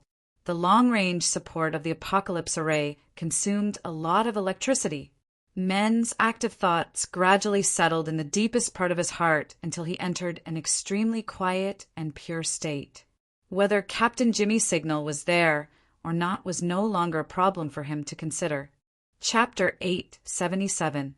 At the intersection of a certain residential area in Nade District, a black nanny van was parked by the roadside with its engine off. However, Hai Jing, who was in the driver's seat, was not idle at all.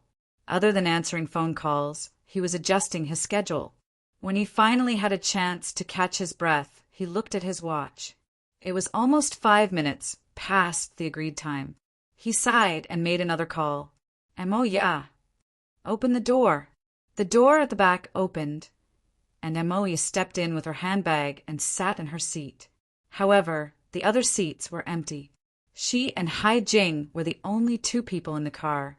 Emoya tied up her hair and asked, "Where are the others?" Meng Fei took them to the venue first. Unlike some people who are 10 times lazier after one trip to the music festival. "By the way, is there a guest at home?" I saw people coming in and out of your house.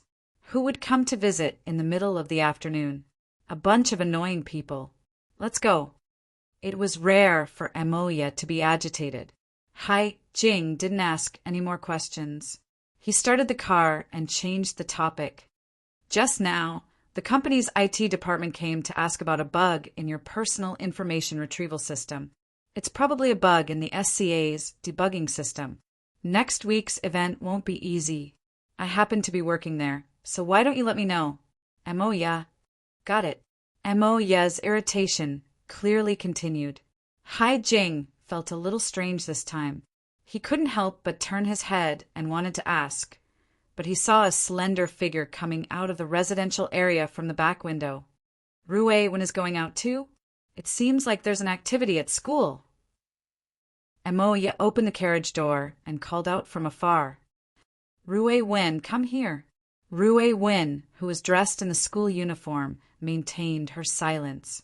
She moved over to the side of the car and only replied with a big sis Emoya when she heard Hai Jing's greeting. "Brother Jing." His words and tone were exactly the same as Luo Nan's. Mo, you put on the demeanor of an elder sister. Rui Win go to school? I can give you a lift on the way. What kind of activities did the school have on Sunday afternoons? Also, how was it on the way? Hai Jing felt that something was amiss. He quickly calculated the route in his mind, but in the end he could only form a large triangle on the map. However, as a manager, she had to solve this problem. He also smiled at the thin and somewhat autistic girl and beckoned her to get in the car. However, Rui Win didn't appreciate it. No need. After simply spitting out these two words, Rui Win bowed in this direction. She was polite and distant and then directly walked away. Hai Jing raised her eyebrows. Acting like an elder sister, huh? It's because you're here. I have a good relationship with her. The little fellow is independent, so you don't have to worry about her. Yeah, he's just like his brother, a liar. Hai Jing was confused by Mo Ya's words. The only thing he could be sure of was that Mo Ya was currently in a bad mood. It was best not to provoke her. The nanny van started moving, and Hai Jing soon realized that there were many other cars that started moving at the same time. There was one in front and two behind. They were all very sturdy models of the same model, sandwiching the nanny van in the middle. It was fine at first, but when they left the neighborhood and got onto the main road, Hai Jing's nerves tensed up. Is this kidnapping? Mo Ya snorted. Bodyguards. Hai Jingdo forgot to drive and turned his head to ask, Mo Ya, which big shot has booked you? I hope that's the case. Mo Ya's words had just left her mouth when the car in front suddenly slowed to a stop. The car behind followed, activating the safety distance control function, and the nanny van was stuck in place. Hai Jing only cared about turning his head to talk.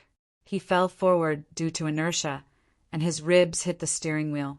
Under these circumstances, he really didn't know whether or not to believe Mo Ya's words. Isn't this kind of bodyguard a bit too rough? A knock on the window rang out, and a tall, thin, and vigorous figure appeared outside the driver's seat. He had a familiar face. Hello, Mr. Hai Jing. Are you free? Hai Jing's ability to recognize faces was quite good. After staring blankly for 2 seconds, he recalled a string of memories from the depths of his heart. Last year's university birthday, the municipal square, the first performance after signing a contract with the band Mountain Creek, the extraordinary person in the underground passageway. Of course, there was also the close relationship between this person and Luo Nan. He remembered that when he first met Rui Win, this person seemed to be there as well. Me, Mr. Chin? It's me, Chin Ikuin. Chin Ikuin greeted him through the car window. We meet again. I've just been hired to be Mrs. Mo Ya's full-time driver. Please take care of me in the future. Oh. Hai Jing clearly knew that the matter wasn't that simple, but he still asked a very stupid question. Who hired you? You can think of it as Luo Nan. Mo Ya replied from the back seat. It felt more like a sigh. The nanny car started up once more, and Hai Jing had already switched from the driver's seat to the front passenger seat in a daze. As a manager, he wanted to get to the bottom of things, but he didn't know where to start. As his line of sight shifted back and forth, he suddenly saw Rui Win, who had just left coldly, burying her head into another flying car near the entrance of the residential district. It was a sports car with a more distinctive style.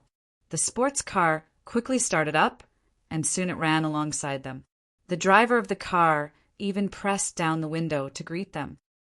Teacher Cat Eyes? Cat Eyes gave him a smile from the driver's seat. The car sped up, leaving the fleet of cars behind in the blink of an eye. For some people, the world has already changed. It's quite troublesome to adapt to it, but in this sort of situation, they still want to hide it from everyone, especially from their family. This is undoubtedly making things awkward. It's meaningless. Cat Eyes' current state wasn't all that great after being tormented by her boss for quite a while in the wee hours of the morning. She let the car go into autopilot mode after entering the high-speed magnetic rail. She simply curled up in her seat and chatted with Rue Win. You also feel that it's very inconvenient, right? As long as those bureaucrats don't make mistakes, they won't be afraid to do things. So they lick up especially hard. It's very disgusting. Rue Win sat quietly in the front passenger seat, not responding to this sort of topic. Cat Eyes didn't mind either. Over there was the big boss, and over here was the small boss. The more she interacted with them, the more she knew that these two were unfathomable freaks. Of course, the small boss was a bit cuter. Cat Eyes reached out her hand to touch Rue Win's jade-like face as she thought this. But before her fingertips could reach Rue Win's face, the little girl in the front passenger seat was like a translucent bubble. She suddenly burst and disappeared. All that was left was a tiny ripple in the void. Oh, there was also the whisper she left behind. Thank you, Sister Cat Eyes. TSK. She's also an awkward child. Rue Win relied on Cat Eyes to leave her home normally. She didn't need to conceal anything in front of people who knew her inside out. She simply crossed the barrier of the void and stepped into the cloud world. She felt an abnormality the moment she entered this void. The stability of the void she was in was very questionable. It was as if many traps were buried beneath the surging flow of clouds and mist that could collapse at any time. The invisible depths of the void seemed to have turned into quicksand that was scoured by an underground river. It had lost the stability she had achieved over the years. Rue Win opened her mouth, wanting to call out to Luo Nan, who was somewhere unknown. But in the end, she didn't make a sound. She wasn't used to addressing Luo Nan as such. Brother. She didn't want to call him. Luo Nan wasn't polite enough. Therefore, her normal behavior was to completely forego addressing him and directly communicate with him. The transmission of sound waves was actually the least effective in the current situation. Rue Win was more used to using her mental senses to capture Luo Nan's location and directly teleport over. But the current situation didn't seem to be suitable. Rue Win suppressed the power she was used to. She simply pondered for a moment before turning her body. She didn't circle around the half-collapsed void traps. Instead, she directly plunged into them, allowing her body to sink into the depths of the unfathomable region. Rue Win entered the misty maze in the next second. The void barrier, which originally required the strength of an extraordinary to go all out in order to blast open, had already turned into a nearly rotten wooden board. Anyone could casually enter. Of course, this was only limited to the surrounding region.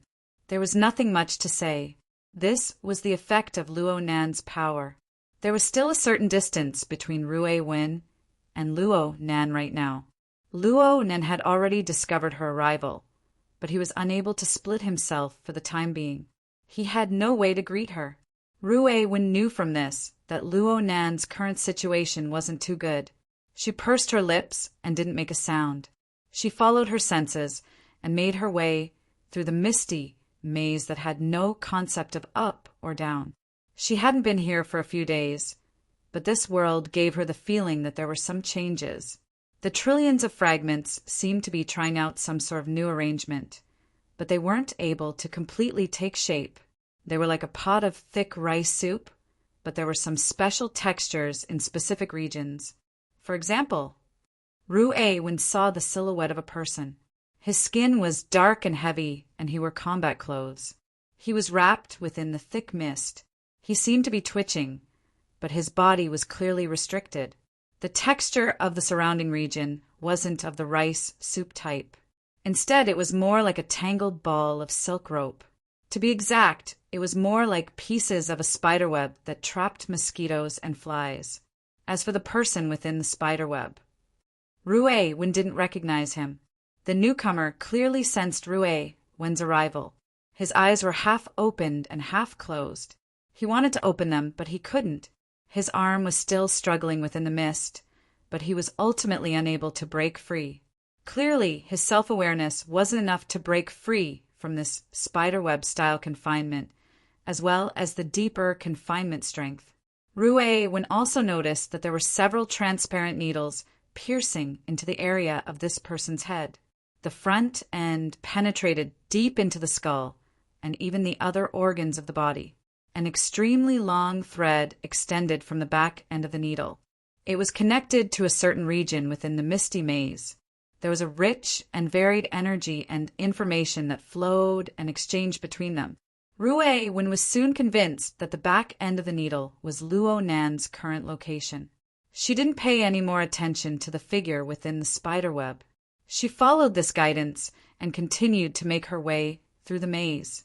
It didn't take long for the rough house that Luo Nan had constructed in the depths of the misty maze to appear before her eyes. It was just that most of the edges of the rough house had already melted away at this moment.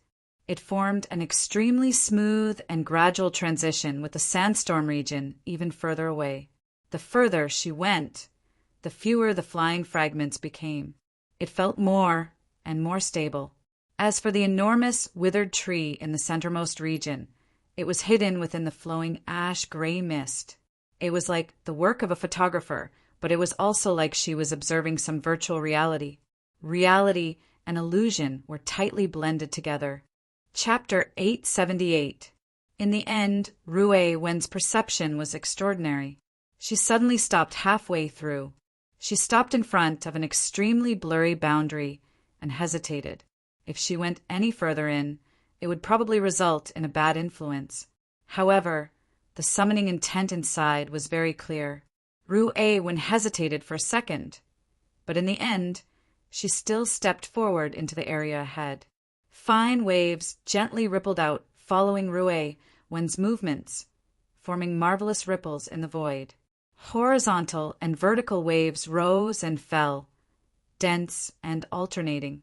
They reverberated back and forth, erasing the surface color of the mist. This scene, which was originally a relatively simple fusion of the virtual and the real, suddenly had many blurry silhouettes and colors. It was like a projection that wasn't quite successful.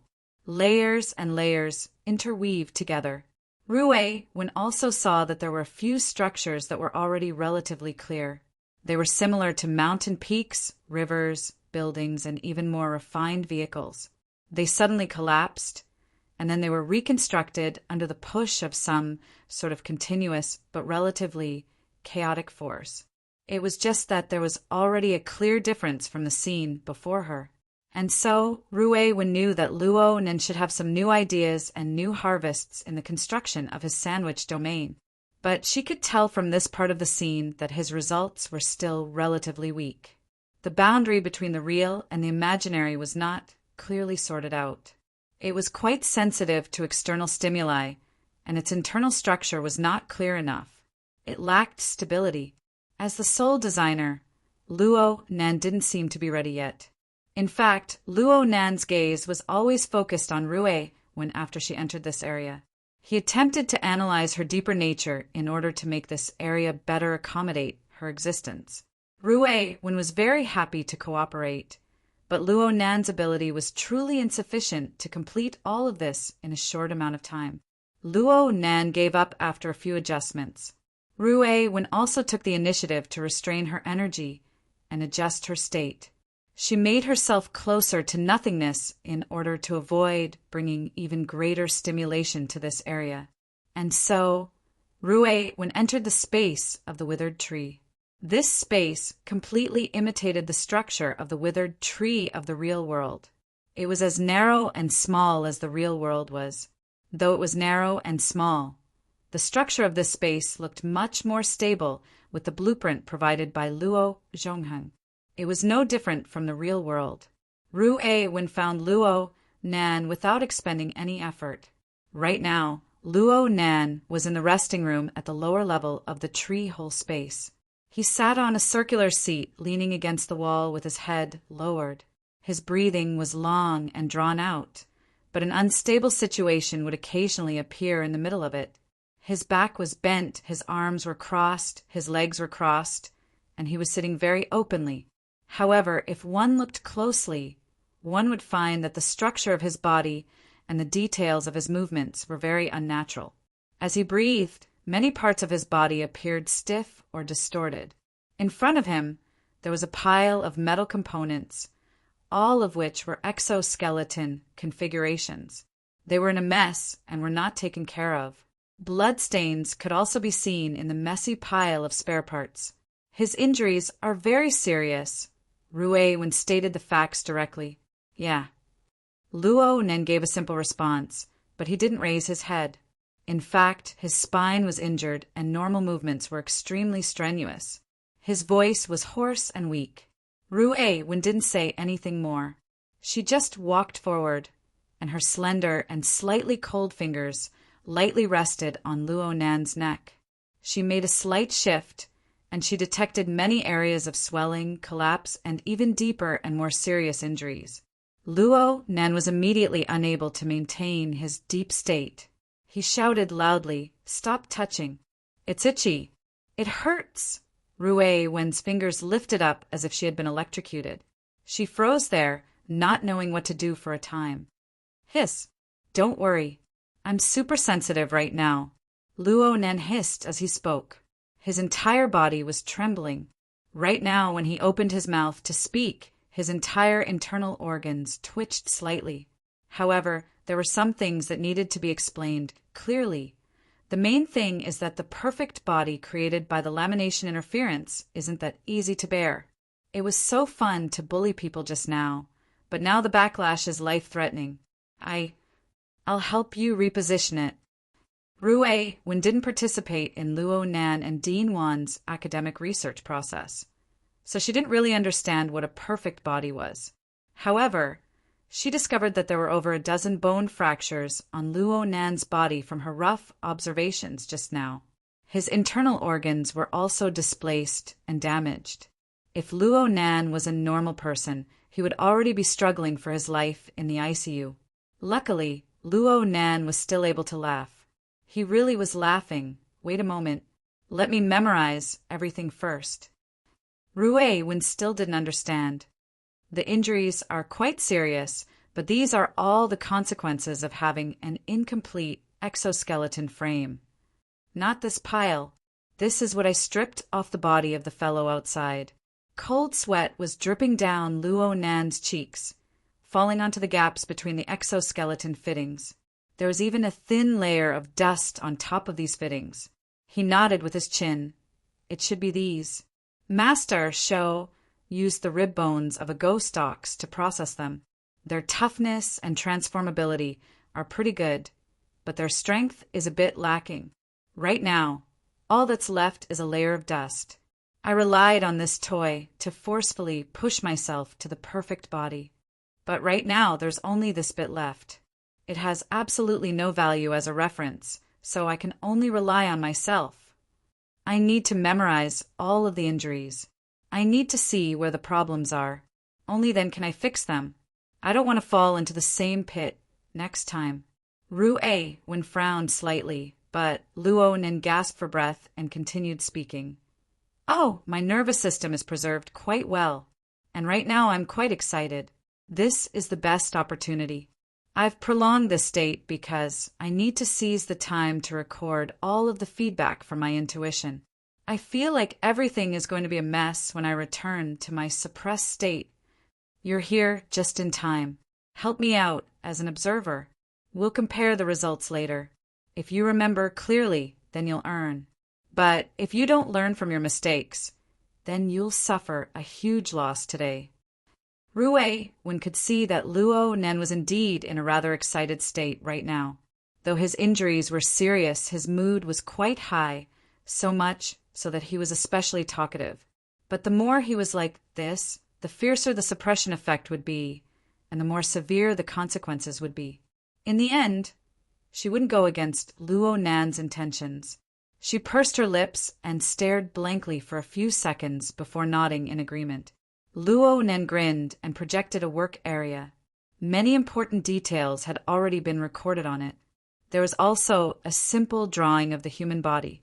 The words and text were combined, matching one to the other. Clearly, he had spent quite a bit of effort. Rue Wen used her unique sensing ability to understand Luo Nan's body and soul frame. Her understanding of Luo Nan's body and soul frame was not inferior to Luo Nan's. She knew Luo Nan's progress with just a glance. He could even find some deviations from his own senses, so he pointed them out one by one. Her ability to describe was quite bad, but Luo Nan was quite alert. As long as she pointed to a location, he would be able to quickly correct it without needing to say much. Oh, this nerve cluster. I didn't even notice it. The relevant area is numb. Luo Nan gave her a thumbs up. You've written the words very properly.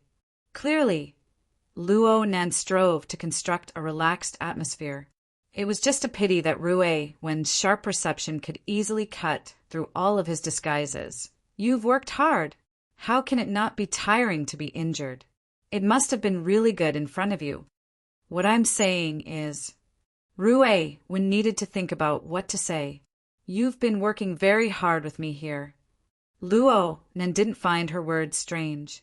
It was just that when he wanted to console her, sweat soaked into his eyes. His eyes were unbearably dry, and he cut a rather sorry figure for a time. Rue Wen immediately reached out to help him wipe it away.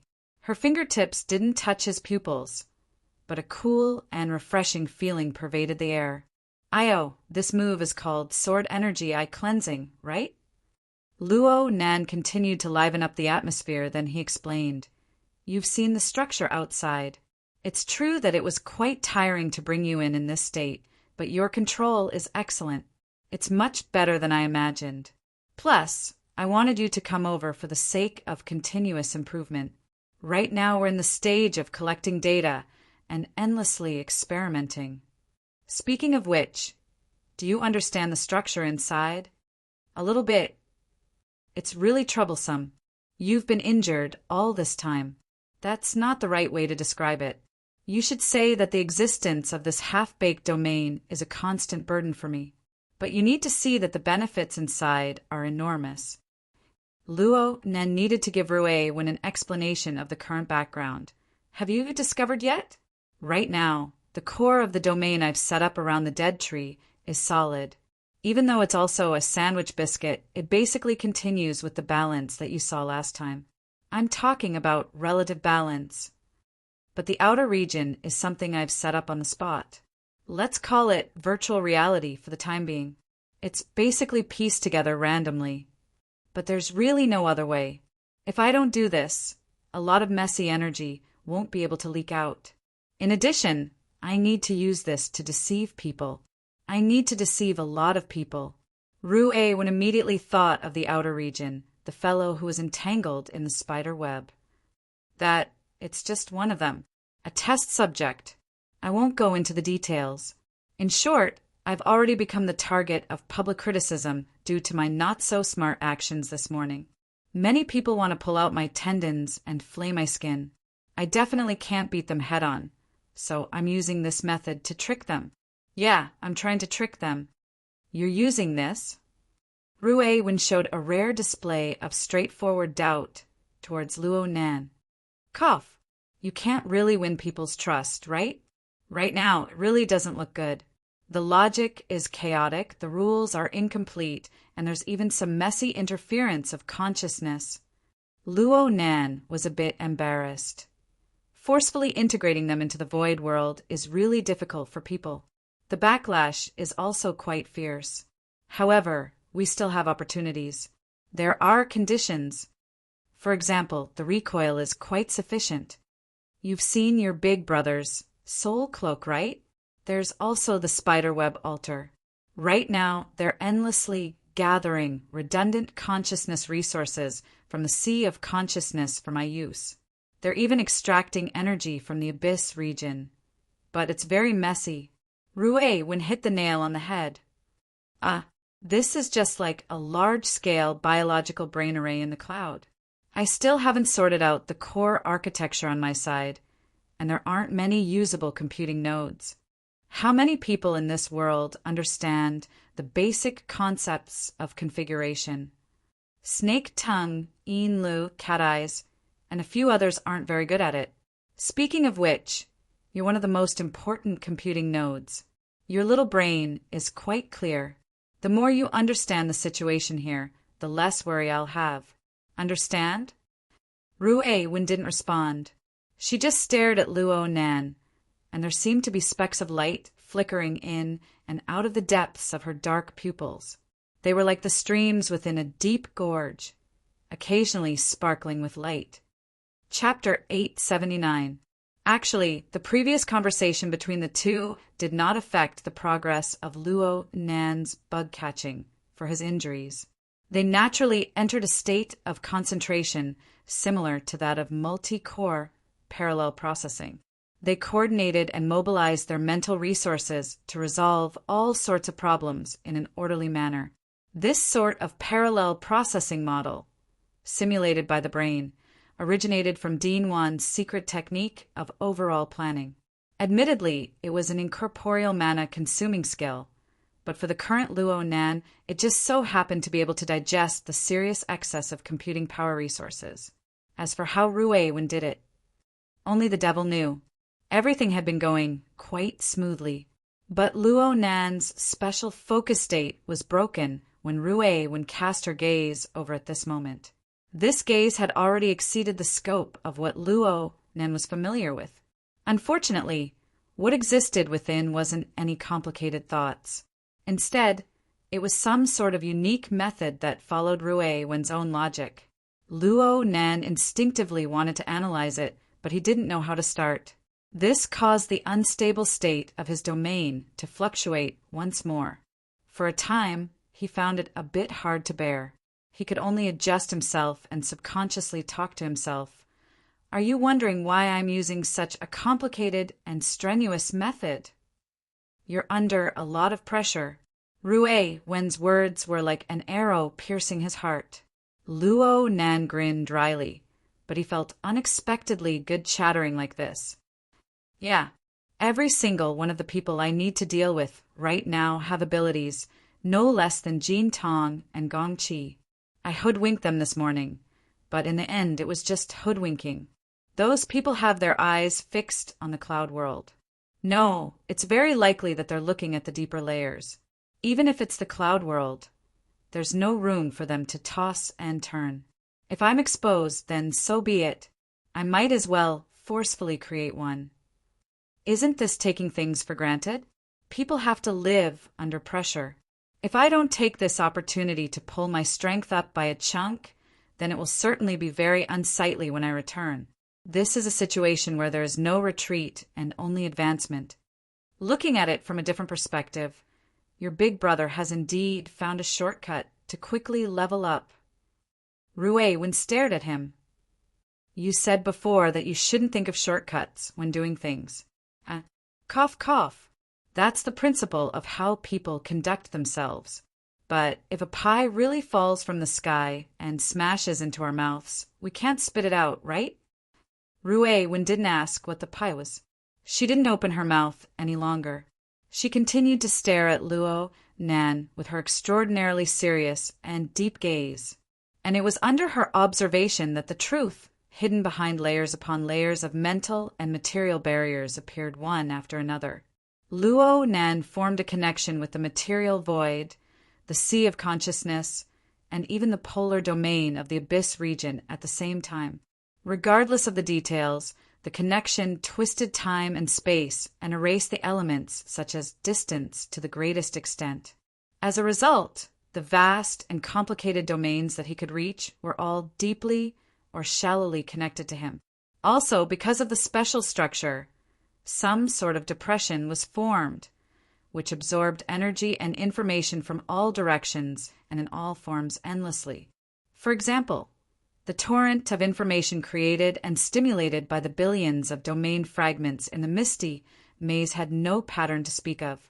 If this was a few days ago, the last time Ruei came to the tree hole, Luo Nan would have been drowned in the endless stream of information.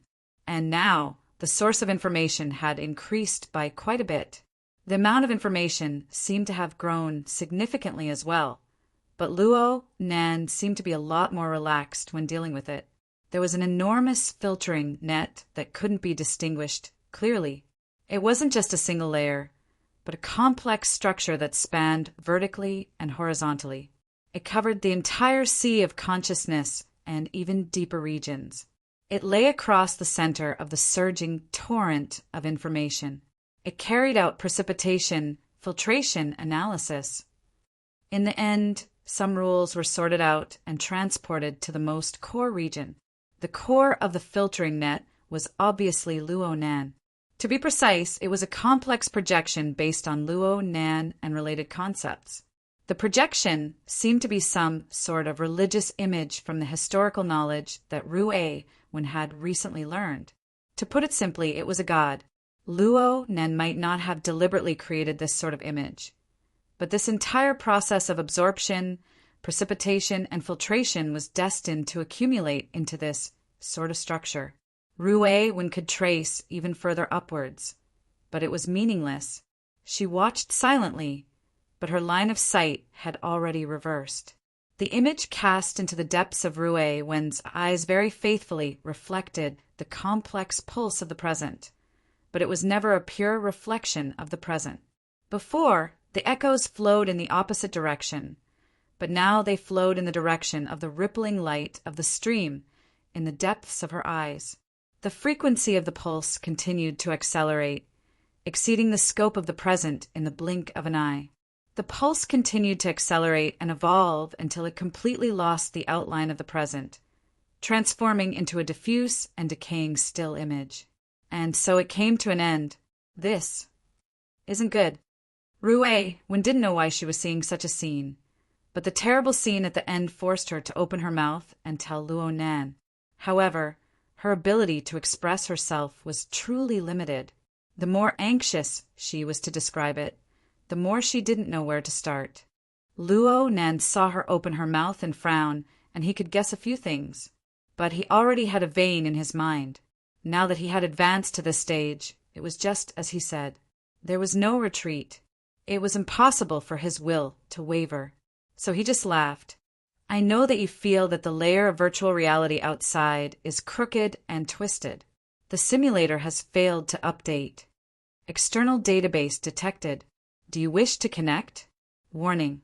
If external database is connected, some functions of the simulator may be unusable. External database has been connected. The prediction function is 73% complete. Do you wish to start the simulator? The simulator has been activated. Scanning the external environment. No simulator vehicle detected. Please select 1. Thinking training mode. 2. Complete mode. The vehicle can be reassembled with the help of the simulator's self-assembly and debugging wizard. Minimum requirements for reassembling the vehicle. Specialization in space-time configuration. Level 2 of the Heavenly Stairway.